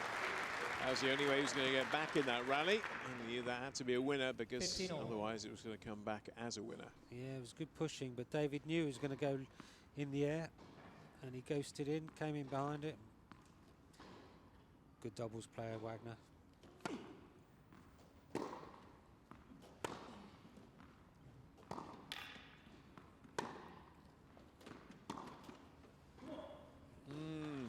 Not anticipating the next shot. No, he won't beat Wagner like that. Wagner likes, he's very good defensive, running along backwards and forwards along the baseline. You got to attack Wagner, I'm afraid. You got to put pressure on him. See how far back behind the baseline he's serving as well. Yeah, good serve actually. Hey, right on cue, as I'm talking about how far back he is, he gets an ace. Could do with being a bit closer, or do you think he's about right there? No, I think he should be closer. Take more time away from David. But that's his inexperience. He needs to sit another metre closer, right up on the baseline. Then he'd be more dynamic, more effective. What's going on with the Wagner return of serve here? Because it's 40-30. It's a bit rusty, isn't it? Yeah, it's not. I think he's got to choose where he's going to sit. Of course, all the black stuff on the white grip is coming off the hand rims, and you do that so you don't miss a push. Now, see, if Aaron Lib sat closer, he wouldn't miss so many of those first serves.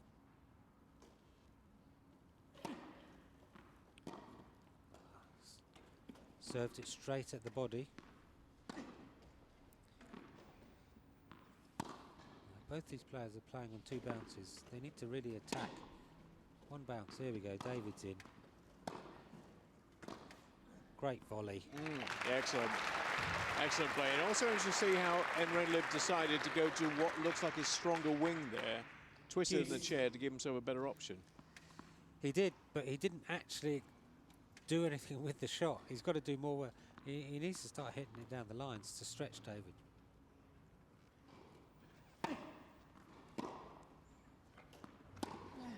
Like that. Over here, down the line again.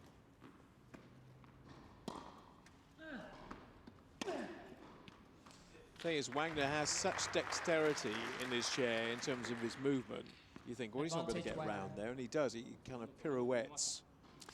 Yeah, David's very good at going back behind himself and spinning, and he likes those shots when he's spinning, so he likes popping the ball back in court.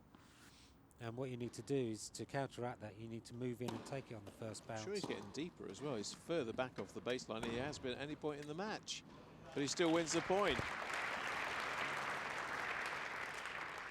Fist pump as well. Juice. Little marker to show him where he needs to be for serving here, because he certainly was as far back as he's been. He's almost out of our camera range there. Yeah, he'll gradually move up as he plays more tennis. He'll gradually move up.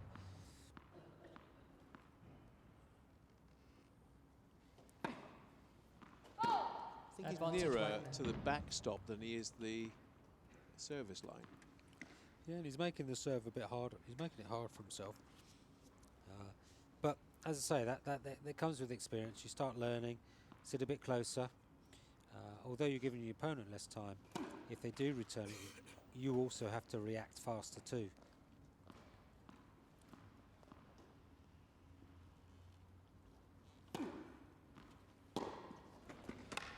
Well, you knew that was coming.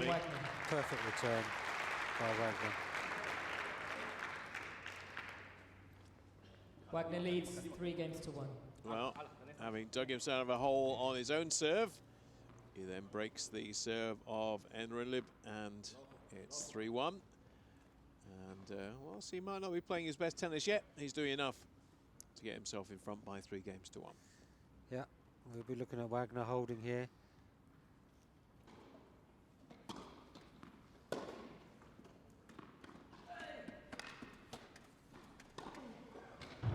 Oh, great okay? shot. What a fantastic backhand from Enrenlib. I think he just took the lines judge out. Well, Love 15. You know, I've said that if the lines judge or the ball people, if they get run over by the chair, that's tough. Look, he turned. Oh, I bet that hurt. Hope he'll teach him to get out of the way. Poor man couldn't go anywhere. There's a backstop there. Where's he supposed to go? Well, he's got to jump out of the way. 15 all. You're a harsh There's man. no let. You are. As a player, He hasn't got a ladder. No, I know, but as a player, they've got to get out of the way, or they get their toes run over. So speaks a former player. That's their harsh but true. It's their problem. Yeah, Wagner's applying the pressure now. 13-15. Poor man's got flat toes now. He'll learn to jump.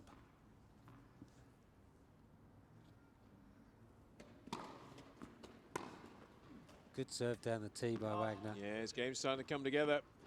14-15. When Wagner's playing like this, he's not really giving Enrenlib much of a look in.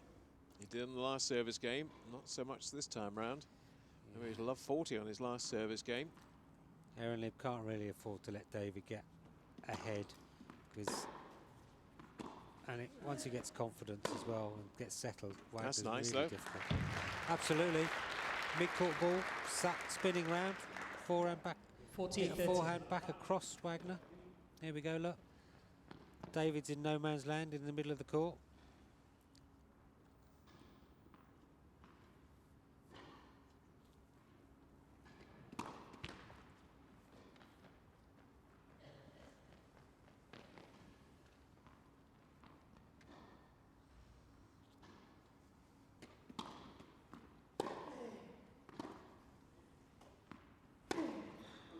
Well Yes, good back-to-back point.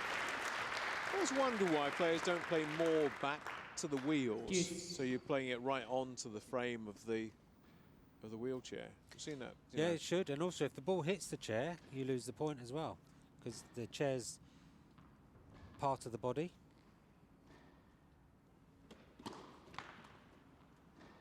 May get a look in here. 40-15, second serve.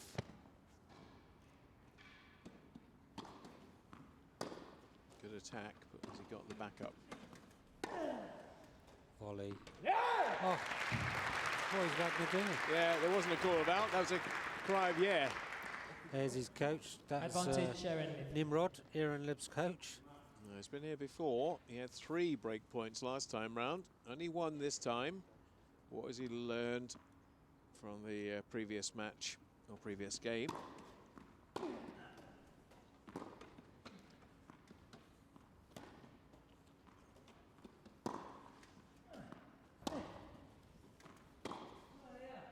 Oh, yeah, oh, yeah. Very demonstrative and very expression-full today, Enrin Lib. Almost describing the points for us as he goes along. Wagner was clever there. He hit it back behind Aaron. Aaron Lib thought Wagner was going to go to his forehand side, the juice side, and he didn't.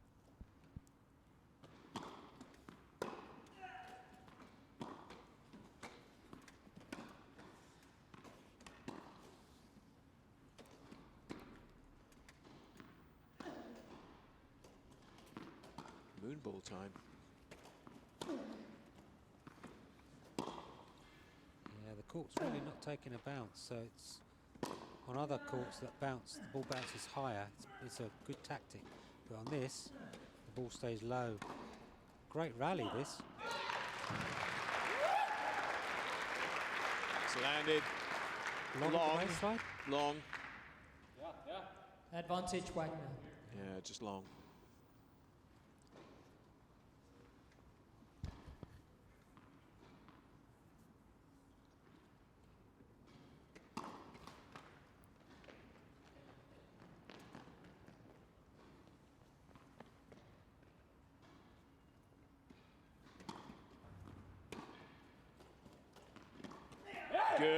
Good return right onto the baseline.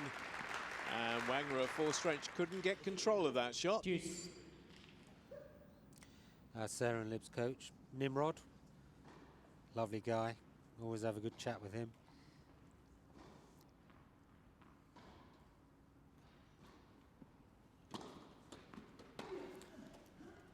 Good wide serve by Wagner. Hit it back behind the player again. Good tactics. Tactically, Wagner's very good. Advantage, Wagner. Yeah, it was a lovely shot. Very well guided. A tough service game, though, for Wagner. Not out of it yet. Now he is. Okay, Wagner. And opens up a 4-1 lead, but there are some optimistic signs from the Israeli Wagner point of leads view. 4 games to 1. He's had 4 break points on the Wagner serve in this first set, but yet to break him. Whereas Wagner's broken Enrin Lib and leads by 4 games to 1. What's in there? Oh, that'll be his special brew, probiotic and all that. Yeah.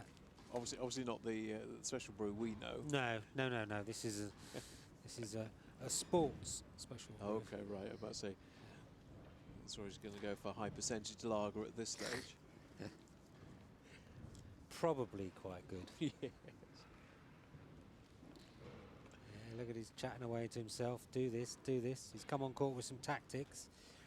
Saying Aaron Lib's coach Nimrod will know how Mr. Wagner plays. They've been watching him.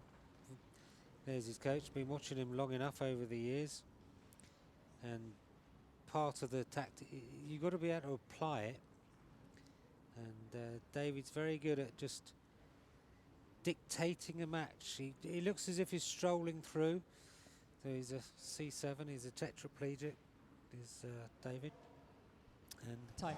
using that tape with a rubber hand drum as well, so that the racket's gripped in his hand, fixed grip, but then he also doesn't lose a push So instead of having an aluminium hand rim, he's got 2 rubbers.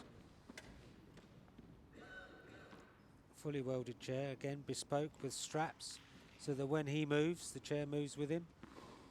Utilize the chair to give him the rotation, hip rotation. So your timing needs to be spot on.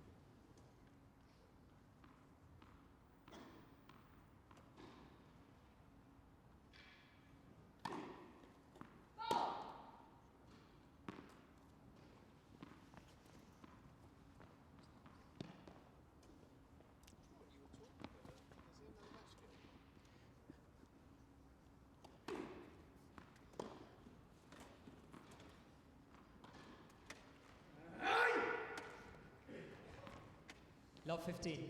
Oh, I think Aaron Lid tried a cheeky little drop shot there and tried to just push it over the net and miscalculated it.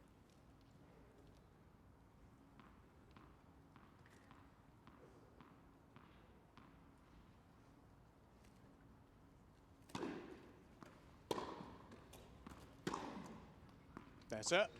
Great shot, great forehand. I was just about to say, with 15 all. it was a good return, but it was straight back to Aaron Lib's hit zone. Lovely shaped forehand, deep into the far corner. What I was going to say is that compared to the men and the women, quad division, they're 3 limbs affected, so it's a bit slower because they've got more limbs affected by disability. But any disability can play tennis. As I said before, just get out there and go and play your local courts. 15-30. Find out where the Tennis Foundation have got a wheelchair tennis hub. You can apply for a grant from the Dan Maskell Tennis Trust. Loads of opportunities to play wheelchair tennis. Rehabilitational, recreational or professional. That's my pep talk for this afternoon. You've done it well. Well done, that man. Not quite so well that return from Wagner, which drifted into the sidelines. And Ridlib would really like to hold on here and again put some more pressure on the Wagner serve, which has not been totally on song today.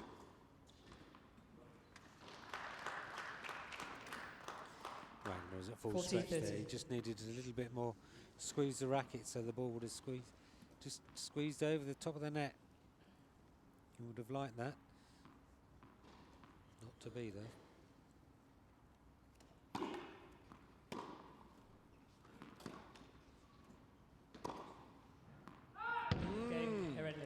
Goes long with that, shouldn't have done. Little glance back at the lines judge, but definitely long. Wagner leads 4 games to 2. And still keeps himself within touching distance of the American at 2-4. Now, 2 games in the set so far. He's had break points on the Wagner serve. Can Enridlib do the same on this?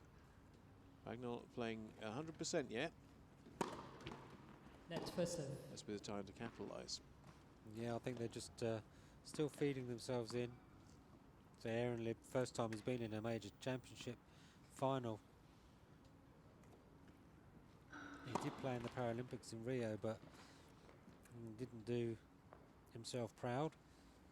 But, you know, you can't take away, it's actually very nervous for them. Good prize money at stake, good ranking points. Good return. Absolutely. And actually, if Aaron Lib did win this, he'd move up. 15.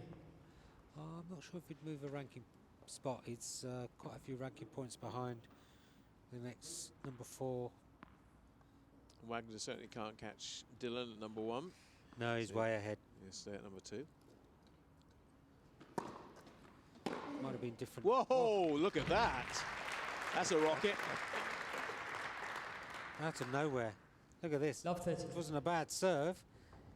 Ite just decided, right, I'm having that. He can break this Wagner serve. Goodness. Get more confident now. Yeah. Hit back behind him. 15-30. David just keeps plugging away. He just keeps rolling and playing his smooth. Does lose his temper quite a bit though sometimes when he starts questioning those lines. Look at that. A knife-like return back down the line, and 2 more break 15-40. points. Makes it 6 he's had in the set so far. Maybe he's feeling a bit more comfortable. And he's got a second serve to look at now. How much do you want to chance your arm on this? Well, he's got to. Got nothing to lose. Two game points up.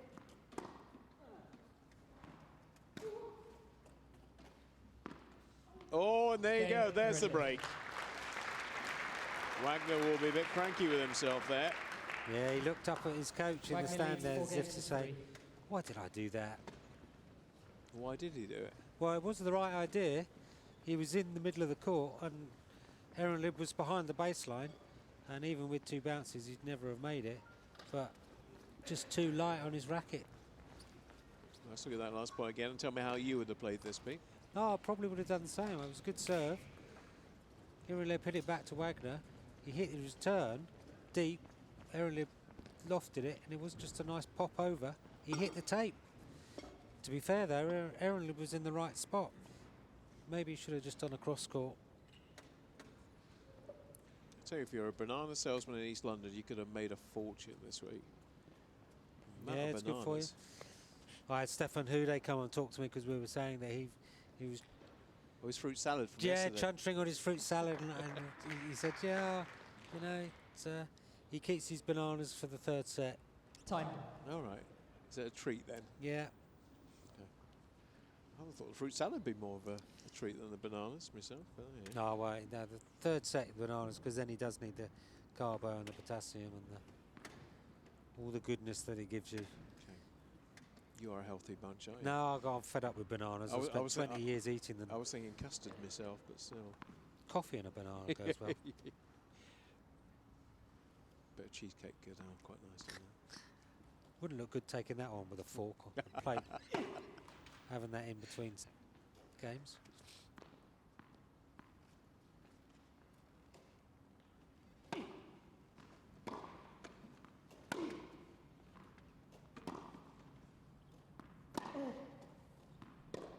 Oh, good pickup, Wagner. Oh, unlucky. Yeah, and good depth as well from Henry Lib. And there were indications from their matchup earlier in the week when he took him to 7-5 in the first set that quality of Aaron Lib's play is improving when he goes head-to-head with Wagner. This is as many games he's ever taken against him, 7. Actually, no, he's done a 6-4, 6-4 once, but taking him 7-5 in the set's the best he's ever done. Well, I think Wagner has to be careful, because if he actually does let Aaron Lib, you know, gives him a couple more games, 15 on. he needs to be pretty careful, because you can never write off the Israelis. You know, they've got such a mental strength, and they're really good game players. Just taking his time as well, it's good to see. Not rushing the serve.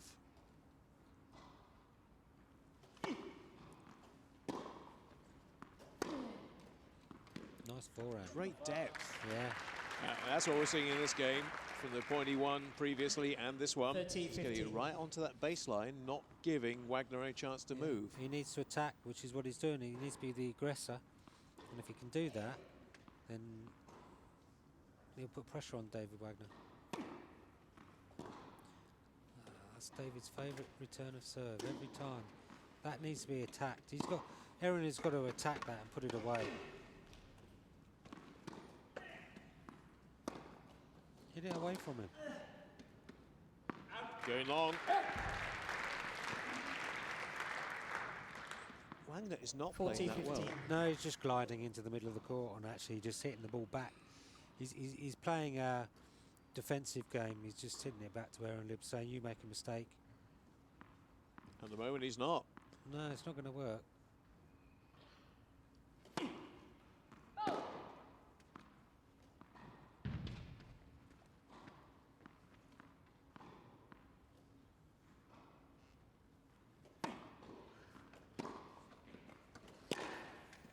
Good pickup. Get it over. Good pickup. He's quite quick, actually, Aaron Lib. his power to weight reaction is pretty good because he's an amputee. He's very strong upper body. He's got less weight to push around, so he spins faster, whereas David's got to push harder to get the same effect. That sounds a bit harsh, but that's just a fact of reality in life. In playing wheelchair tennis, you've got to play to the ability and the disability. Exploit the disability and exploit the ability.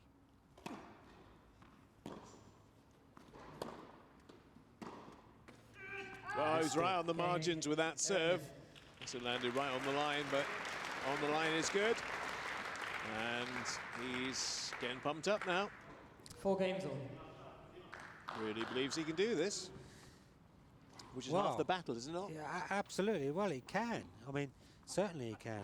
I mean, historically, his previous heads to matches with Wagner, he hasn't got a hope. You know, 6 love, hasn't taken a set. Yeah, exactly. Hasn't taken a set. But if he gets the wind in his sails. Well, of course, Andy Lapthorne beat him every single time they played before yesterday. Yeah, and look what happened there. 15 love. 7-0 record. Wagner has a 9-0 record.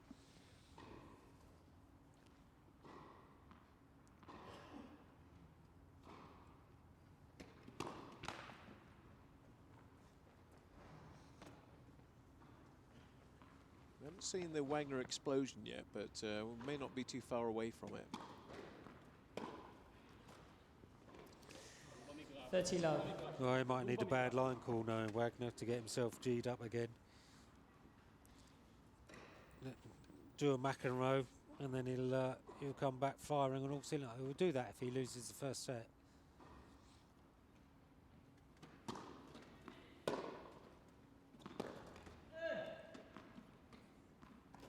to win this point now. Drop shot.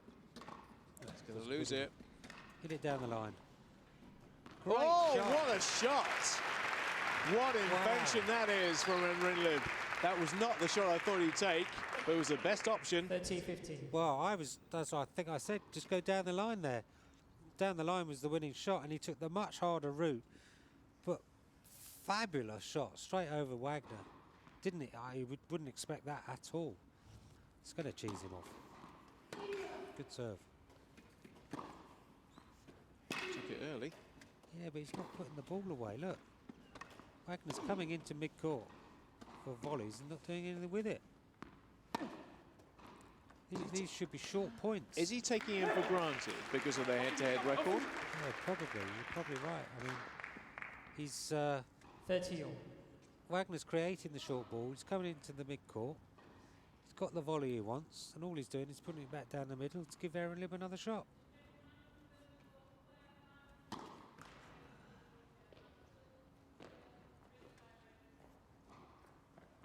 If ever he was for the taking, today is the day. Yeah, and a good time to do it. That's the point. Oh, what a shot. Do you know, he's played some brilliant shots. Not shown on the scoreboard right now because he's got parity with Wagner. 30-40. But he's played some amazing shots today. Yeah, that's a great return and serve. Poke it down the line because you can't get off the mark quick enough. And on this surface, the ball shoots through. Oh, another break point to make it 5-4 and get his nose in front. For serve. Turn up for the books. He could do this.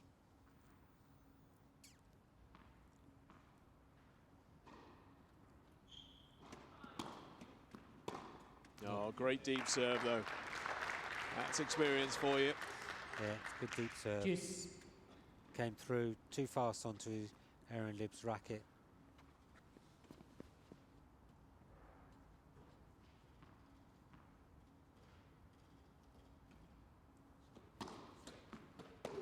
Another great serve out wide, so he can suddenly conjure it up from nowhere.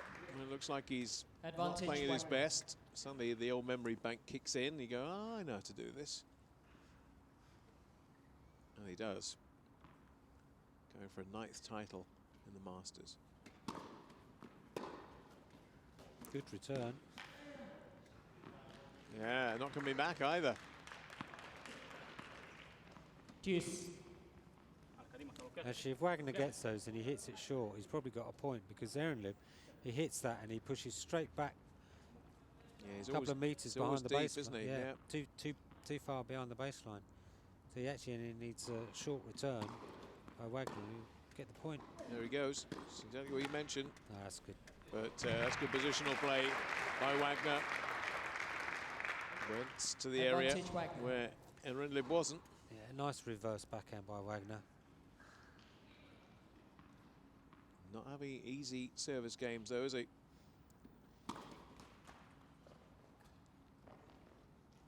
He's not getting enough first serves in.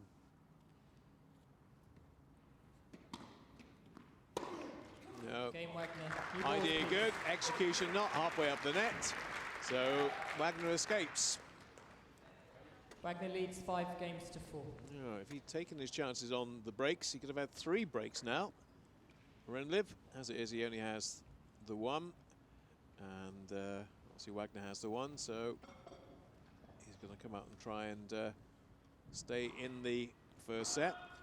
Story about Ehrenlib, wounded in an explosion in 2007 while serving as an officer in the RAF Special Forces unit of the Paratroopers Brigade in Israel.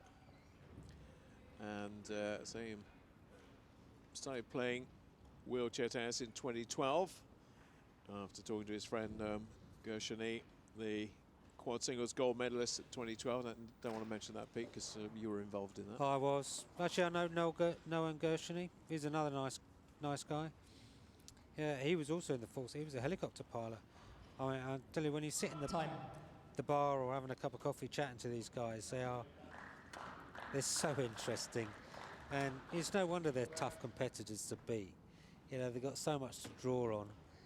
And yeah, we have good fun, learn a lot talking to them and chatting to them. And I'm full of respect, I have to say. Ite picked up his injury when he was 22. Yeah, well, he's going to have a long career in tennis once he's... I mean, Noah Gershon he could have done, but when he won gold, he decided that was it. He did his target, did what he wanted to do, and now just plays for a bit of fun. Well, he'd beaten you, that's all he had to do. Yeah, that was... where'd you go after that? You've beaten the great Peter Norfolk. It's about the only time he did, unfortunately, but there we are. That was a bad season for me. We won't go there. Thanks for visiting now, Bob. I'm very glad I brought that up. 15. No, I have to say, Dad, absolutely love playing tennis. You can't beat it. Can't beat playing wheelchair tennis. Out in the sun, listening to the ball on the strings. Even LL are telling me it's happy birthday. That's how much I used to fly.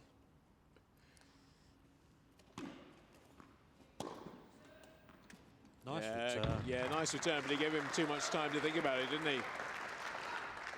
That was right in his comfort zone, right in the hitting zone.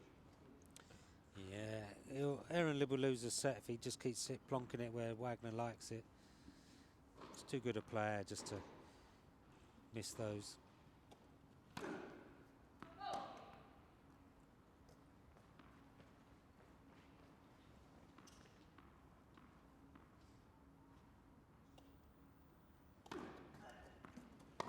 Down the tee. Yeah, can he capitalise on it? No.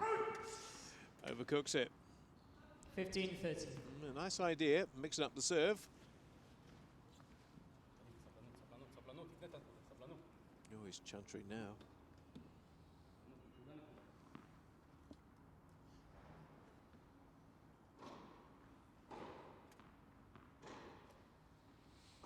We always used to like playing the Israelis in the World Team Cup. It was always a chanting match, and the Americans for that. No, shouldn't be dumping that in the net. Game's just gone off a bit. 15-14. He was putting a lot of winners together in previous games, but now he's looking down the barrel because Wagner has 2 set points.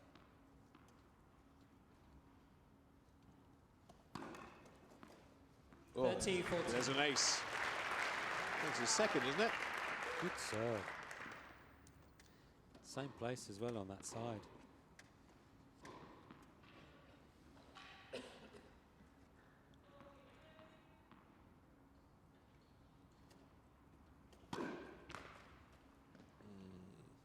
second serve. Down the tee or out wide?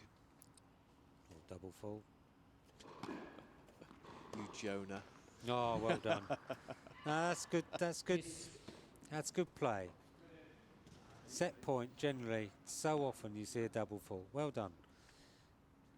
That's right. Good head. The inspiration of Mr. Norfolk. Yeah, you got to get the ball and you got to make the player play. Lucky he didn't hear you. Still not out of the woods yet. Go for that big serve out wide. No. Making more noise now. Yeah, expelling the air when he hits the ball. That's got him. Oh, good reach. Oh, he's got him. He hasn't quite yet. Goodness gracious. Oh, well played, Wagner. Yeah. Third time of asking, Wagner puts it away, but had to try a bit harder than he would have thought on that point. Thought he had it one. Had to win it 3 times. Yeah, there was good defensive play by Aaron Libb, but Wagner kept his patience, kept his nerve, and stayed in court. Knew the ball was going to come back short because Aaron Libb was at full stretch, and popped it onto the opposite side of the court where he was. Third set point for Wagner. And the second serve to look at.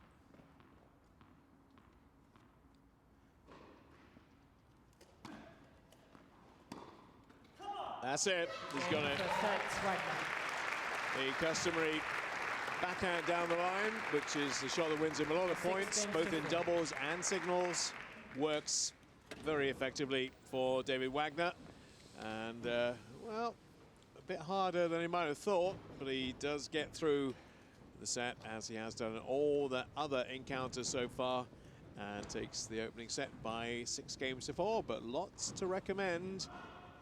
Ite Enrenlib from the first set, and here's a point he lost, but he really worked hard to stay in it, and that's the one that Wagner looked like he was going to win it, well, yeah, 3 times in the end. Nice block return. Enrenlib did his topspin forehand back to Wagner. They're hitting each other, and this is where Wagner starts stretching Enrenlib, pulling the strings. Great reach and get there. And Wagner came in, hit it the other side. Another great reach. Took his wheel off the ground. But Wagner was already in the court, waiting for the short ball to pop it back across court. Yeah, and there is a good hairdressers around the corner, actually. I knew you couldn't resist it. I'm amazed you haven't come with your own scissors, to be honest. Sitting having lunch with him yesterday, actually, and we were talking about chairs and trikes and all sorts. Hair? And yeah, well, hair. Obviously you can't have a conversation about hair. No, but he's got a lot more than me. And you can see David, he often puts water across the top of his head, because he's a tetra, he's a quad. Doesn't sweat so much, so he uses the water to cool himself down. Well, obviously the conditions are fairly well controlled in here. No sun, no wind, no exterior forces. Which is when we play on a lot of the hot continents. You have to be careful with the quads, because the heat does affect. That's why we had the heat rule in Rio, wasn't it? Yeah, absolutely. That was the doubles final. The Set, Brits versus Israel in the bronze medal playoff. It was about 4.5 hours. The longest Paralympic doubles match, I think. Yes, went on for a long, long time. Some very long rallies, as I recall. We came away with the bronze medal. Well done, Lapthorne and Burdekin. See Andy later. Oh, yes, he likes that lob. Well, his grip of his racket allows him, because it's such a weird grip, it allows him, look, just to get up under it and use his wrist. And David sort of watched that and went, yeah, okay, you can have that one. I don't like it, but you can have it. Wow. Making a few rudimentary errors here, a few mistakes. Even though he's got the first set pouched, you know, it's still not done yet, and he knows that. This man's shown enough fortitude so far, enough invention. He is going to cause him problems.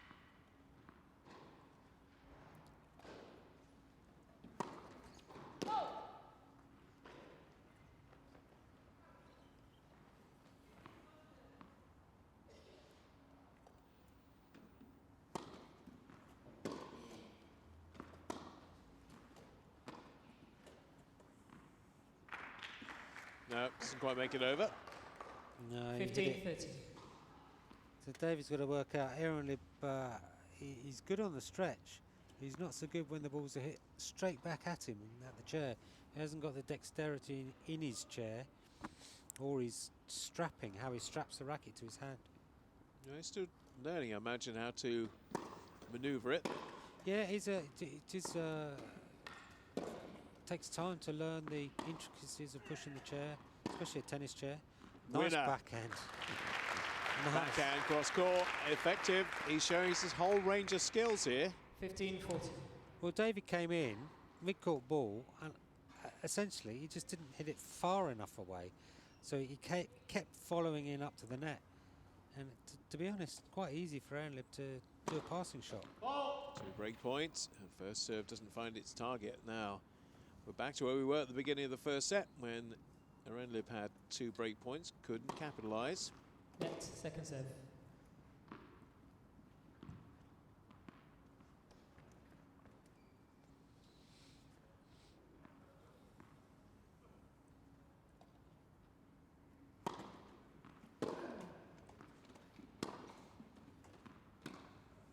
Look at the lob again. Oh, it's effective. He ain't getting there. Or he is getting there just. Can't keep it in play, though. It is. Did that land in court? I thought that was in. First game, second set. No, Oh. it's wide. Okay. So Aaron Lib breaks the serve. And the opening game of the second set goes to Israel. It was close, but that lob is so effective. As long as he doesn't overuse it. Well, at the end of the day, though, David's coming in. Look, he's coming in here. He stays in. He actually sees the lob going up, and he's still sat there looking at it. And then he thinks, oh, I better chase it. I mean, good get, but just went wide of the... That looked in. That was well in, actually, wasn't it? So, that was actually well in. I don't know why that was given out. You're allowed to... That's not even on the line. Oh, unless it hit the roof. It might have hit the roof. Okay. Yeah, if it hit the roof, then obviously that's ball out of play. Okay. Well, we'll go back to that maybe at the end of this game. It can only be that. Because it actually landed well inside the sideline, didn't it? No, the roof's pretty high in here as well, close. actually. Yeah, no, we have had, in the women's game, we had the ball hit the roof. Oh, that doesn't surprise me. Enough now. Enough. Was that on one of the girls' ball tosses? They had about 16 goes, didn't they? Oh, okay. 15 all. Maybe they'll bring a roll in that you're only allowed to throw it out 4 times. Get the nurse in quick. Well, it'll be interesting to see a replay of that previous point to see what... yeah. Just trying to work out exactly why, unless they didn't think he got it on the second bounce. That's all I can think. Good return by Wagner. Yeah, Aaron Lib needs to back it up, of course. Got the break, but that break is not confirmed until you've actually done your duty at the other end. And Wagner already has got a couple of little indentations into the Aaron Lib serve.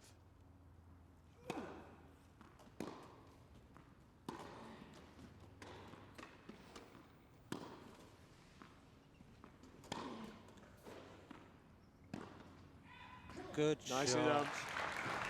Back behind That's what he can do, and that's what he will do in those circumstances. 15-40. So 2 points against the Wagner serve, followed by 2 points against the Aaron Lib serve. So that break is not confirmed yet, or anywhere near yet. Neither of them are being particularly aggressive at the moment, though, I have to say. And I am thinking if one of them was, they'd actually, like that, pick up more So points. we're back to 1-1. Let's revisit that controversial point where the ball looked to be inside the sideline. Go on, Pete, take us through it. Yeah, so Wagner hits it back to Aaron Lib, and Aaron Lib hoists this lob. Wagner sits and watches it, and then decides, right, I'm pushing 1, 2, gets it. Oh, I think it did hit the roof, because that's it. It's in on the sideline. So Aaron Lib basically has taken the point, so it's got to have... It hit the rafter. Yeah, OK. We missed that. Quite hard to see from this camera angle. I mean, either way, the point stands. Oh, what a return. Was that in? Yes, it was in. I believe it was. Wow. Love 15. He's picking up his pace. He's got good chair pushing his speed right on the baseline. See, Wagner keeps coming over the baseline and is not really being very effective. Well, I think he keeps thinking it's going to go long. Yeah, well, he's got to sit further back. Good serve, though. Put a bit more pace on it. 15 all. Took Aaron Libb by surprise.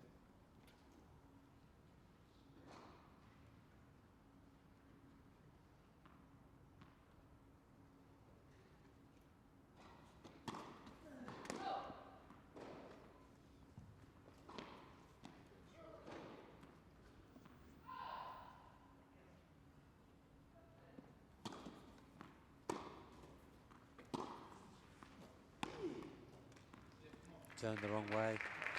Well, big come on from Wagner. 30, He's not 15. playing as well as he thinks he can at the moment, and we know he can play better than this.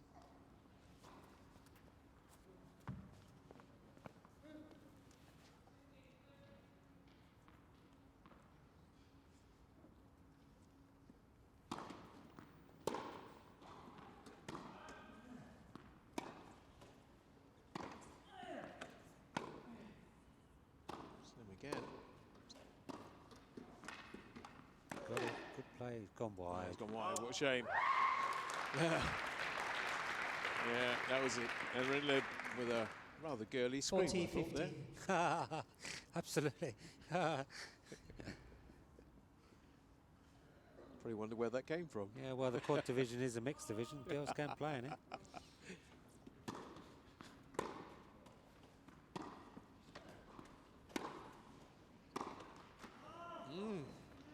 Unforced error from Wagner.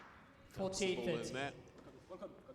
Yeah, over the years, though, David does do that. He does fall on those out of volleys. It was often Not a tactic. good around the net, is he? He's much Yeah. happier He being a needs- bit further back. Yeah. I'd be telling Aaron Libb to, if we were allowed on court, to say, just press him more. Good shot. Got him again, right in the corner. Do you know, you can make a really nice show reel of Deuce. what Emre Lib's done in this match and just say, look, how good do you think this player could potentially Yeah. be? And he's got so many tools there. He does. I mean, he's pretty quick in the chair. He's got good balance. Got a good Yeah. head. He's got to make those return. Advantage, You've got to make Wagner. the return. You've got to make the serve play again. And actually, the best reply would be to block it out the sidelines, away from down the lines, away from the server, to make them push. That's gone straight back to the server. Go down the lines, then it'll go cross court. Game, Wagner. Yeah, you've played Wagner enough to know exactly what his game strategy is. And it worked Wagner very leads 2 effectively in that games to game. Emerges without too much collateral damage. Yeah, 2-1 in front. and if you put a bit more pace on the ball as well, it gives David less time. So David's really just strolling along. Good placement on his serve. Hit it back behind the player. And then forehand cross court. Good Yeah, placement. that was, yeah, it was all about placement and no power there, wasn't it? Yeah. You know, didn't have to force it. Yeah. Just put it in the right position. Not looking overly He's concerned not about worried. life. No, he's looking at his coach and going, yeah, that's fine. Aaron Libb is the one who's got to change. He's got to actually make Wagner do something different. So the most effective shot at the moment is his high topspin return to the corner. And that actually is, and that's how Lapthorne beats David, because Time. Andy Lapthorne has got a great topspin game. He's also left-handed. And when Andy's on his game, he can take Wagner apart. Well, it's funny, this is a bit more of a chore than perhaps he otherwise would do. Well, maybe knew that Aaron Lib's in decent form, having encountered him earlier in the week when it went 5-2. Well, he set in the first set, but yet to break the back of the Aaron Lib serve yet.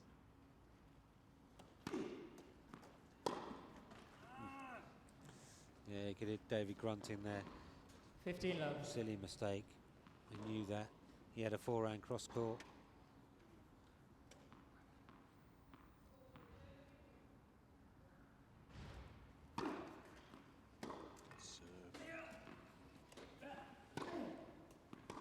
Sure he didn't go behind him there. Yeah, he should have put it away. Now got himself in deep trouble. Got it back. Well done. Oh, Not unlucky. quite. Wrong option though, wasn't it? Yeah. 15 all. You got Wagner going one way. Sure he put the ball to where he's not. Well, yeah, or actually put the ball in the space, quite simply, because you can elicit a short reply, and then you come in and put the ball away. Impressed by his serve though. He's getting He's a doing few okay. Ks behind this.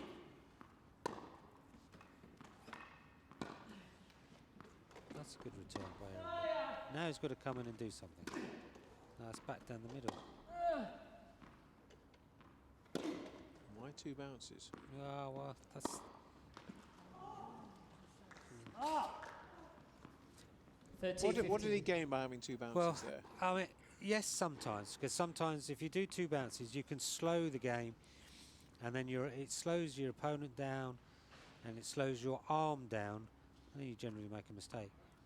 But on this surface, I'd be expecting them to shorten the points as much as possible.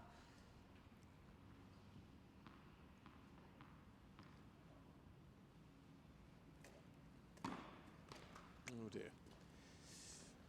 Double 30 when he all. didn't really need it. Well, you ever need a double, but that's not a good time. 4th double fault for the Israeli.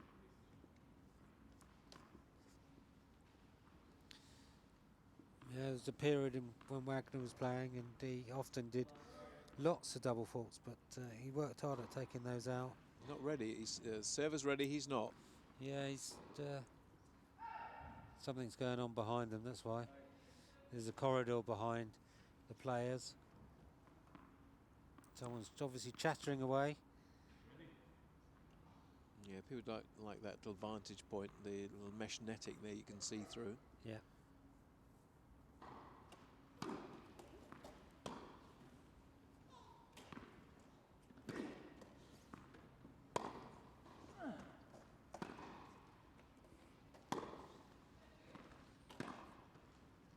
Lobbed him. Gone on this time.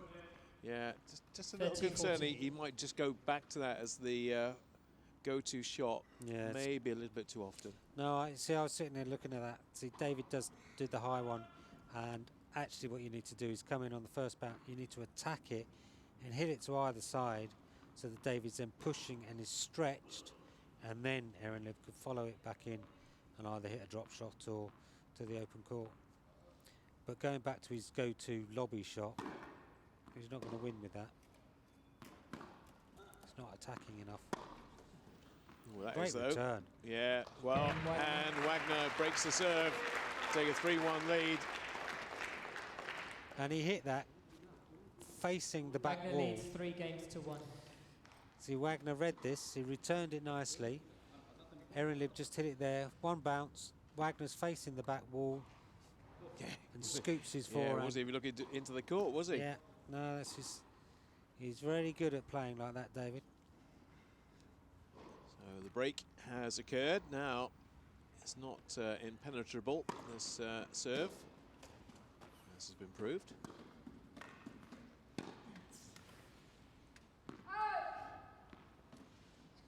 Ni 15 love. Nice solid shot by David out down to the corner. By the way, you don't get a tan like that from being in Stratford, do you? No, David spends most of his year. California. Yeah. On the courts. Great shot.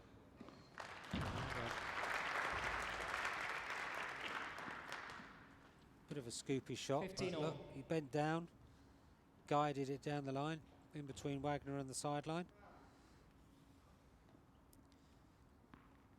If Aaron Liv doesn't stay close in this game, or even gets this game, we can kiss goodbye this set, this title. We ain't going to get to that. Died on the surface. Yeah, see, 30, look, David's 50. Wagner's taken control. It's all at Wagner's pace. It's how fast David wants to play, how fast he wants to play the shot, and that's what Aaron Liv's got to break. Got a second serve to look at here. But again, he's got to Try and work out the balance of risk and reward in terms of attacking it. Here he comes. Oh, nice idea. To be fair, you can't fault him for that, just the execution. Yeah, he tried. And it would have been a winner if it just dropped in on the sideline.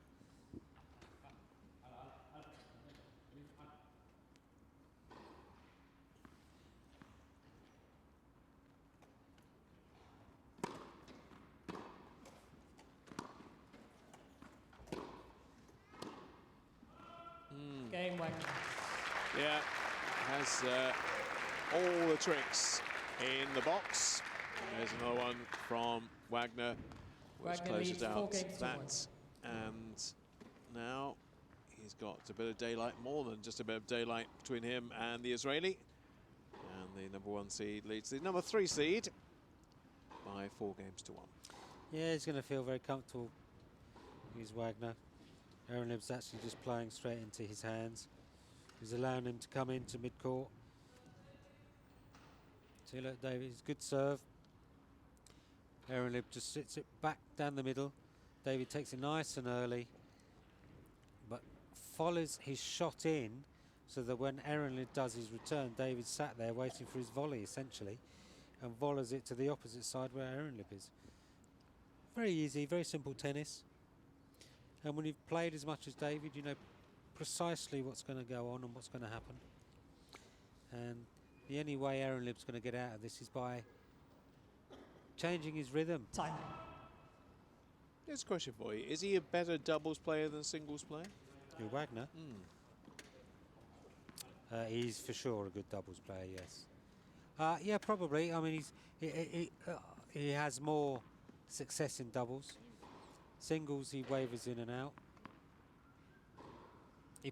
In my mind, he plays too much tennis, to be honest. He plays a lot of tournaments, but each to their own. I'll put that away. Does. 15 love.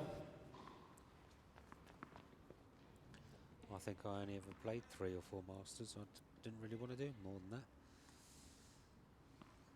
It's kind of have suitcase will travel for David Wagner. Yeah, well, you know, otherwise you're away most of the year, and well, especially with the family, it gets a bit. Well, it becomes hard work. Great fun when you're young, though. 15 all. Great fun. Which Travel the world. Which he's not, of course. 42, one of the older players on the circuit these days. That you've got. Wheelchair tennis you can play to any age, really.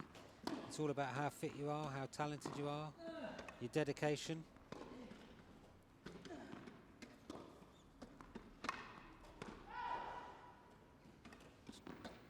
Oh! What? He missed it. What happened there, David Wagner? Completely misjudged the bounce. 15. And someone shouted out. Someone shouted out. I think it came from the adjoining court, actually. Yeah. And I think that threw David, and he missed the bounce totally. Yeah. How embarrassing. I used to hate that. I think he's trying to suppress a smile there. Yeah. Oh, what happens to the best of us? Still too deep for my liking. Yeah. I'll tell Nimrod. His coach has got to be telling him that, surely. Great. Because that's what happens is you have no chance of getting that back. No. It's a great return. It's a great return. 30 all. For a backhand slice down the line with a bit of side on it. Nice. But he's not even up to the baseline by the time that ball comes back. Yeah, he hasn't got a hope in hell of getting anywhere close. He needs to be another metre up there. Pressure again on the serve, 30 all. He also wouldn't miss so many serves because he'd be that bit closer.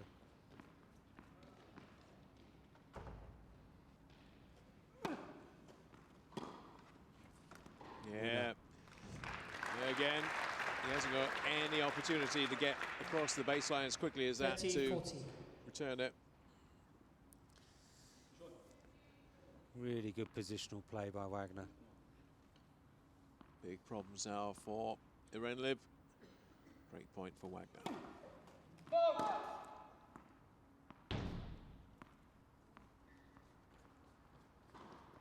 Wagner ready now for the kill.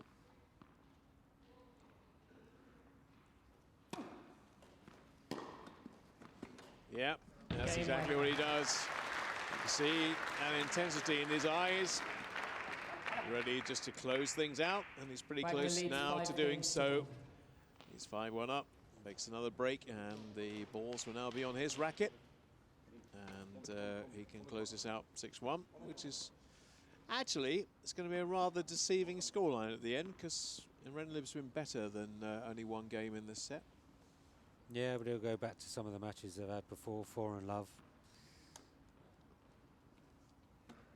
Yeah, I have to say, I expected perhaps a little bit more, but... He's toying with it now. Yeah. Give Aaron Lib another year, another 18 months, and because it takes a long time to create a wheelchair tennis player. There's a lot of factors you've got to learn, you know, the chair, the strapping, how to read your opponent's chair, because that also gives you clues as to where the ball's going, depending on which way the chair's facing, and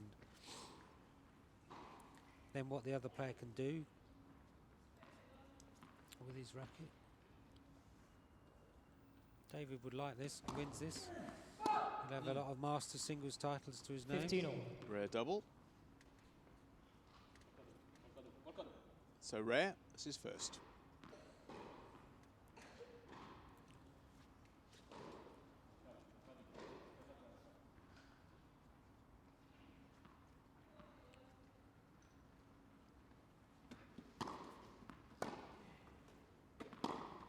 Oh, great shot there. Yeah.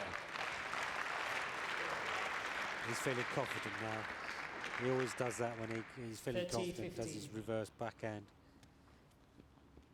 Very effective shot.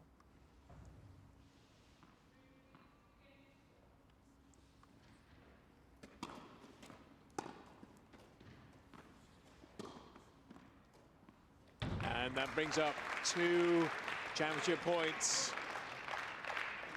40-15. Fairly extended first set, not so the second. Wagner has taken control and is now on the verge of back-to-back titles. Net first serve.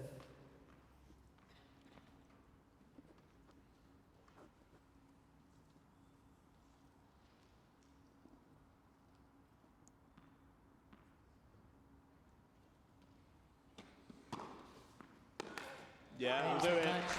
Great serve to finish. Unreturnable for Ite Irenlib, and for the 9th time, David Wagner is the Masters champion in quad singles. He's defended his title from last year. He was put through the ringer a bit, certainly in that first set, 6-4, but emerges victorious in the second by 6-1.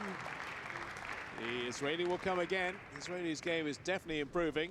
Maybe if they meet up next year, it might be a different story, but he's yet to take a set of David Wagner. And pretty comprehensive in the end, scoreline suggests. Maybe Renlib was better than the 6-1 scoreline in the second suggest, but as it turns out, David Wagner, the world number 2, is successful once again. Let's hear what Renlib has to say about making the final and being the runners-up this year. Well, let's grab a word then with our runner-up, Ite Renlib. Ite, commiserations, a tough competitor today. Yes, a tough competitor. He deserved to win. Congratulations to David, and I did my best, and that's what was. A great journey for you this week. You must have been over the moon to reach the final, a great achievement. Yes, for me, it's a great week. I improved, and I saw my results this week, and I'm happy with this. Ladies and gentlemen, you're runner-up. Please give a massive round of applause. Ite Renlib.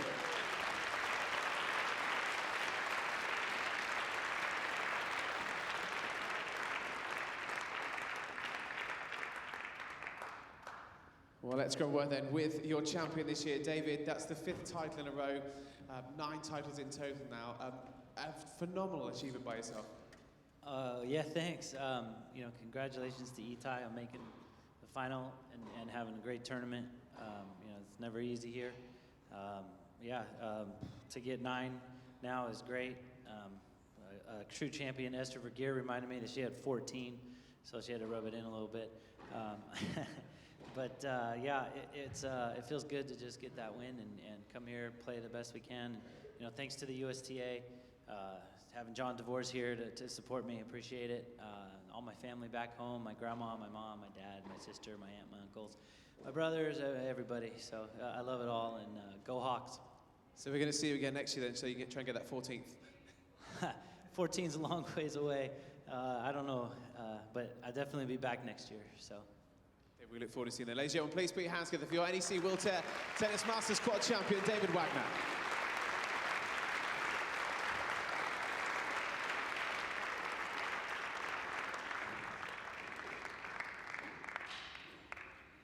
Well, ladies and gentlemen, please welcome your presentation party onto court for our men's quad final. Please welcome the NEC President and CEO of the NEC Europe, Masahiro Ikano, Chairman of the Tennis Foundation, Jonathan Lane, and Senior Executive Director of the International Tennis Federation, Chris Dent.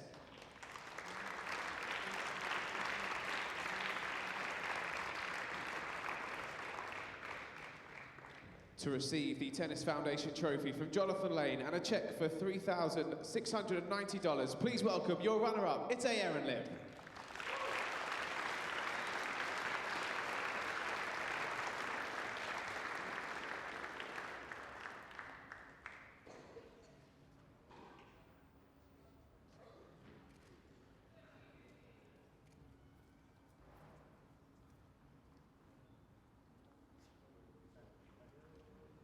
Ladies and gentlemen, one more time, please show your appreciation for Ite Ehrenlib.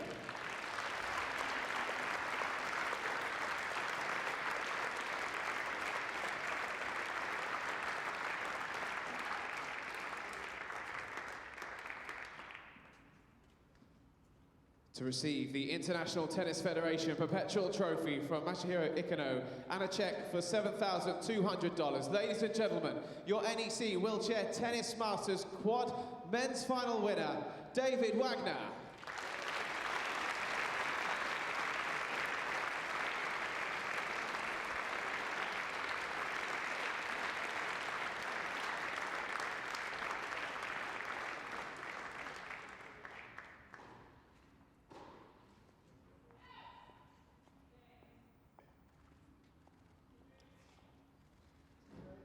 Ladies and gentlemen, please put your hands together for David Wagner.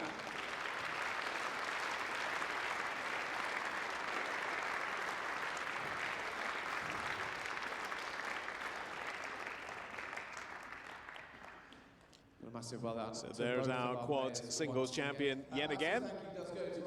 Retained his title last year, as indeed all the singles titles holders did today. Men's, women's and quads. All of those titles from 2015 have been replicated in 2016. Right, we have a little added bonus for you coming up. We're going to have the third and fourth place playoff between Andy Lapthorne and Kyu Sean Kim. I'm sure there will be a lot of local support from Andy.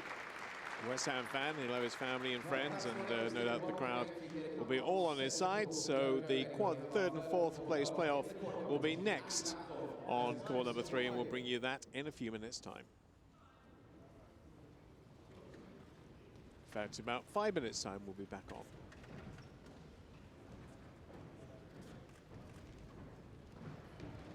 Wait, I want the ball kid.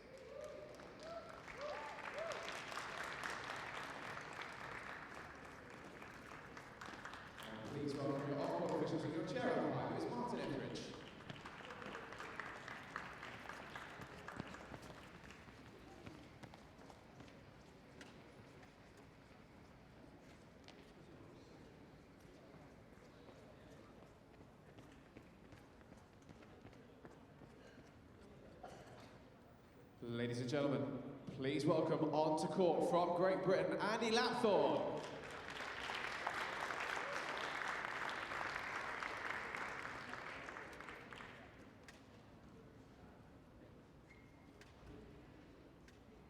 And his opponent from Korea, please welcome Kyu-Seong Kim.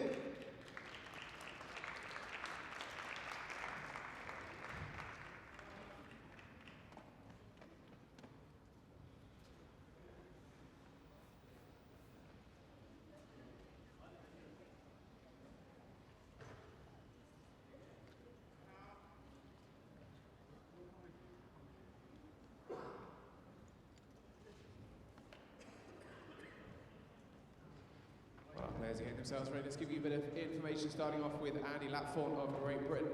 Twice runner-up here, world number 4. Andy's reached 6 finals in 2016, including runner-up in the Sydney International Super Series, a 2-time ITF2 Series winner. He also picked up the silver medal in Rio at the 2016 Paralympic Games. Has beaten today's opponent in the group stages here at the competition on Thursday with a 6-2, 6-2 victory. His opponent, Kyu-Seong Kim from Korea. Well, Kim is making his NEC Masters debut this year, current world number 6, 5 titles in 2016 for him, including the ITF1 Series Korea Open, which was among 3 titles for him. He's currently world number 6. Ladies and gentlemen, please show your appreciation for both of our players, Andy Lapthorne and Kyu-Seong Kim.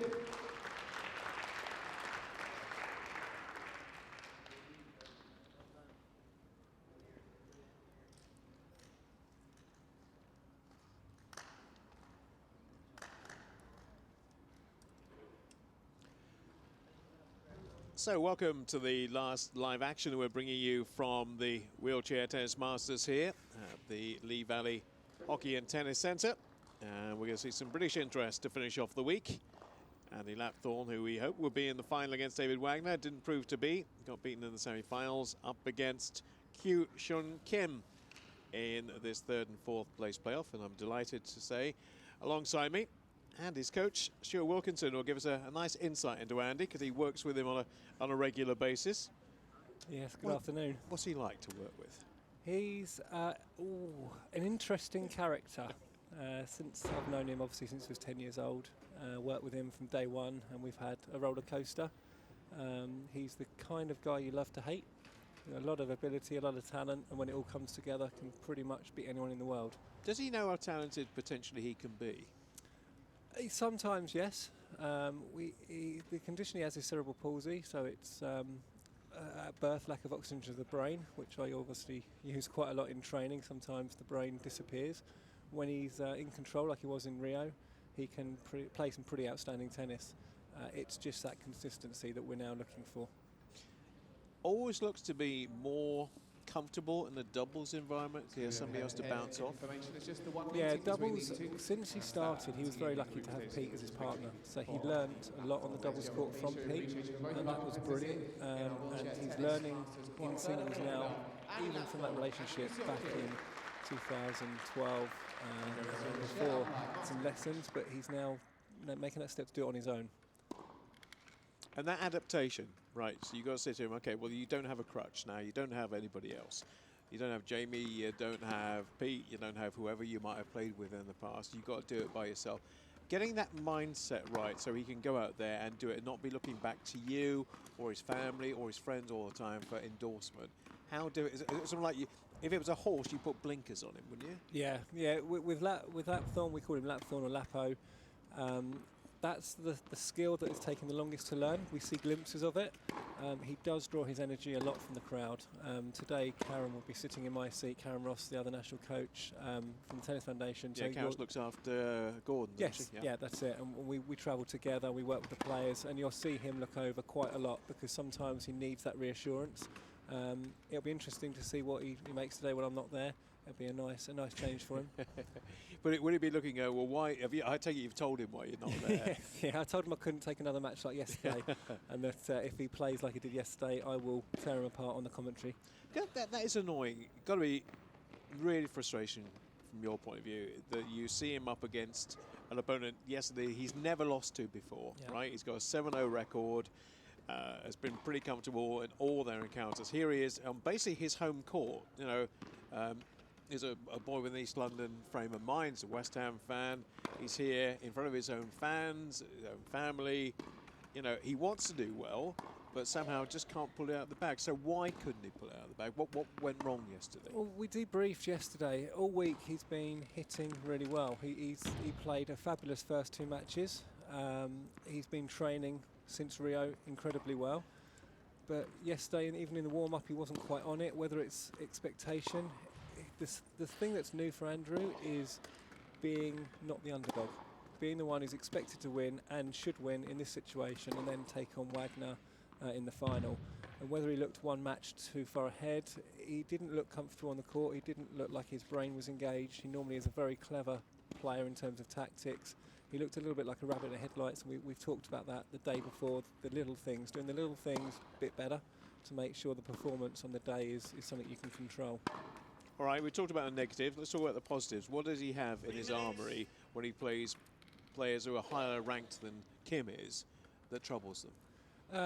Lapthorne's big weapon is the topspin forehand. He sets up a lot of the balls on the high backhand cross court. He likes to pin the player in the backhand area and then open up the court down the line. Something we've been working on recently, which we saw earlier in the week, is moving forward, putting the volleys away, using that high heavy topspin. A little bit tougher on these courts because they are fast, but it's good enough for him to dominate an opponent like this. Interesting with quad players that they feel comfortable with the baseline. They like to play deep. They like to play either behind the baseline or on the baseline. Getting them to come into the service box is quite a challenge. Yeah, with most quads it's mobility in link with disability, but with Andrew he is very quick. And for Andrew personally, it's the confidence to make that first volley. You see it in Wagner. Wagner does it so well. When Wagner's on top of his game, that first volley doesn't come back. And that is the thing that we're working on ahead of 2017. Is commanding the mid-court ball. Normally, Lapo likes to let the ball bounce, maybe twice, let the player commit and roll it the other side. And we've been working recently on being a little bit more aggressive because the game is evolving. Every month it evolves. Why did they play Kim too many times, will he? No, we actually played in Doubles Masters a few weeks ago, and we've seen the name on the entry sheet. A couple of people pulled out and he got in. And when we turned up, we hadn't seen him before. There's a couple of players with the same surname that we thought it could be, so we obviously knew he was coming to singles masters, so we watched him, and he's actually got quite a tricky serve. Although it's only underarm, because the pace drops down, you have to commit inside the baseline and make a good commitment down the line or short angle cross court. And if you're not feeling confident, you're not quite striking it, it can come back. Is that because the ball's coming up at eye line level, not coming up at body level? Yeah, the ball's rising, so you move up to the court, but then because it's an underarm serve, it hasn't got the pace of an overarm serve, it then suddenly drops. Right. So you've got to be taking it on the top of the bounce, and it's easy to say that, but if there's a little hesitation in your movement or a little doubt in your mind, you end up having to hit up the back of the ball, which lets Kim have that first strike. Let's see the man in charge of this match. There's our umpire, Martin Etheridge. And of course, it again is 3 sets, or potentially 3 sets, or tie-break sets between these two. Now, how up for this is Andy? Because you always think 3rd and 4th place playoff. Is there much motivation? In the past, there wouldn't have been, to be honest. Today, it's about putting on a performance that he can be proud of, as opposed to winning 3rd or 4th. The big aim this week was to consolidate his Aussie Open place. He was coming in the week ranked 4. Because Lucas isn't here and he's got through to semis, his points will actually add up to making sure he's 3 in the world, which gets him to the Aussie Open. So it's almost like his goal's achieved. And we had a chat just before he went out about actually demonstrating what he can do, what all the work he's put in the last few weeks, particularly in his game style, and demonstrating to the people watching that actually yesterday wasn't how he should play, and today is his chance to put it right. Okay, so what we're looking for from you is you to pinpoint the things that you've talked about that are working today and go, yeah, we talked about that yesterday, that's exactly what he's done, and you want him to kind of carry out your instructions in this, don't you? Yeah, I mean, he's quite strong-headed and he knows how to play these guys. The big warning that we spoke about this morning is not taking this match too easy. I mean, he beat him comfortably in the week, but Kim has actually got quite a lot to play for. He's never been here before. If he goes back to career as a 3rd place or bronze medal position, he'll be fighting, and Andrew needs to be on top of his game. He looks pretty relaxed looking at him at the moment. And you'd be able to tell, working with him on a day-to-day basis, when he's getting a bit het up, a bit fretful, a bit kind of not comfortable with things. We haven't started yet, of course. No. 6-2, 6-2. He beat Kim earlier in the week. Let's see whether he can either equal that or better it. Obviously, he can't beat him in more than 2 sets, but let's see whether he only drops 4 games in this. Andy Lapthorne with his eyes on, well, top 2, you'd think, in the world. He's not too far behind that, and that will be one of the ambitions for 2017. Kim will serve first.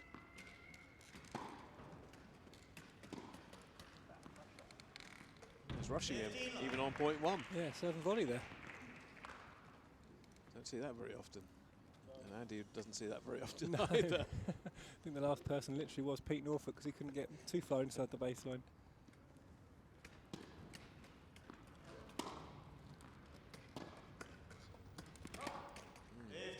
Goes long. Yeah, it's a different strategy and a different tactic to get used to, which might take a little while, maybe a couple of games, to say, okay, I've got to play a slightly different way here. Yeah, hopefully his eyes are open to that after the first 2 points. And also, because there's no speed on the serve, do you want him to be a bit more aggressive, to actually come in a bit more, a bit further into the court, perhaps? Yeah, we warmed up with me hitting this underarm serve. We looked at him starting off in his usual position, a couple of metres behind the baseline, hitting the long cross courts, but then to come inside the baseline and take the ball on the rise. Kim's gone long for the second time. So you're relatively new to the circuit, so there's not, when you're kind of doing your notes and preparation, you think, oh, actually, we don't know much about this boy, so we're going to have to kind of watch and learn and try and... We've watched him a lot this week. He's actually improved throughout the week as well. I don't think he's been in an environment like this before. And some players can thrive in that environment. And he did beat the other Brit, Anthony Cottrell, in this group. Yes. In straight sets, which was thoroughly disappointing. Yeah, we thought Anthony would have had that match. 5-all in that first set, it was close. Well, I was about to say that lob needed to be a bit deeper, but it still got the point. Yes, this is a little bit of a slow start from Lapo. I'd like him just to take a little bit more higher pace now, just to settle down. Kim's going to take his time.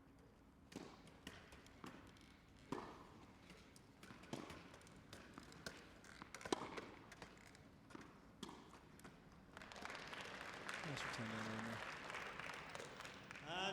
It's important when you're returning these type of serves to get that depth, so the server cannot come in and take that ball at shoulder height and put you under pressure. So early break chance here for Andy. And there it is. Just inside the baseline. That's the return he's looking for. Nice and solid. Well, if you have any nerves and any qualms about this, that should have hopefully put those to bed. And he's got the opening game on the board, and we'll have the ball on his racket now. Kim just going through the routine of what he should have done in that first game. Andy Lapthorne to serve. So it was 2-2 when they met earlier in the week. Net for serve. Andy was very quick with that serve. Kim does come from quite a long way back. Actually, in the last time, almost out of our picture. That's how far back he was. He likes the pace as well. We watched him a bit. He likes to feed off the pace of the server. So one of the things that Lapo should be trying today is a little bit more spin, a little bit more slice to make the ball work through the air and make Kim stretch a bit so he can't swing through the ball. Maybe shorter serves as well. Yeah, bring him forward. So in the quad game especially, it's like a little bit like chess. If you can get the short return or the short backswing return and punch it through, you can really take advantage of the server's pace. Yeah, yeah, very effective moon ball.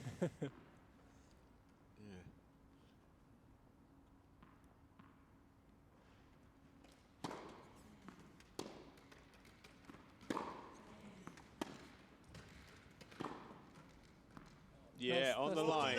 That's the play. That's what we've been looking at. Didn't give himself much margin for error on that shot, but it landed on the sideline. Yes. I'm pretty sure he would have been aiming about a metre inside the sideline, but we'll take that one. Yeah, plenty of room, but decided to take it right on the tape.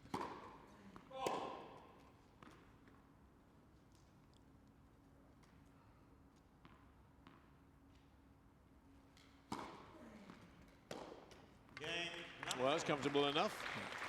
Early break, then you serve to Love. Lapthorne leads 2 games for Maybe Love. over relatively quickly. Yeah, we're hoping so. He's got a few things later that he needs to do in terms of planning his movements next week that we've had a chat about in terms of training and load. So I think he wants to get back home to his dad's. Just lives around the corner.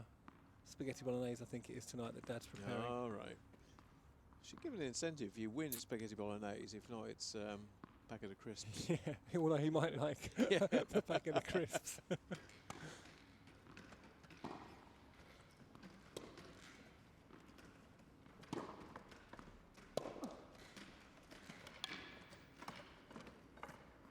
He's running him ragged, isn't he? Yeah, that's much more intensity in his full hand moving up the court. Love 50. Yeah, I think you'll enjoy watching this one back.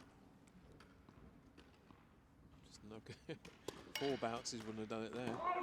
Obviously, I'm looking at the push away after the shot. I'd like him to make sure that that is a winner before he turns away. You're getting technical on us now. That's an interesting tactic. Love 30. He's given it quite a lot of loft. It's worked. Well, it's worked effectively on 2 points now. Why is he puffing his cheeks out? He's hardly dropped a point. He wants to be a perfectionist. And it's one of the things where we talk about a lot. Sometimes how the ball feels off your strings is not necessarily in relation to how the result of the ball is. So that might not have felt as good as what he liked, but the result was a high ball with a kick that Kim couldn't handle. 15-30. I think it's his first unforced error, really.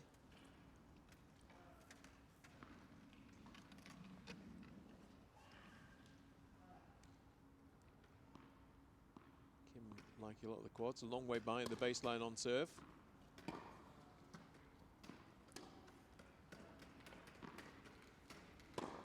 That's a full hand. Well, very interesting that he switched wings there, and I thought he was going to play on the other wing. I thought, no, I actually feel more comfortable doing that when switches round.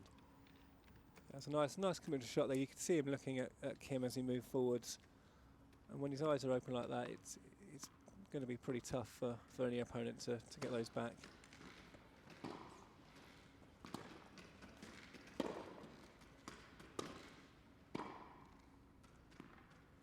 Well, if he plays that tempo, Kim is not going to get a look in. And Andy races into a 3-love lead. What do you think, Coach? I like that. That's the movement. We've done a lot last few weeks. After Rio, we looked back at all the matches. A fabulous semi-final win against David Wagner. We had the plan for that. Then there was the doubles bronze medal match with Jamie Burdekin that went on 4.5 hours, and it took a lot out of Andrew. The final against Dylan was the next day, and you've got to be physically 100% to beat Dylan, because Dylan is physically an incredible specimen in terms of... He's a beast, isn't he? Yeah, he? he is. He's strong, he's fast. So we need to bring something to Andrew's game, which is shortening the points, whether it's the bigger forehand inside out to move them off and then come up the court and hit the volley winner. But it is definitely moving up the court, because Andrew, in terms of cerebral palsy and the fatigue, he does fatigue quick. So we have to look at tactically what options can we do to win a few cheap points. One of the things we have done recently is increase the pace on his serve, and that's what we're looking at throughout this week in terms of our video analysis and stuff. Umpire wasn't ready. So it should be a first serve again. I don't think Kim's ready either.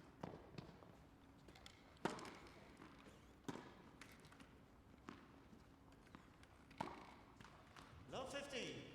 Yeah, lazy one, that one. No other way to call that one. Again, you know, I'm thinking, look at that, go, well, why don't you take that on one bounce?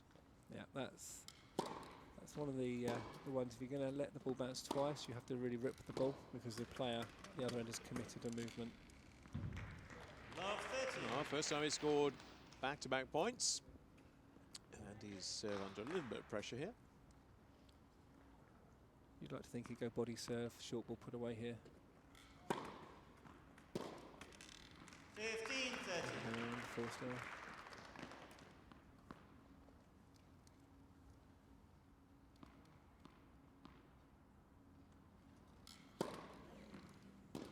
That's the body serve. Out of court now. Went back the other way. There should only be one rule in this rally. It's Lapthorn when it gets into more than three balls over. Just into that Kim went back to the side of the court where Andy already was, rather than using the expanse on the right-hand side as we're looking. But yeah, especially going back to Lapthorn's forehand, which is obviously his strength. Seems to be playing that forehand corner quite a lot. That's a good push. Tested him out, and a good finish. Great forehand into the corner. 40-30. Job done.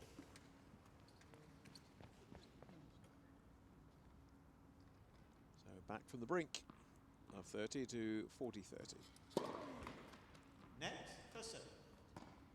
I think Andrew will be trying to hit that body serve again. He seems to be getting a little bit of joy off of that.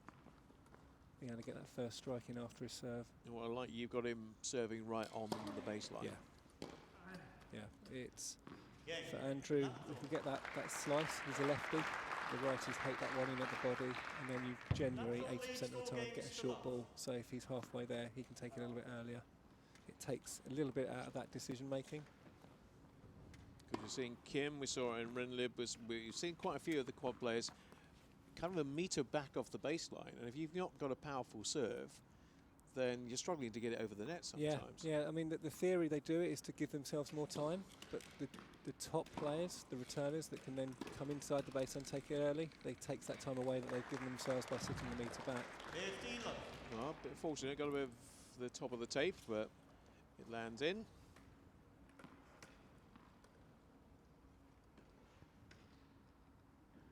Let's look how far back he is off the baseline compared to Andy on this.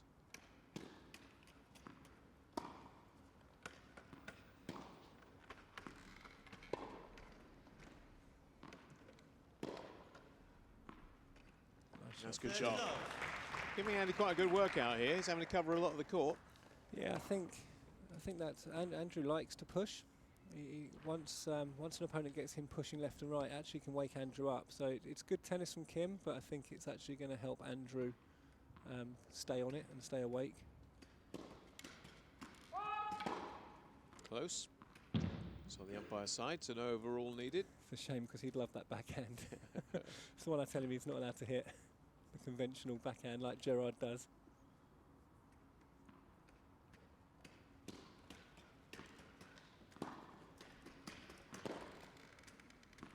Ooh. 30-50. Snuck in, but didn't.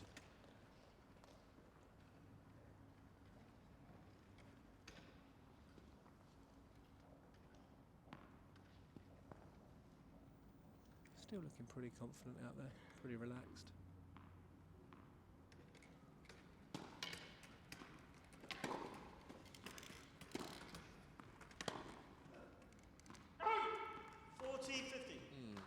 Slightly overcooked it. Right idea, though. Yeah, the space was there. I think it was a little bit late on him. That's why it's flung out to the right a bit. I'm surprised that Kim doesn't use the slice underarm serve, keeps it lower. It would give Andrew more problems, especially on the backhand side.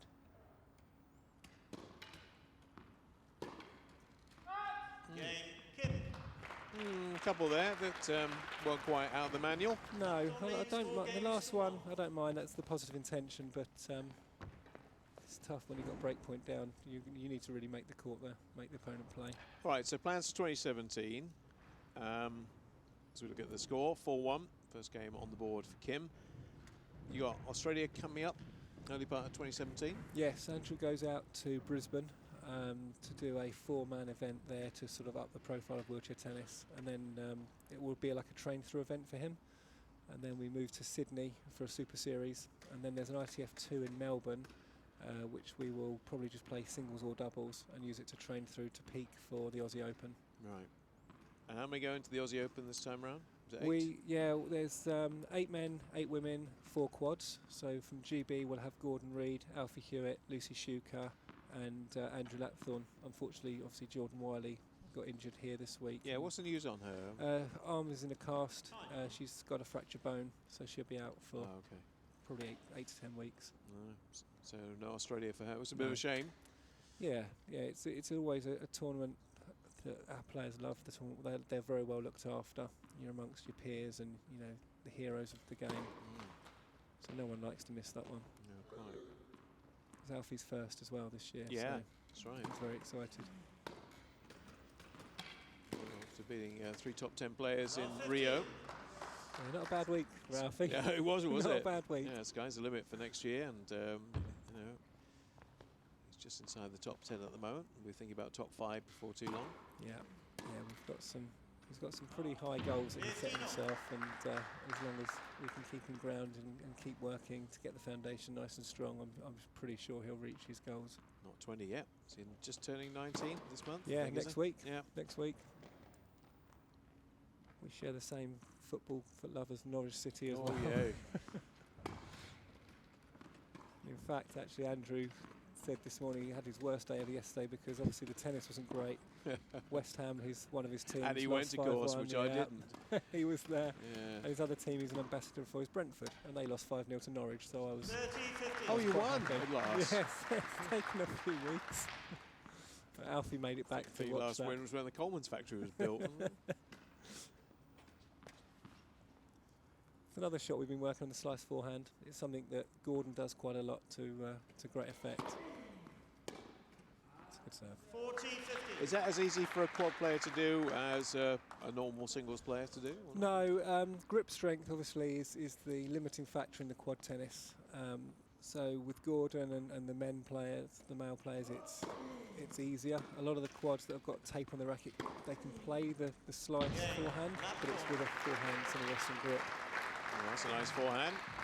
Put away that point and put away another game. Shouldn't be blowing too much. 5-1. Yeah, but with the quad, with Andrew, his grip, when you hold something quite tight, you can hold it tight for a couple of seconds, but then his grip loosens a bit. So technically, when we try and keep things as similar as possible with one grip, but if he does have to change his grip, he needs to twist it lightly and then grip on impact. So it's a little bit different to regular tennis players.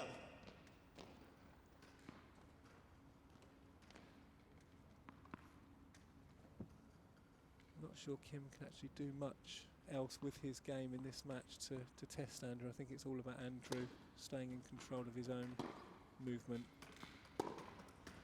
Keep the ball deep, so he keeps putting it wide or long. Yeah. So he drives him back on the baseline. Doesn't seem to have too many ideas. No, I don't think he's quite so happy about that call, but it was just wide. Not going to get an overrule here. At least he asked with a smile on his face. That's kind of the look of, you kidding? You're not getting that. Andrew would never be one to question No, the umpire. absolutely not. Certainly not with a smile on his face, anyway. That's a more effective serve. That's pretty much results in the point. That's a good one too, isn't it? That's the play you should be looking at to do pretty much every serve if I was coaching him. Yeah, drives Andy out on one wing, puts the ball on the other wing, can't get back in time. It was actually quite funny in practice this morning. Andrew and Kim have got the same racket, and Andrew had a broken racket in his bag, so we put it on the side. And as we'd finished our warm-up, Kim was coming on, and he picked up Andrew's broken racket as if he was going to start to play with it. So we were nice. Yeah. We did let him know. Yeah, good luck on that one, mate. Yeah. Probably good for a slice, but not much else. It's a nice depth from that form there. 30-40. Well, not quite in the blink of an eye, but pretty much a slightly extended version of a blink. Here we are at 40-30 on his serve, and one set point, actually 30-40 on the Kim serve. It's set point for Andy Lapthorne. Oh, just a bit long.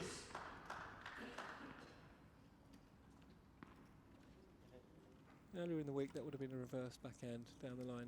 Yeah, and you've been tutting like mad, wouldn't you? Yeah. It's something we're working on, and it will come. Work in progress. Yeah.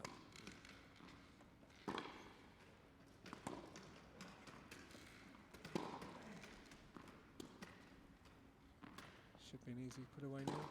Why is he?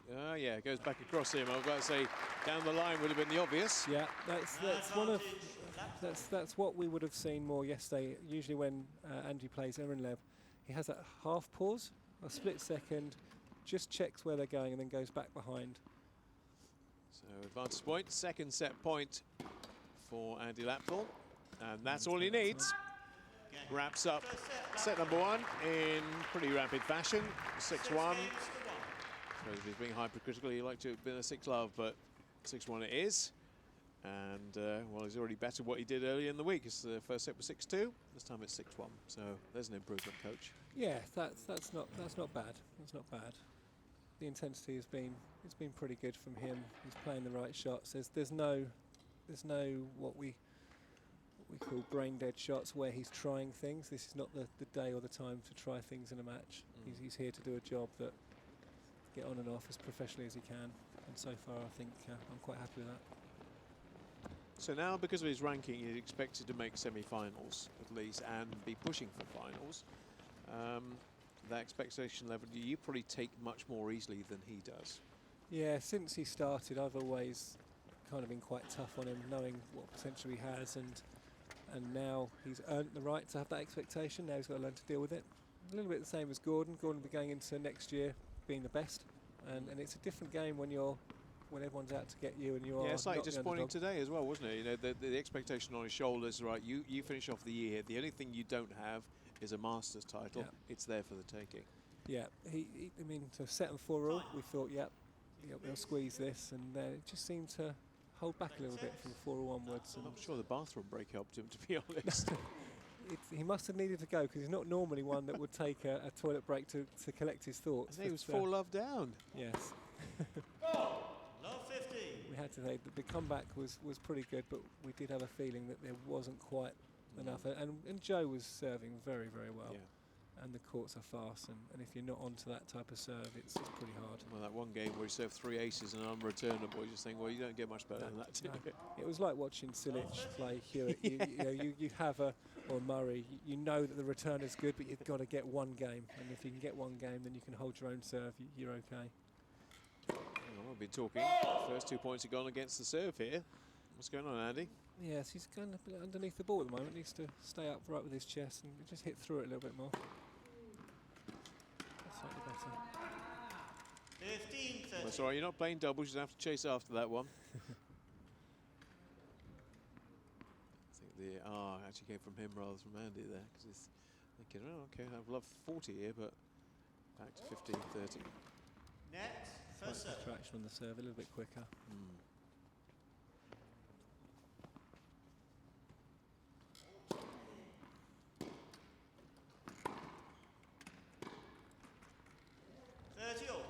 Go away with that one. Take that one. Yeah, I was thinking that. I thought, he's got all the court open to him here. He might be in trouble, but luckily for Andy's point of view, dumped it in the net, so we're back at 30 all.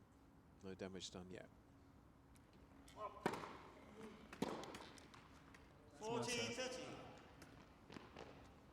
So we don't have a speed gun here. We have no idea what kind of speeds Andy's doing. What are you looking at as your optimum? Normally for Andrew, they're about between 76 and 84 miles an hour on the first serve.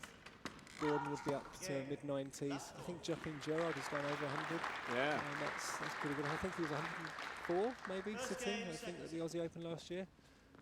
And that's pretty big numbers for players with no leg drive. Well, yeah, so just going back to the men's singles, I've got Gordon Reid down for, I think, a 147 in Rio, which equates to around about 100, isn't it? Yeah, Just over 100. yeah. Karen and Gordon, because Gordon's a lefty, the natural serve is that lefty swinger, but they've been working on the bigger serve. Again, shortening the points, getting the cheap points, the big T serve, and we have seen it, and we certainly saw it in Rio. I mean, and when you're feeling good, it's always easier, but it's something that he's been working on. And I don't know whether you saw his chair this week. Gordon was playing in a new chair for the first time. Ah, I didn't notice that, no. His normal chair got broken on the way back from his normal tennis chair, got broken on the way back from doubles masters, and they weren't able to replace it in time. Right. So he actually had a chair with a bucket. So Yes, no, yeah, we did notice that bit. yeah, so he literally had 4 days training in it and this competition. So that's pretty incredible performance, because it does throw your balance off, and but Gordon worked hard on it to get used to it in time for this. I'm thinking it could stay for 2017. Yeah, really, for the whole of it? I think so. I mean, there's been no. He's got to go back to the medical team. There was no. Boy, did he hit that? He obviously knew we weren't talking about him there. Yeah, come on, watch me. Don't talk about Gordon. Watch me. That's the forehand.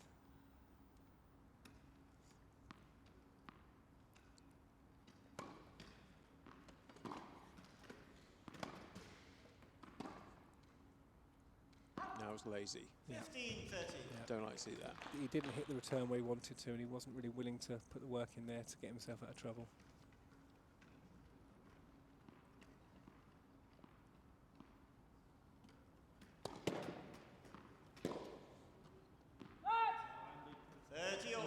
Oh, Andy, you heard him say it. Yeah.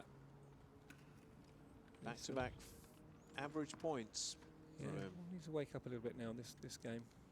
You don't really want him to get into a battle of 1-1, 2-1, 2-2. Just needs to close this game out.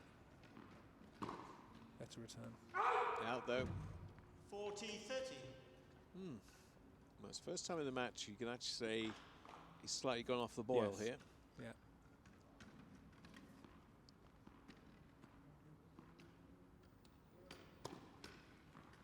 A nasty serve.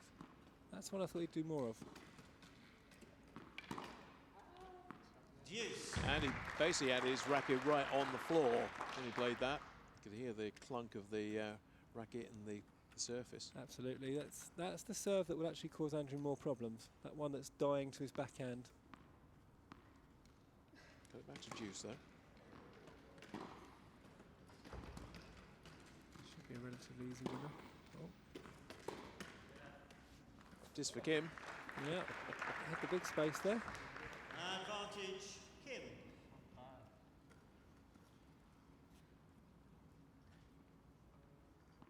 Just like him to start working a little bit more the chair now, getting the movement up, get the energy up.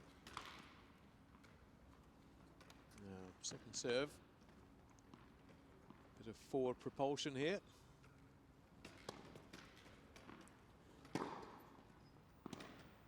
Better depth. Yeah. Deuce. Not much on that second serve, so you pretty much know you can attack it. Yeah. Yeah, they're there to be hit, those ones.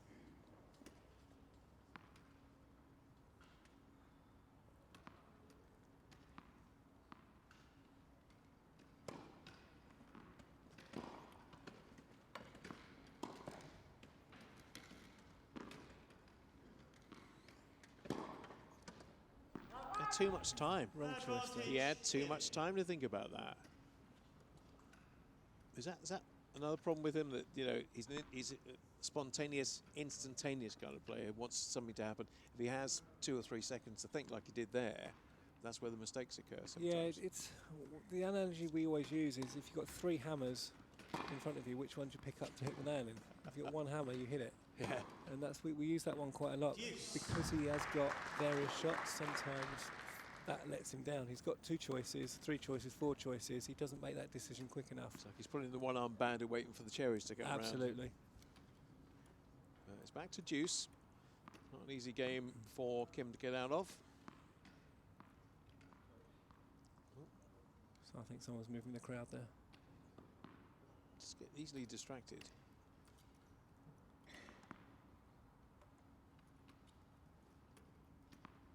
Not liking to use the ball boys this week. He's got the balls in his bag at the back of his chair.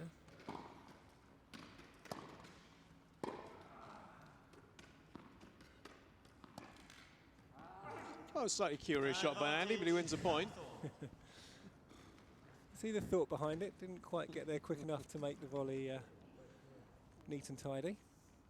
I think we might see a big return here. Yeah, I think he might. Is he going to race in? I would hope so. Eases in. Might lose a point, though. Does. Served it up on the plate. Yes. Attempted drop shot there. It's neither one thing or the other. It's a long game, this. Almost as long as the first set. These are those games that then you pretty much have to win these now, because someone like Kim can get a little bit more motivation if he scraps through this game. And just had a few chances to put him away. It's too deep there, surely. Yeah, he's... Well, he got wins away a with point, it. but yeah, well, got away with it, but the operative thing, because I'm thinking, hang on, how far back are you on that? But the man's not hitting the serve at a ridiculous velocity. No, it's a tactic he uses against Wagner. Wagner likes to come forwards, and he sits back, waits the second ball, and just launches it high. And that shot, unfortunately, wasn't neither launched or high.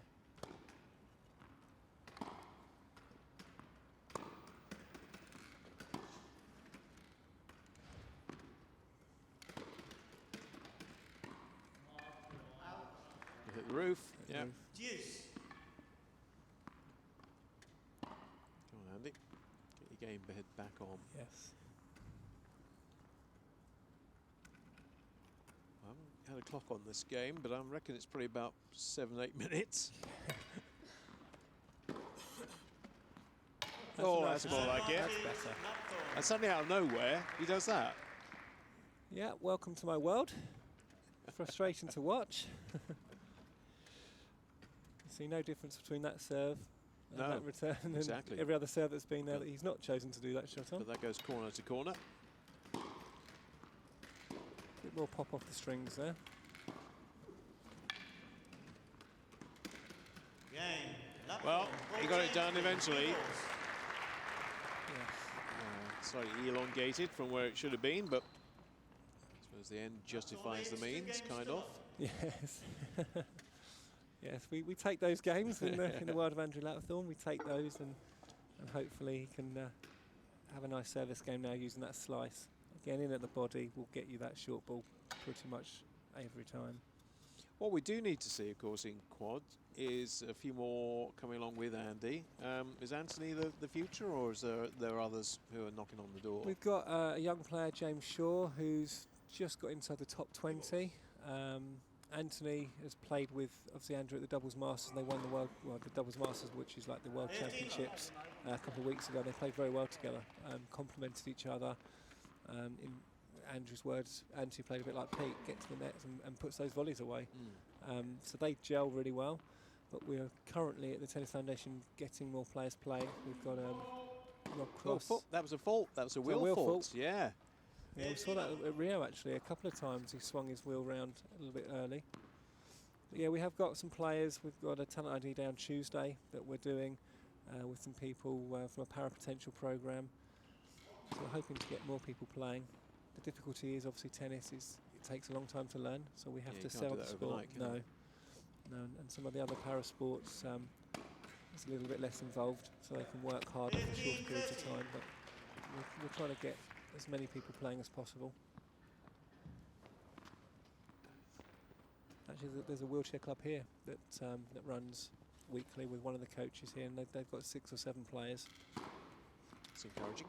Yeah, it's if we can get lots of pockets around the country playing, then hopefully they'll push our way up, and then we can get our hands on them and see what we can do. And Rio has to be a spur. 6 medals in Rio. People looking, thinking, well, we're pretty good at this. That has to be an inspiration for the next generation coming through. Yeah, I mean, we've got some really good role models now. Obviously, we've got Geordie, who's been around in the limelight of the social media and stuff for a while. But now Gordon has done what he's done. We've got Alfie coming through, no fear. Andrew's now sort of taken over the mantle that Pete left. So we've got pretty much something for everyone. We've just got to make sure that people see it. And there's more of it. And there's more of it, absolutely.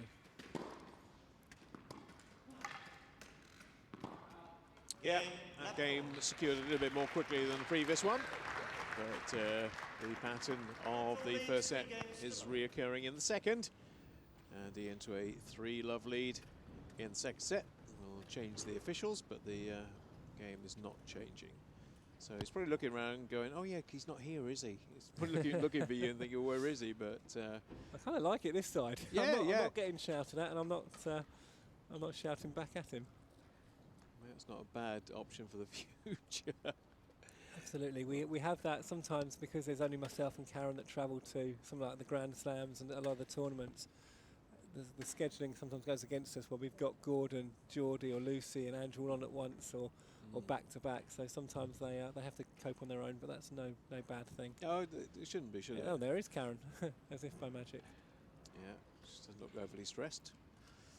Checking her phone. She's probably just messaging Gordon, making sure he's done physio, done massage.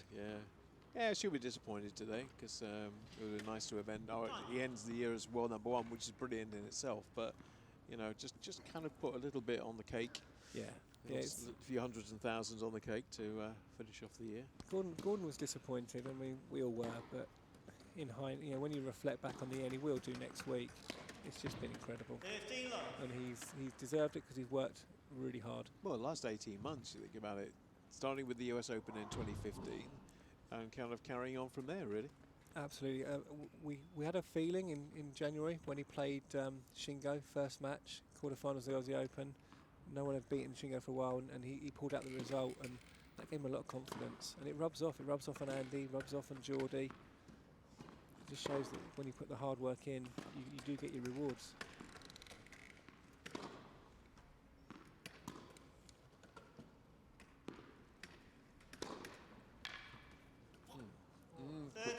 Careful. Yes. We heard that. He's not happy with that one. Talking of Shingo, is he done as a major force now? He's certainly... Gordon beat him. People looked at how Gordon beat him. Other people then beat him.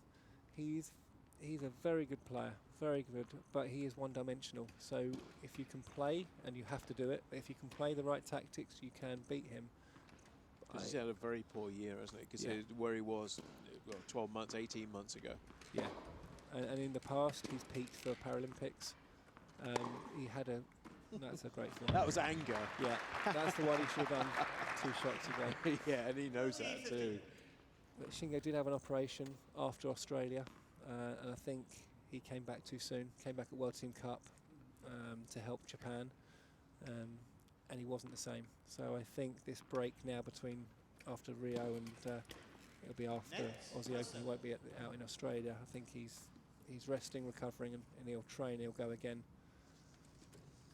But I don't think we'll see him dominate like he has before. I think what he will try and do is carry on until Tokyo and try and have one big tournament in Tokyo 2020.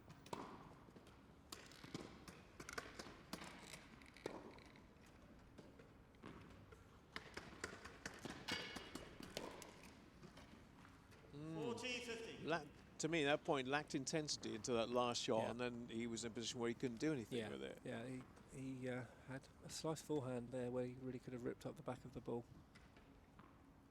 This is the danger time for Andy. Set and 3-love up, sometimes can switch off and then do that. Yeah.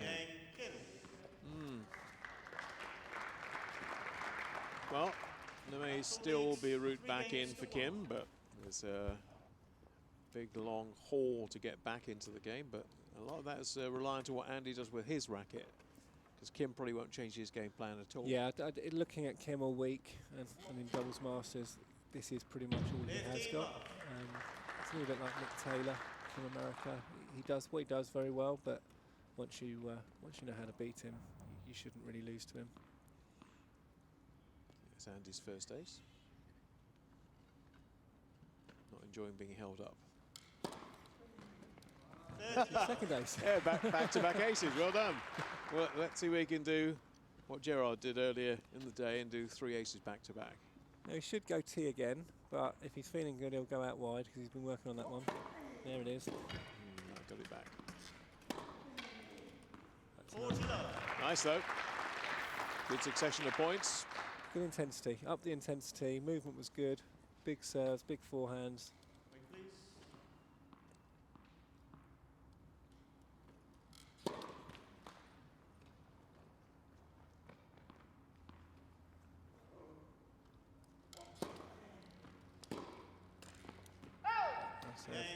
Well, again, that went in a flash.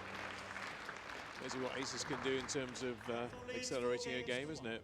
Yeah, that's what, again, we've talked about it with him. He's got the ability to do that, and I think he needs it physically and also mentally. You can get a few cheap points. We saw with Gerard earlier. It can change the pattern of a game. You can be love 40 down and hit 2 big serves, and then the pressure's back on the returner. Yeah, 4-1. The end may be in sight. Kim doesn't seem to have any answers at the moment. He's buried under there somewhere. Back on with the spec shortly after a little refreshment.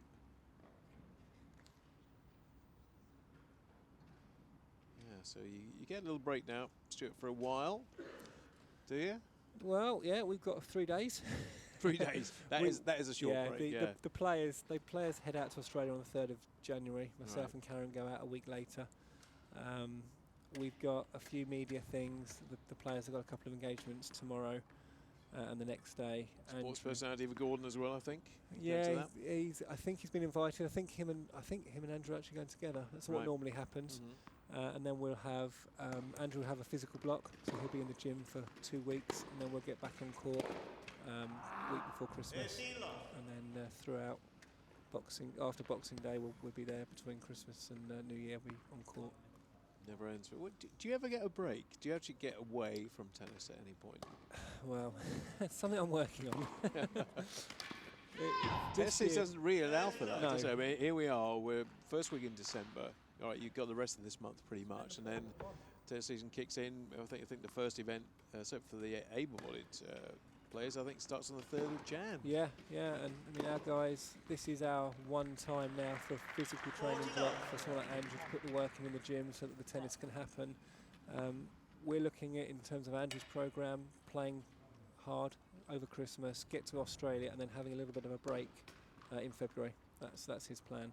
Interested to know what you do in the gym, because obviously there are limitations and restrictions on what you can do with people who are in wheelchairs. Yeah, we're very lucky. We have an S&C coach as our program. So Gordon's got his own one based in Scotland, but we have a national S&C. A lot of medical work. We do a lot of mobility on court, a lot of resisted pushing, pulling, some reaction stuff, and then he does bench presses. He does the weights. Anything that is accessible, they do, just like regular tennis players. Obviously, upper body upwards. Although Andrew will be the only player you see get out of his chair to have leg stretches by a physio in court sometimes, because his legs cramp up, which always throws people off. Yeah, because people think, oh, what's wrong with him then? Yes. Called the trainer for a leg issue at one time. I think it made the highlights of one of the comedy sketch shows around the Paralympics in 2012. Well, it happens with Stefan Houdet, who actually walks on court. You go, hang on, what's going on here? Yeah, that's for us. We love that, because when we go to army rehabilitation centres, they don't want to get in chairs. People don't want to get in chairs. We say, well, look at this guy. He walks on, and the chair is just a piece of equipment. It's not a disability sort of aiding thing. It just is. It's like your racket and your chair. That's how you play the game. That's how we try and sell it. Because obviously there's an advantage to having a full core in this game. The more of your upper body that works, the more we can put into each shot.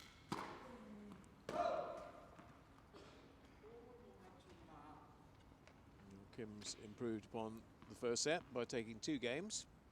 30 love. That was another reckless shot, to be honest.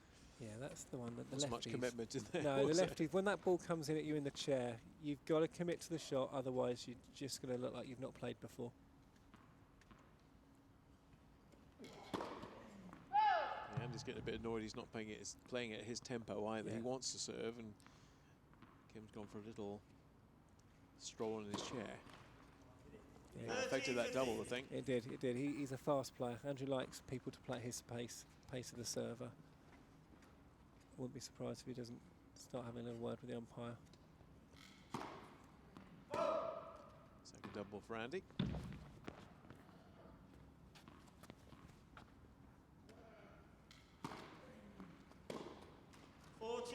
Yeah, it's that body serve. It's quite hard to deal with in the quad division.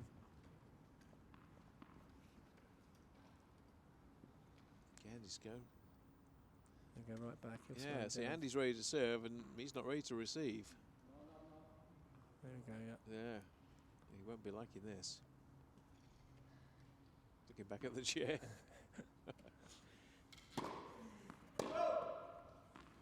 Oh, it's not a double again, but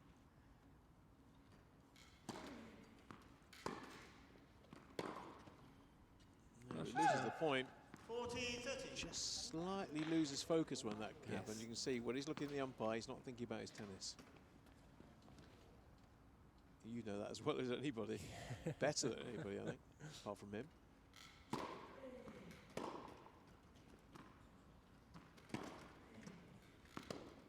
That's the second bounce. We just wait to see where Kim's committed. Yeah, and it's rare he takes a second bounce if he doesn't need to. Yeah.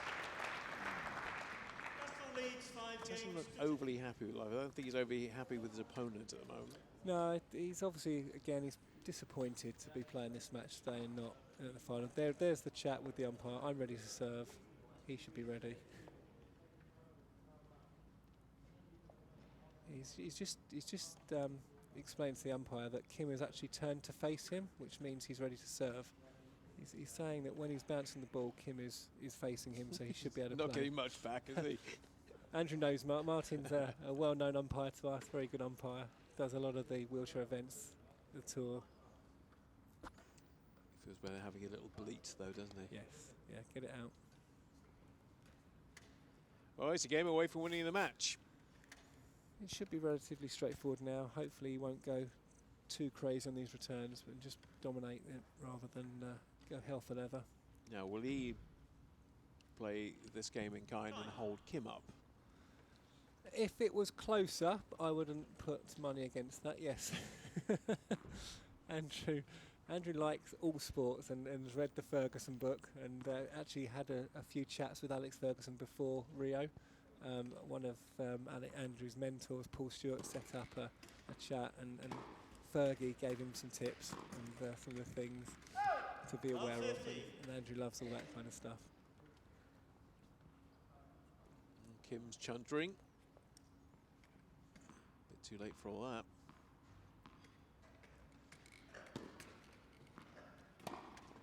That's a nice return. That's pretty simple stuff.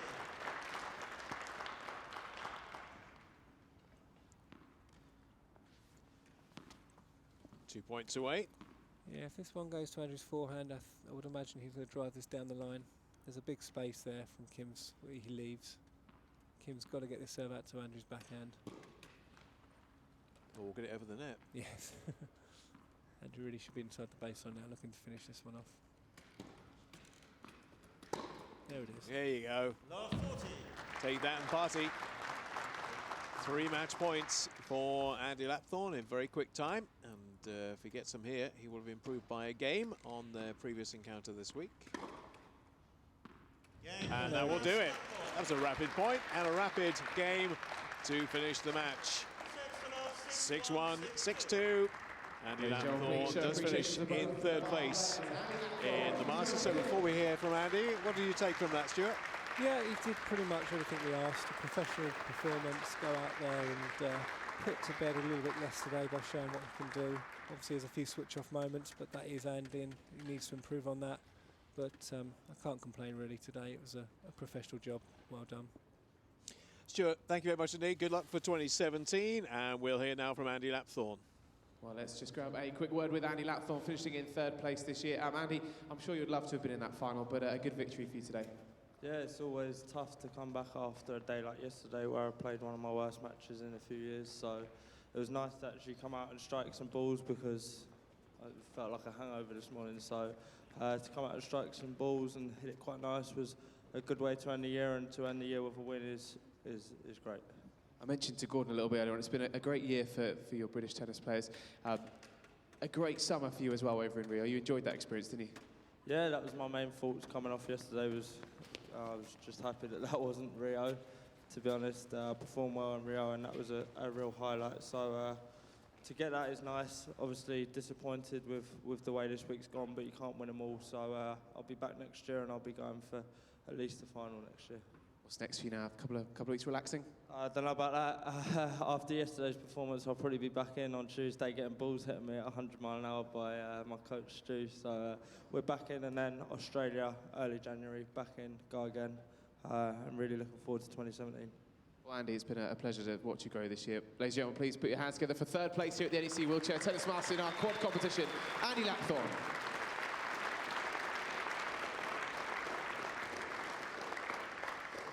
Well, ladies and gentlemen, we have a quick presentation for both of our players. Please welcome onto court the Executive Director of the Tennis Foundation, Jeff Newton.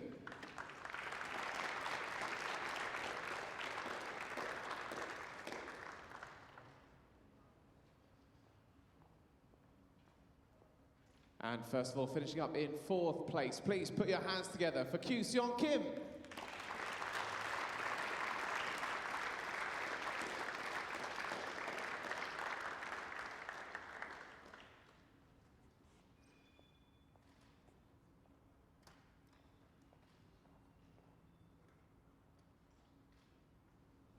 Ladies and gentlemen, Kyu Seong Kim.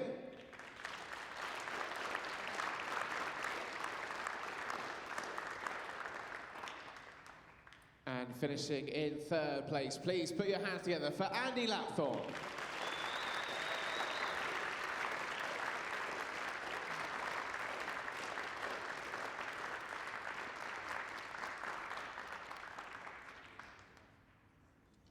Well, ladies and gentlemen, one final time for both of our players, Andy Lapthorne and Kyu Seong Kim. Well, ladies and gentlemen, boys and girls, that does conclude our action here for this week. Thank you so much for joining us today. And if you've joined us on several days, thank you so much for joining us for those as well. For one final time, massive round of applause for our ball crew, because they have been tremendous all week. They've come from schools right across the local area, so thank you so much for all their hard work and effort. Thank you very much to the Associated Tennis officials as well, AMTO, umpires and officials. Please give them a massive round of applause.